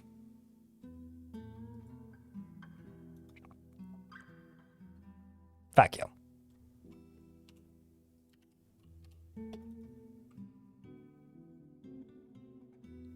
Non-military dwarf with a beard. Okay. If they happen to suit the military, they may end up in the military, but I can't promise anything. Did you have a dwarf in this fort before the Great Flood? I can't remember. Gold mine. Golden Mine is your last name. Relies on the advice of others during decision making and is confident under pressure, and finds helping others to be emotionally rewarding. And he enjoys being in crowds. He is often cheerful, tends to form only tenuous emotional bonds with others, often feels discouraged, and generally acts with a narrow focus on the current activity. He's not particularly interested in what others think of him, and he doesn't often experience strong cravings or urges. And he is grateful when others help him out and tries to return favors, and tends to think before acting. When he's thinking hard, he has a habit of licking his lips, and he needs alcohol to get through the working day and does not mind being outdoors at least for a time. He dreams of raising a family and personally sees values self-control and finds eloquence and artful speech off-putting, and values loyalty. Likes moon snails hates moon snails, and likes tin glaze and platinum and star sapphire, the color of the words of the mint star and the sounds of the flaxen lilac. And the sight of the pantomime of flutes impossible, prefers to consume strawberry wine and hates moon snails. Your wife is Dusum and your child is Asmil. You worship Vakar and you have several friends in the fortress.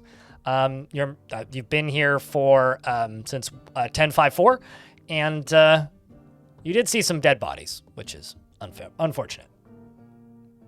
So after seeing the goblin, the Bard Nagoking Vice Bunyan's Depleted Terror. I don't know whose body that is, but you saw a dead goblin, and that upset you.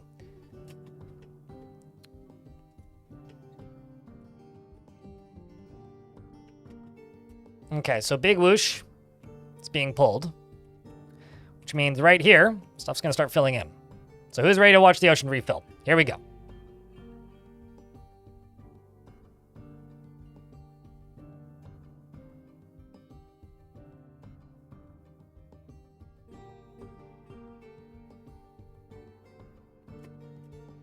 Boom. And here it goes.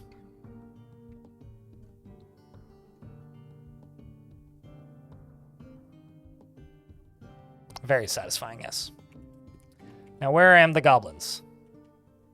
Here am the goblins.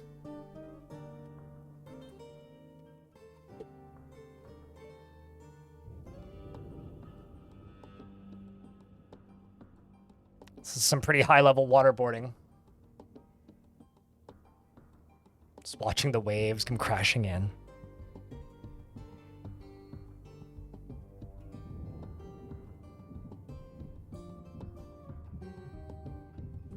I'm also just going to pause for a second and just make sure nobody's drowning.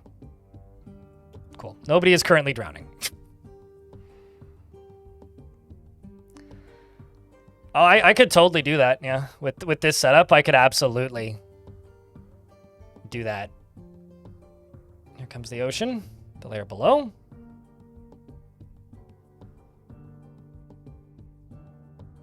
Watching the minimap update is kind of hypnotic, I'm not gonna lie.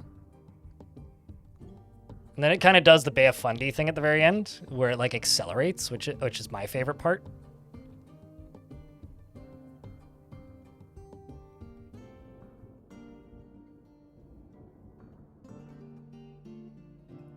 You've done it in oceans that freeze in the winter? Well, now you can do it in oceans that don't freeze in the winter.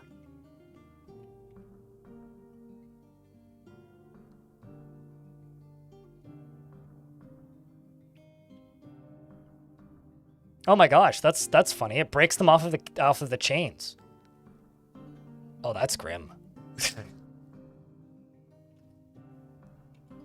Did you know that it breaks them off the chains, chat? Because I certainly didn't. It also cuts off their way out. So now they're like running against the clock trying to get out of the ocean. Oh, geez. I was kind of expecting this to be more one and done, but you made it out, so congrats there, thief. And so did you. Oh, that sends a message, all right. Goodbye, goblin.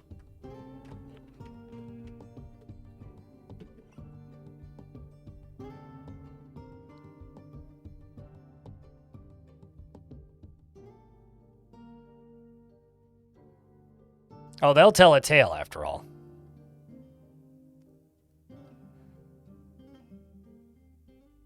Rooms, not ropes. Yeah, I'll need to have raising bars around them as well.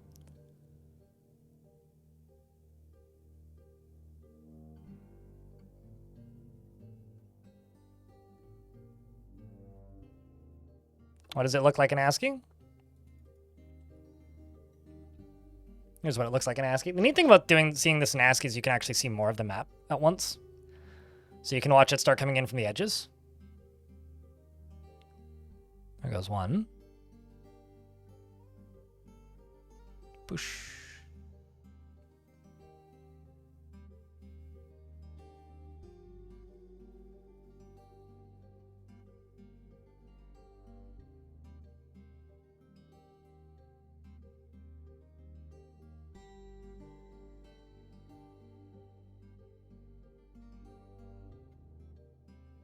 We were gone for months. They caught us in cages, drained the ocean, chained us to the seabed, and let the waters come back, and we only barely escaped. Yeah, that is a hell of a harrowing tale, I'm not gonna lie.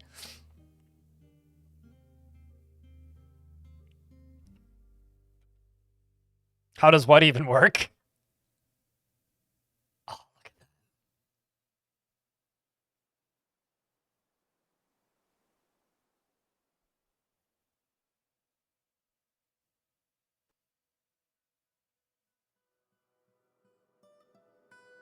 Then with the ASCII off. Still another layer. Actually, no, this is the last layer to... Oh, nope, never mind. Sorry, there's one whole more final layer, which is this one. So there's one more after the one that's currently filling. This looks like a mesmerizing screensaver. Well, I'm draining all of the water. I'll pause it. Down into here, right? So when I turn it off, it's now just all in the caverns and draining out the bottom of the caverns, right? So up in here, it just refills immediately when I stop it from draining into the caverns. Basically, like I put a cork in it, and then it fills up, and then we have a beach again. And I need to make sure it's not filling my fortress, which it currently isn't, so that's good. But what I am going to do is I'm going to go dig over here.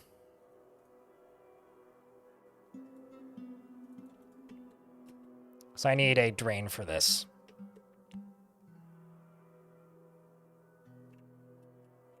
Oh yeah, no, well, I mean, the way Dwarf Fortress water pressure works is it drains everything all at once simultaneously, right? So now we just need the final layer, which is going to start popping in right now. So we're above water currently. As soon as this fills up,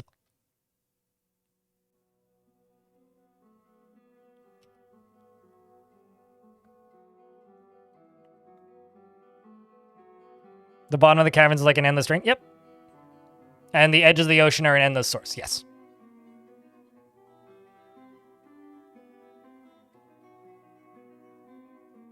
You just need it to fill and drain at the same rate.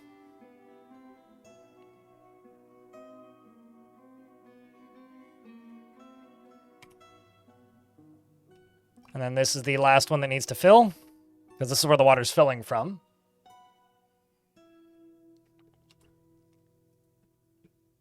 Apparently I caught some giant thrips. There's a ghostly child, oh no. Oh no.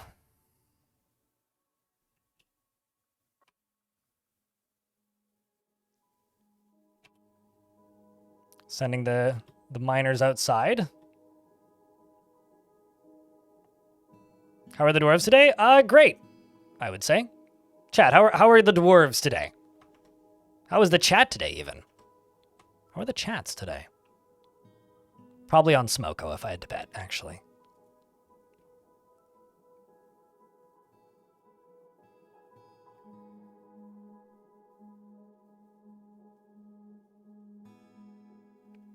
Dwarves are a little grumpy, chat too. Yeah, we all have our moments, don't we? They're here to gurgle the salt water, that's for sure. One is definitely just mad. I mean, there was a lot of bodies to witness, so... There was a point where there was about 150 corpses that needed burying in my hallway, so... Not 150. About 70 corpses that needed burying in my hallway. So I'm actually surprised that moods are as good as they are, all things considered.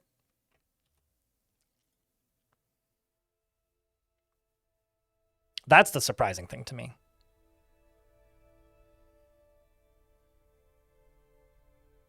And also, in regards to how quickly this is draining, you do also need to remember this is taking about a month to refill. It's not that quick.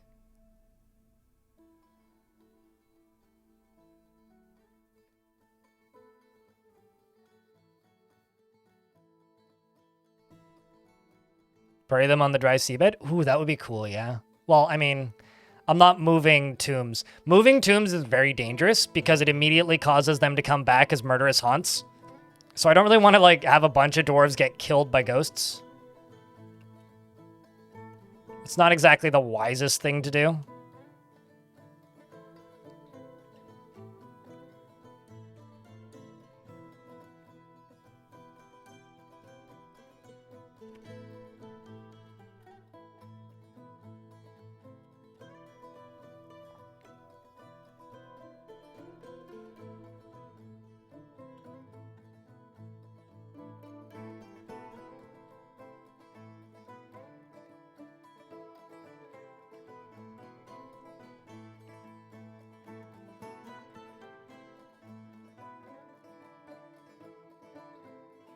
If you have a confident tomb, you could also make a memorial. You could, but I'm not going to do that.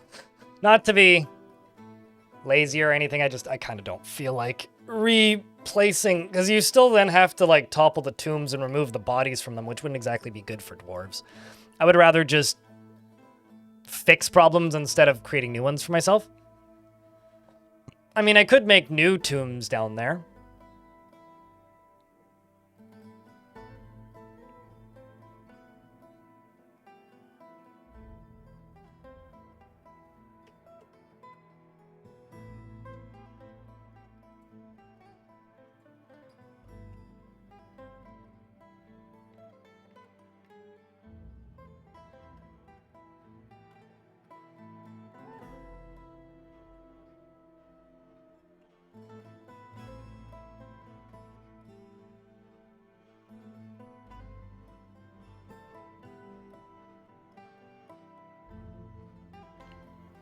But no, you are very much correct. I could, in fact, do that, Mr. Bellini Comes. I just kind of don't want to, is the actual reason.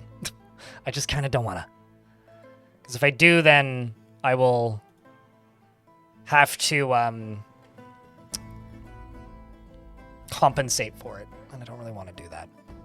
It's not something I'm quite willing to do, to be honest.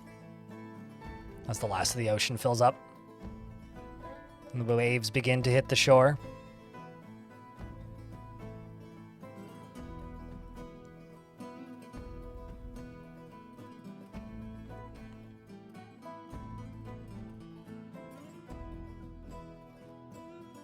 I mean, for whatever it's worth, I did genuinely accidentally flood the fortress. Like, that was an absolute accident. But I opted to go through the pain of fixing it because I needed content. But genuinely, I did accidentally flood the fort. That was not intentional.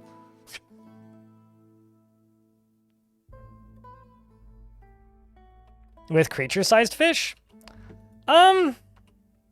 Yeah, oceans are always kind of like that, and it kind of bums me out.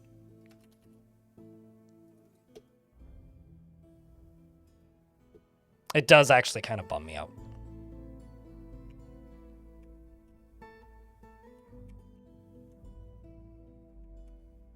Might as well also mine this laminite, because it's right here.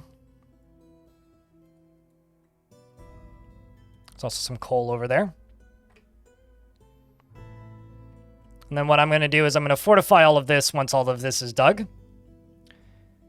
And that'll let the water flow out this way as well, which will, you know, hopefully speed up the process, because I also need to smooth and fortify this side.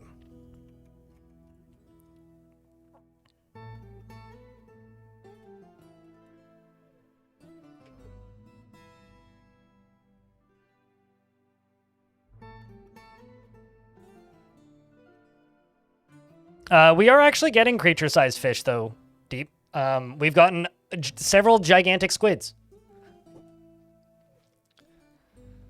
AKA giant squids. we have had several of those, so I did do my best to make sure that we would get some. But they're just less common than surface critters regardless. I mean, the ocean is...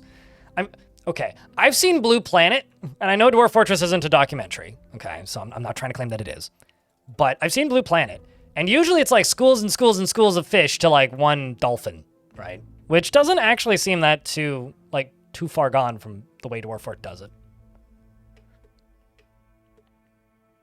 As in what we on Earth would call a giant squid is what Dwarf Fortress calls a gigantic squid, because a giant squid would be something else.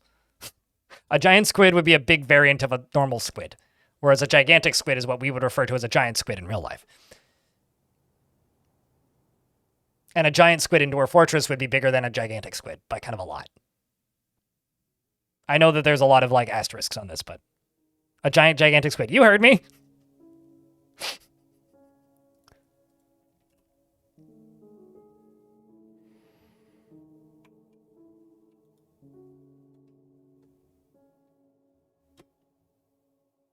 Having a bad day, now I see a disaster for it, and blind, good for relaxing after a bad day. It's all good, Unseal Seth. Hey chat, heads up, ads are about to pop. When they go off, I will pause the game, assuming I notice immediately. And then I'll unpause the game when the ads are about to be done, so you won't miss much, if anything. So a giant squid is okay, so on Earth, a giant squid is the Dwarf Fortress equivalent of a gigantic squid. And in Dwarf Fortress, a giant squid would be a giant variant of a normal squid, not a giant squid. Basically, not all squids are giant squids, and no gigantic squids are giant squids, but gigantic squids and giant squids are both giant. Did you get all that? There won't be a test, don't worry.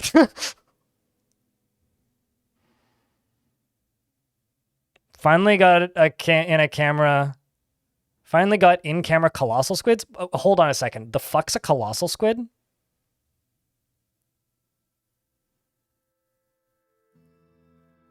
Do you have a link? I'd love to see that.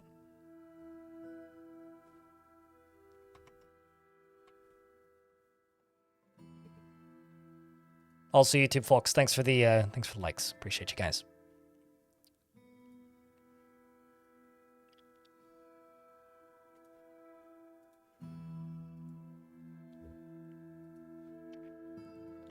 Just gonna hope that this isn't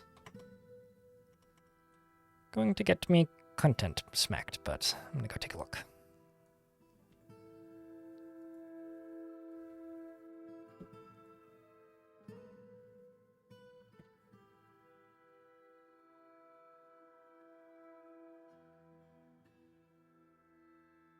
So wait, so a colossal squid is like a head crab?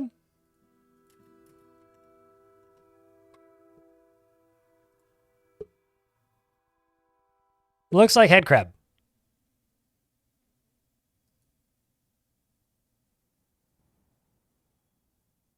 It's like a head crab with textures missing. That's cool. Is it glowing? Or is that the light that they're shining at it?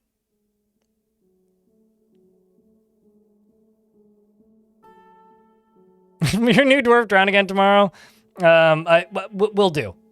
We'll let you know if your dwarf drowns. Hopefully less dwarves drown now. It changes color? So how big is it? And why do they call it a colossal squid? Because I don't really have a banana for scale here.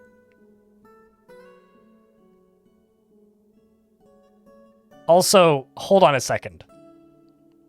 Searching for new species in the South Sandwich Islands? I have a question. What kind of sandwich are those islands made of? And can I eat them? But also, why is there a place called the Sandwich Islands?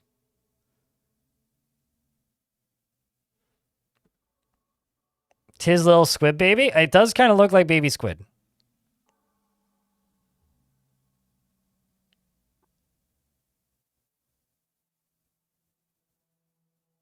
Apparently they discovered them in 1925, according to Wikipedia. And They caught them on footage 100 years later, which is kind of funny.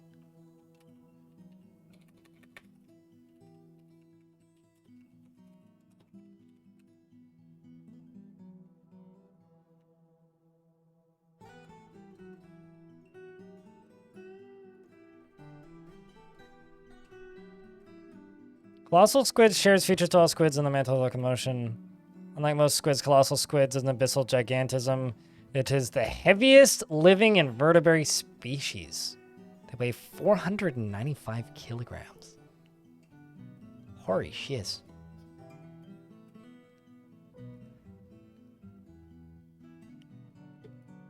All right, well, this is giving me some scale here. It's a human holding the beak of one.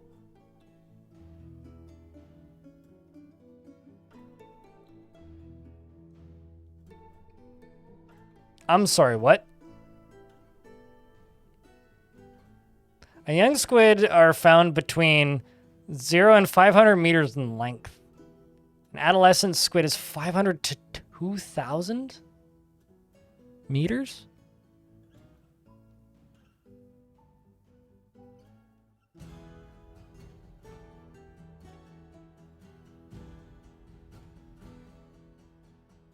Oh, that's where they're found. That's not how big they are. Okay. But still, like, that's real deep, dude. That's 2 kilometers down. That's a lot of pressure. My God.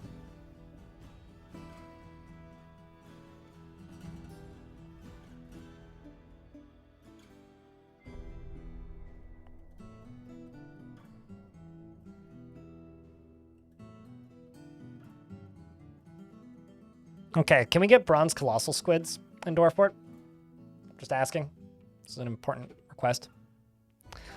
Anyway, that was a rabbit hole. Thanks. It was a fun detour. There's a baby skeleton, or ghost, I guess.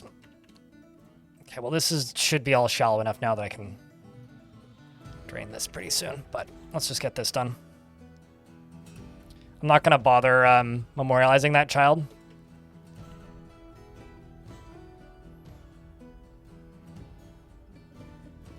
How many Z levels? That'd be like... So there's a pretty tough argument in Dwarf Fortress about how big a Z level is, but I think it generally comes down to about 2 meters per Z level.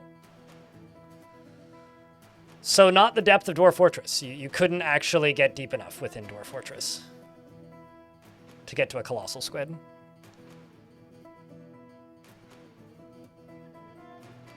Also, it's nice to know when people are in both chats. So thanks for giving me a shout. Which one? Beard of Booper in YouTube chat wants to know which kind of squid he can milk for printer ink. I am not sure.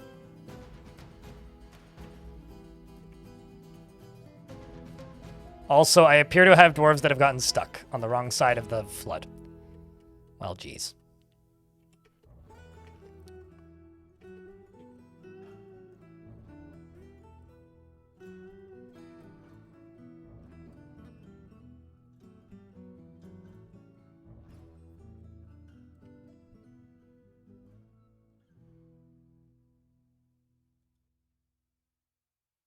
Microchip squid? The one that you pay a subscription for, right? Okay, so now I can drain this even faster by pulling this lever. And another artifact was made that I completely missed. This one is made by a metal crafter, and it is named Olthesungash Nonub Storlet. Storlet sounds like a Pokemon. It's a little gas station. And the figurine is of dwarves, and they offer it to the Salty Shock. I'm going to put it on a pedestal in here. And then we'll take a look at it in a little bit.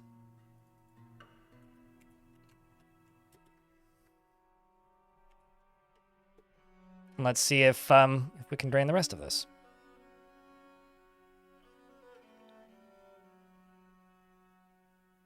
Wouldn't the printer ink be milked from a printer? It's like that's like siphoning gas, man. Oh, hey, I need to hook you up. Whoops. Oh, well, we'll do that. That one last.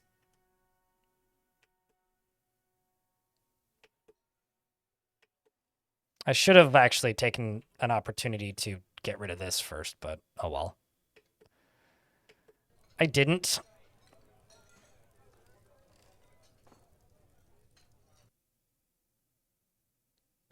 Yes, Disco. Yeah, so I'm draining the water this way, off the edge of the map using fortifications is what I'm doing. Correct. Naming something should be off cooldown. Is it better for you that you watch over there? I would say it's better for me if you watch on Twitch. But watch wherever you prefer to watch. Neither is particularly better for me, but Twitch tends to make me more revenue more consistently. So I would prefer to have people chatting over here at the very least. But, you know, I'll respond either way. Surprisetown, Salty Shock. I'll be the flood was quite surprising, and the Salty Shock to the dwarves. Well, the Salty Shock was just because we happened to be on the ocean, so I thought it was fitting. And Surprisetown is because I have no notifications turned on for in-game events. So if a dwarf dies, I don't get a notification. There's no indicator that it happened aside from the number go down. So, yeah.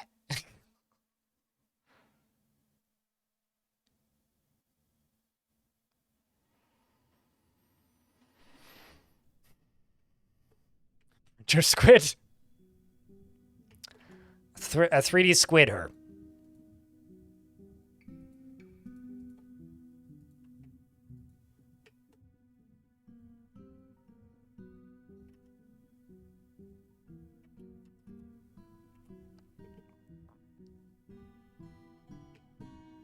Okay, so all this is back up now. And I should be able to dig into this. Or remove that. Because this up here should all be drying, mostly.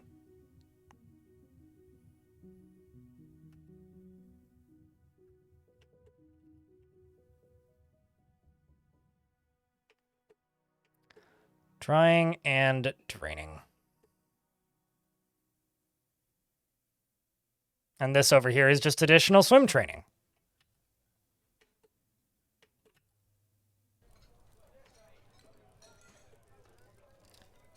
All right, so now the next thing I gotta do is I'm gonna try pulling the lever again. Let's hope nobody else drowns. This is the last few causes of drowning.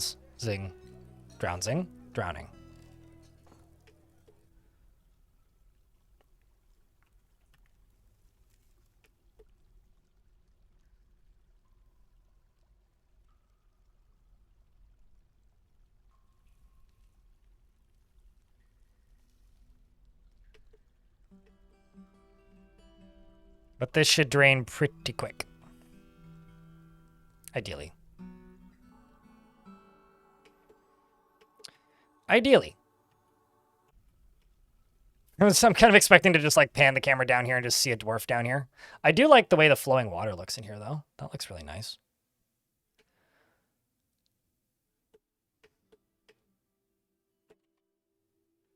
Okay, so the other thing I'm going to just do is burial-c, which just automatically assigns all unassigned tombs as places to bury bodies. Bleeding Gums, can you name the 8th dwarf or 9th down on the list? So from default, 1, 2, 3, 4, 5, 6, 7, 8. Signed, Dad. Okay.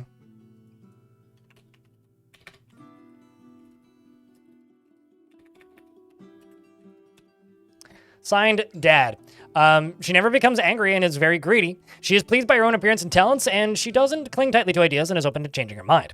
She finds obligations confining, though she is conflicted by this as she values, stuff.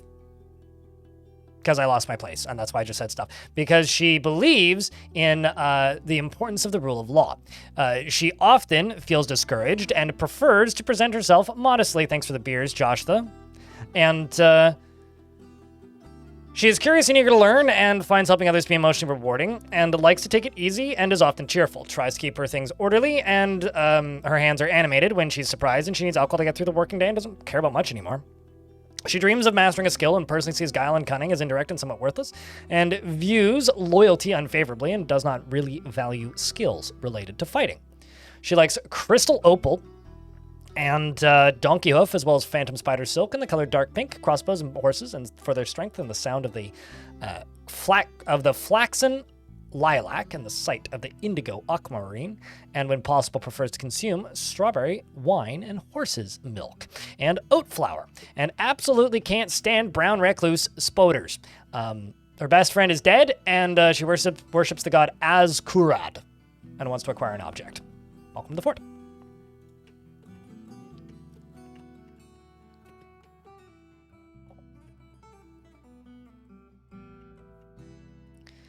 Well, good news is this is draining pretty quick. Bad news is there really isn't much bad news. But bad news is I don't have much.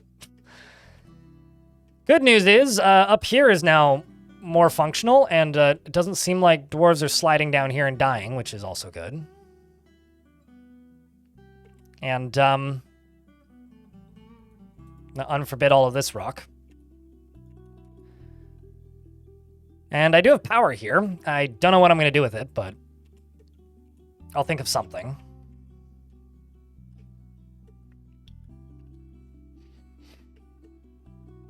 New flood? What new flood?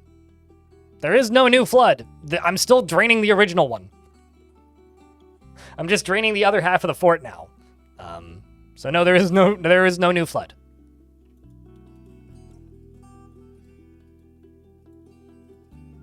In fact, I can actually begin fixing the fort back up.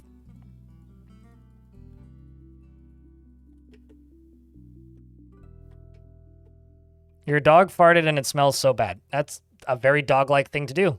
You should give it pets because that's what you do for dogs. Sounds like dog is operating as intended, as far as I'm concerned.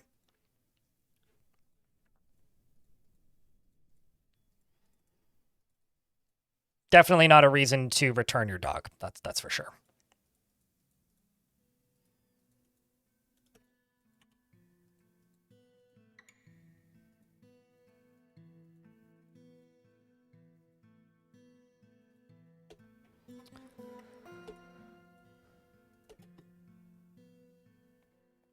And this figurine from earlier is a steel figurine. All craftsmanship is of the highest quality.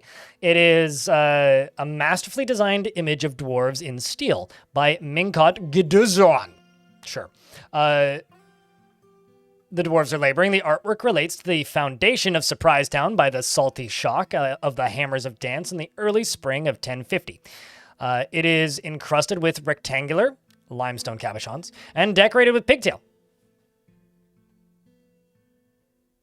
It is adorned with hanging rings of tower cap and menaces with spikes of one-humped camel leather.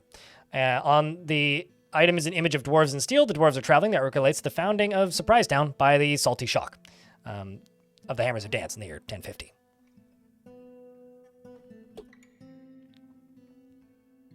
You thought it was a second one? No? No? No, not at all. No reason to panic yet. I'm sure we'll have a reason to in the future, but not right now.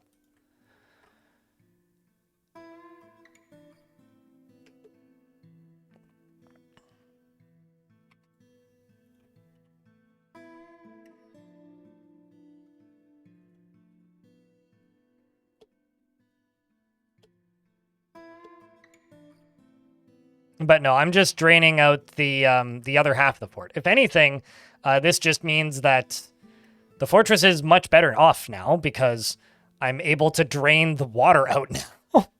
So, you know, if anything, I would say we are in a net positive, safer, better spot than we've been in a very long time. If nothing else. And also this child should get buried so that we can get rid of that ghost.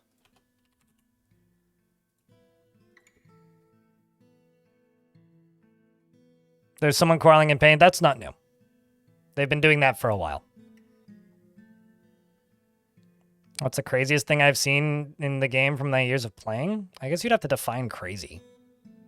I think the dwarf dying because it was trying to get to its cat was pretty funny. But, like, I don't know necessarily what you mean by crazy.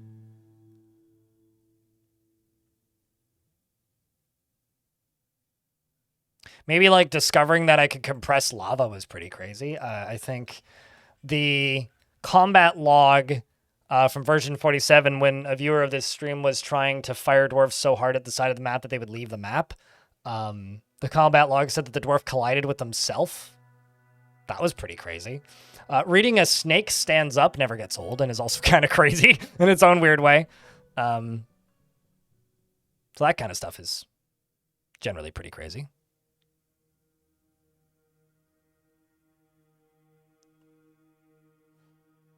Yeah, the helmet snake stands up is genuinely funny.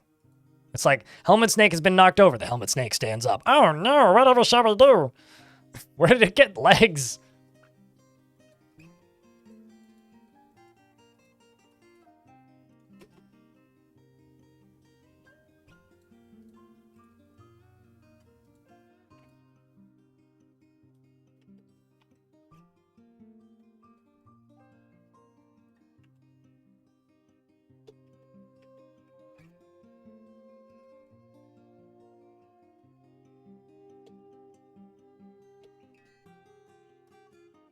Also get rid of this, fix that, and then go up to here, grab you, do that, and these. Yeah, you can compress, you can cause water pressure effects on lava. It's not the most straightforward thing, but you can do it. It requires, basically making a pump stack and then ejecting everything out of the pump stack simultaneously. But yeah, this is the dwarf who's crawling in pain, and that's nothing new, unfortunately.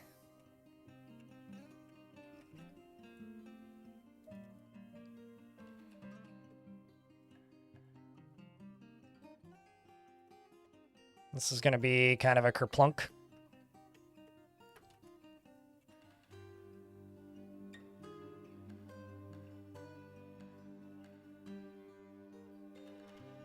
Boop. Sorry there, Dwarf. You're fine, right? Right after experiencing trauma. Was that trauma? Oh. The broker slams into an obstacle. His teeth take the full force of the impact. His teeth sail off in an arc. Well, I'm sorry. Oops. I mean, that would be traumatic. I'm gonna give it to the dwarf. That would in fact be pretty traumatic. I would be pretty traumatized if that happened to me. Ow! Yeah, literally fell and just smacked his teeth on the ground.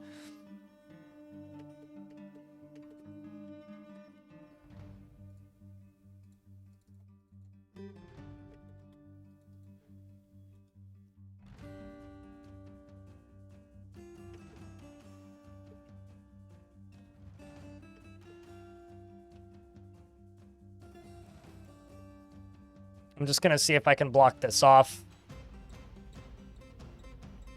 There goes job number 1. Wait.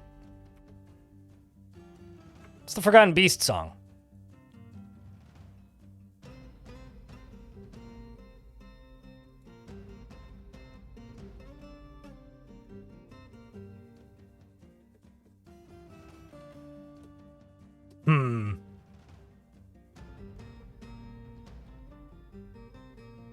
It's not the vultures, mate.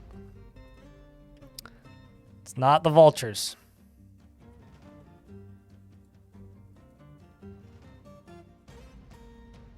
Vultures don't play that music.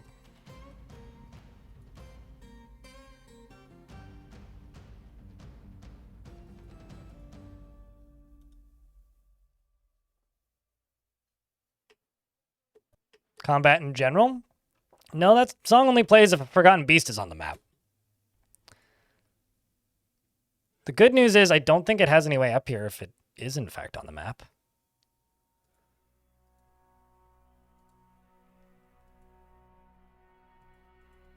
Oh, there's a lever there that I forgot to get rid of.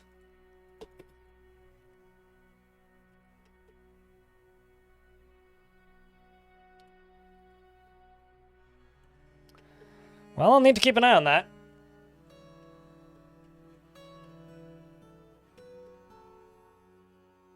I'll need to keep an eye on that.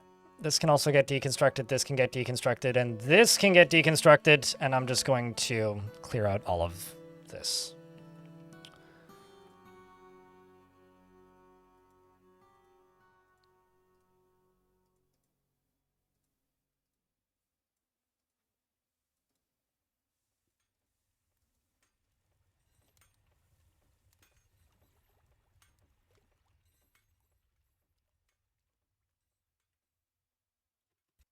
Let's just do, what is this, claystone?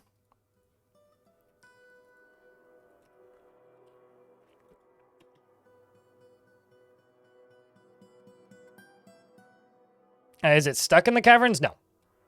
No, it's draining off, it's going to drain off the side, although it's going to make big puddles. That being said, aside from it making big puddles, it's also going to, this is all going to drain now. It's also going to, how do I put this?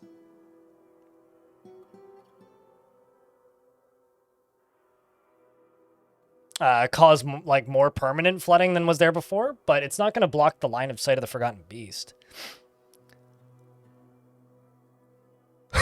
True. Meanwhile, the Vulture Man Bard is like, toss a coin to your witcher, to your vulture.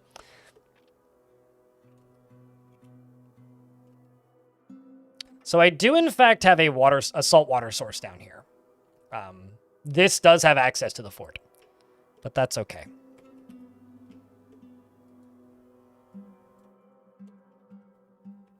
This is almost drained enough that the dwarves will be able to dig down into here. Also, Pilot, I saw you posting about Discord stuff. Keep an eye on the Discord over the next few days. I will have stuff over the weekend. I just don't really want to set stuff up while I'm in the middle of my streaming week.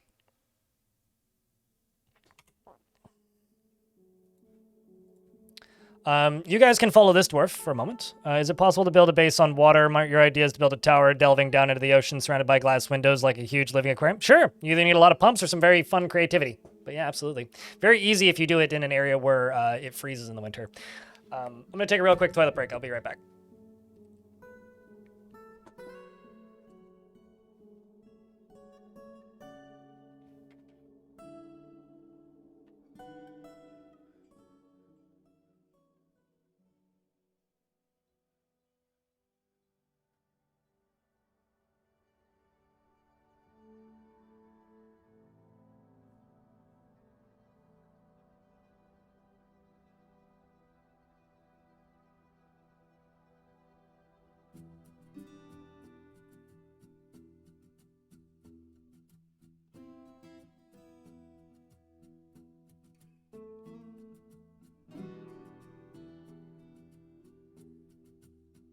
Also, something I hadn't really thought about is if I drain the ocean, it would probably open up space for a beast to come in.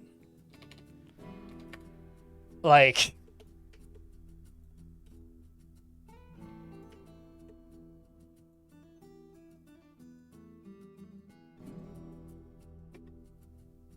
actually.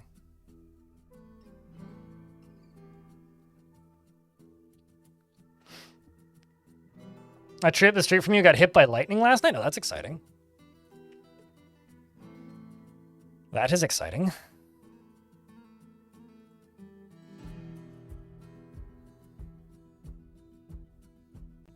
Getting the last few dwarves put into tombs. Yeah, a lot of these dwarves are novice swimmers now, just selecting some random ones.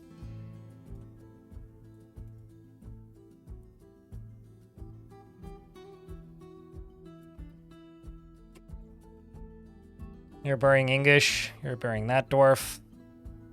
Go place another dwarf in a tomb.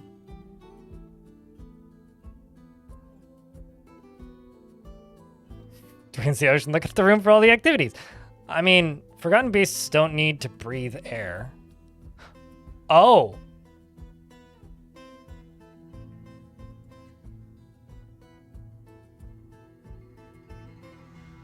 Apparently sock rocks, by the way.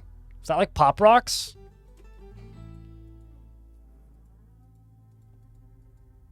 Bah!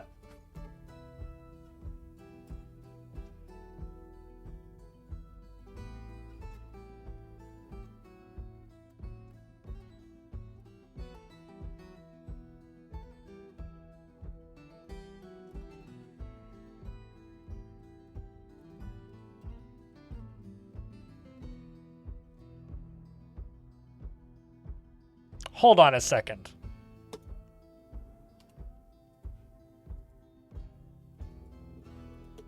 Let me just do it this way.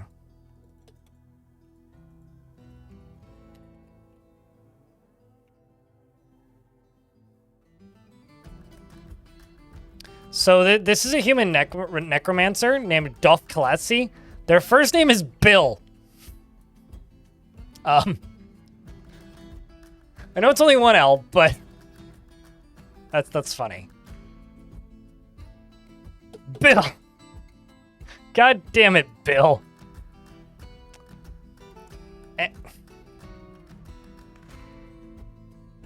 I guess I will throw you up here by the goblin then. Maybe just go over to you and just go, green cage. No,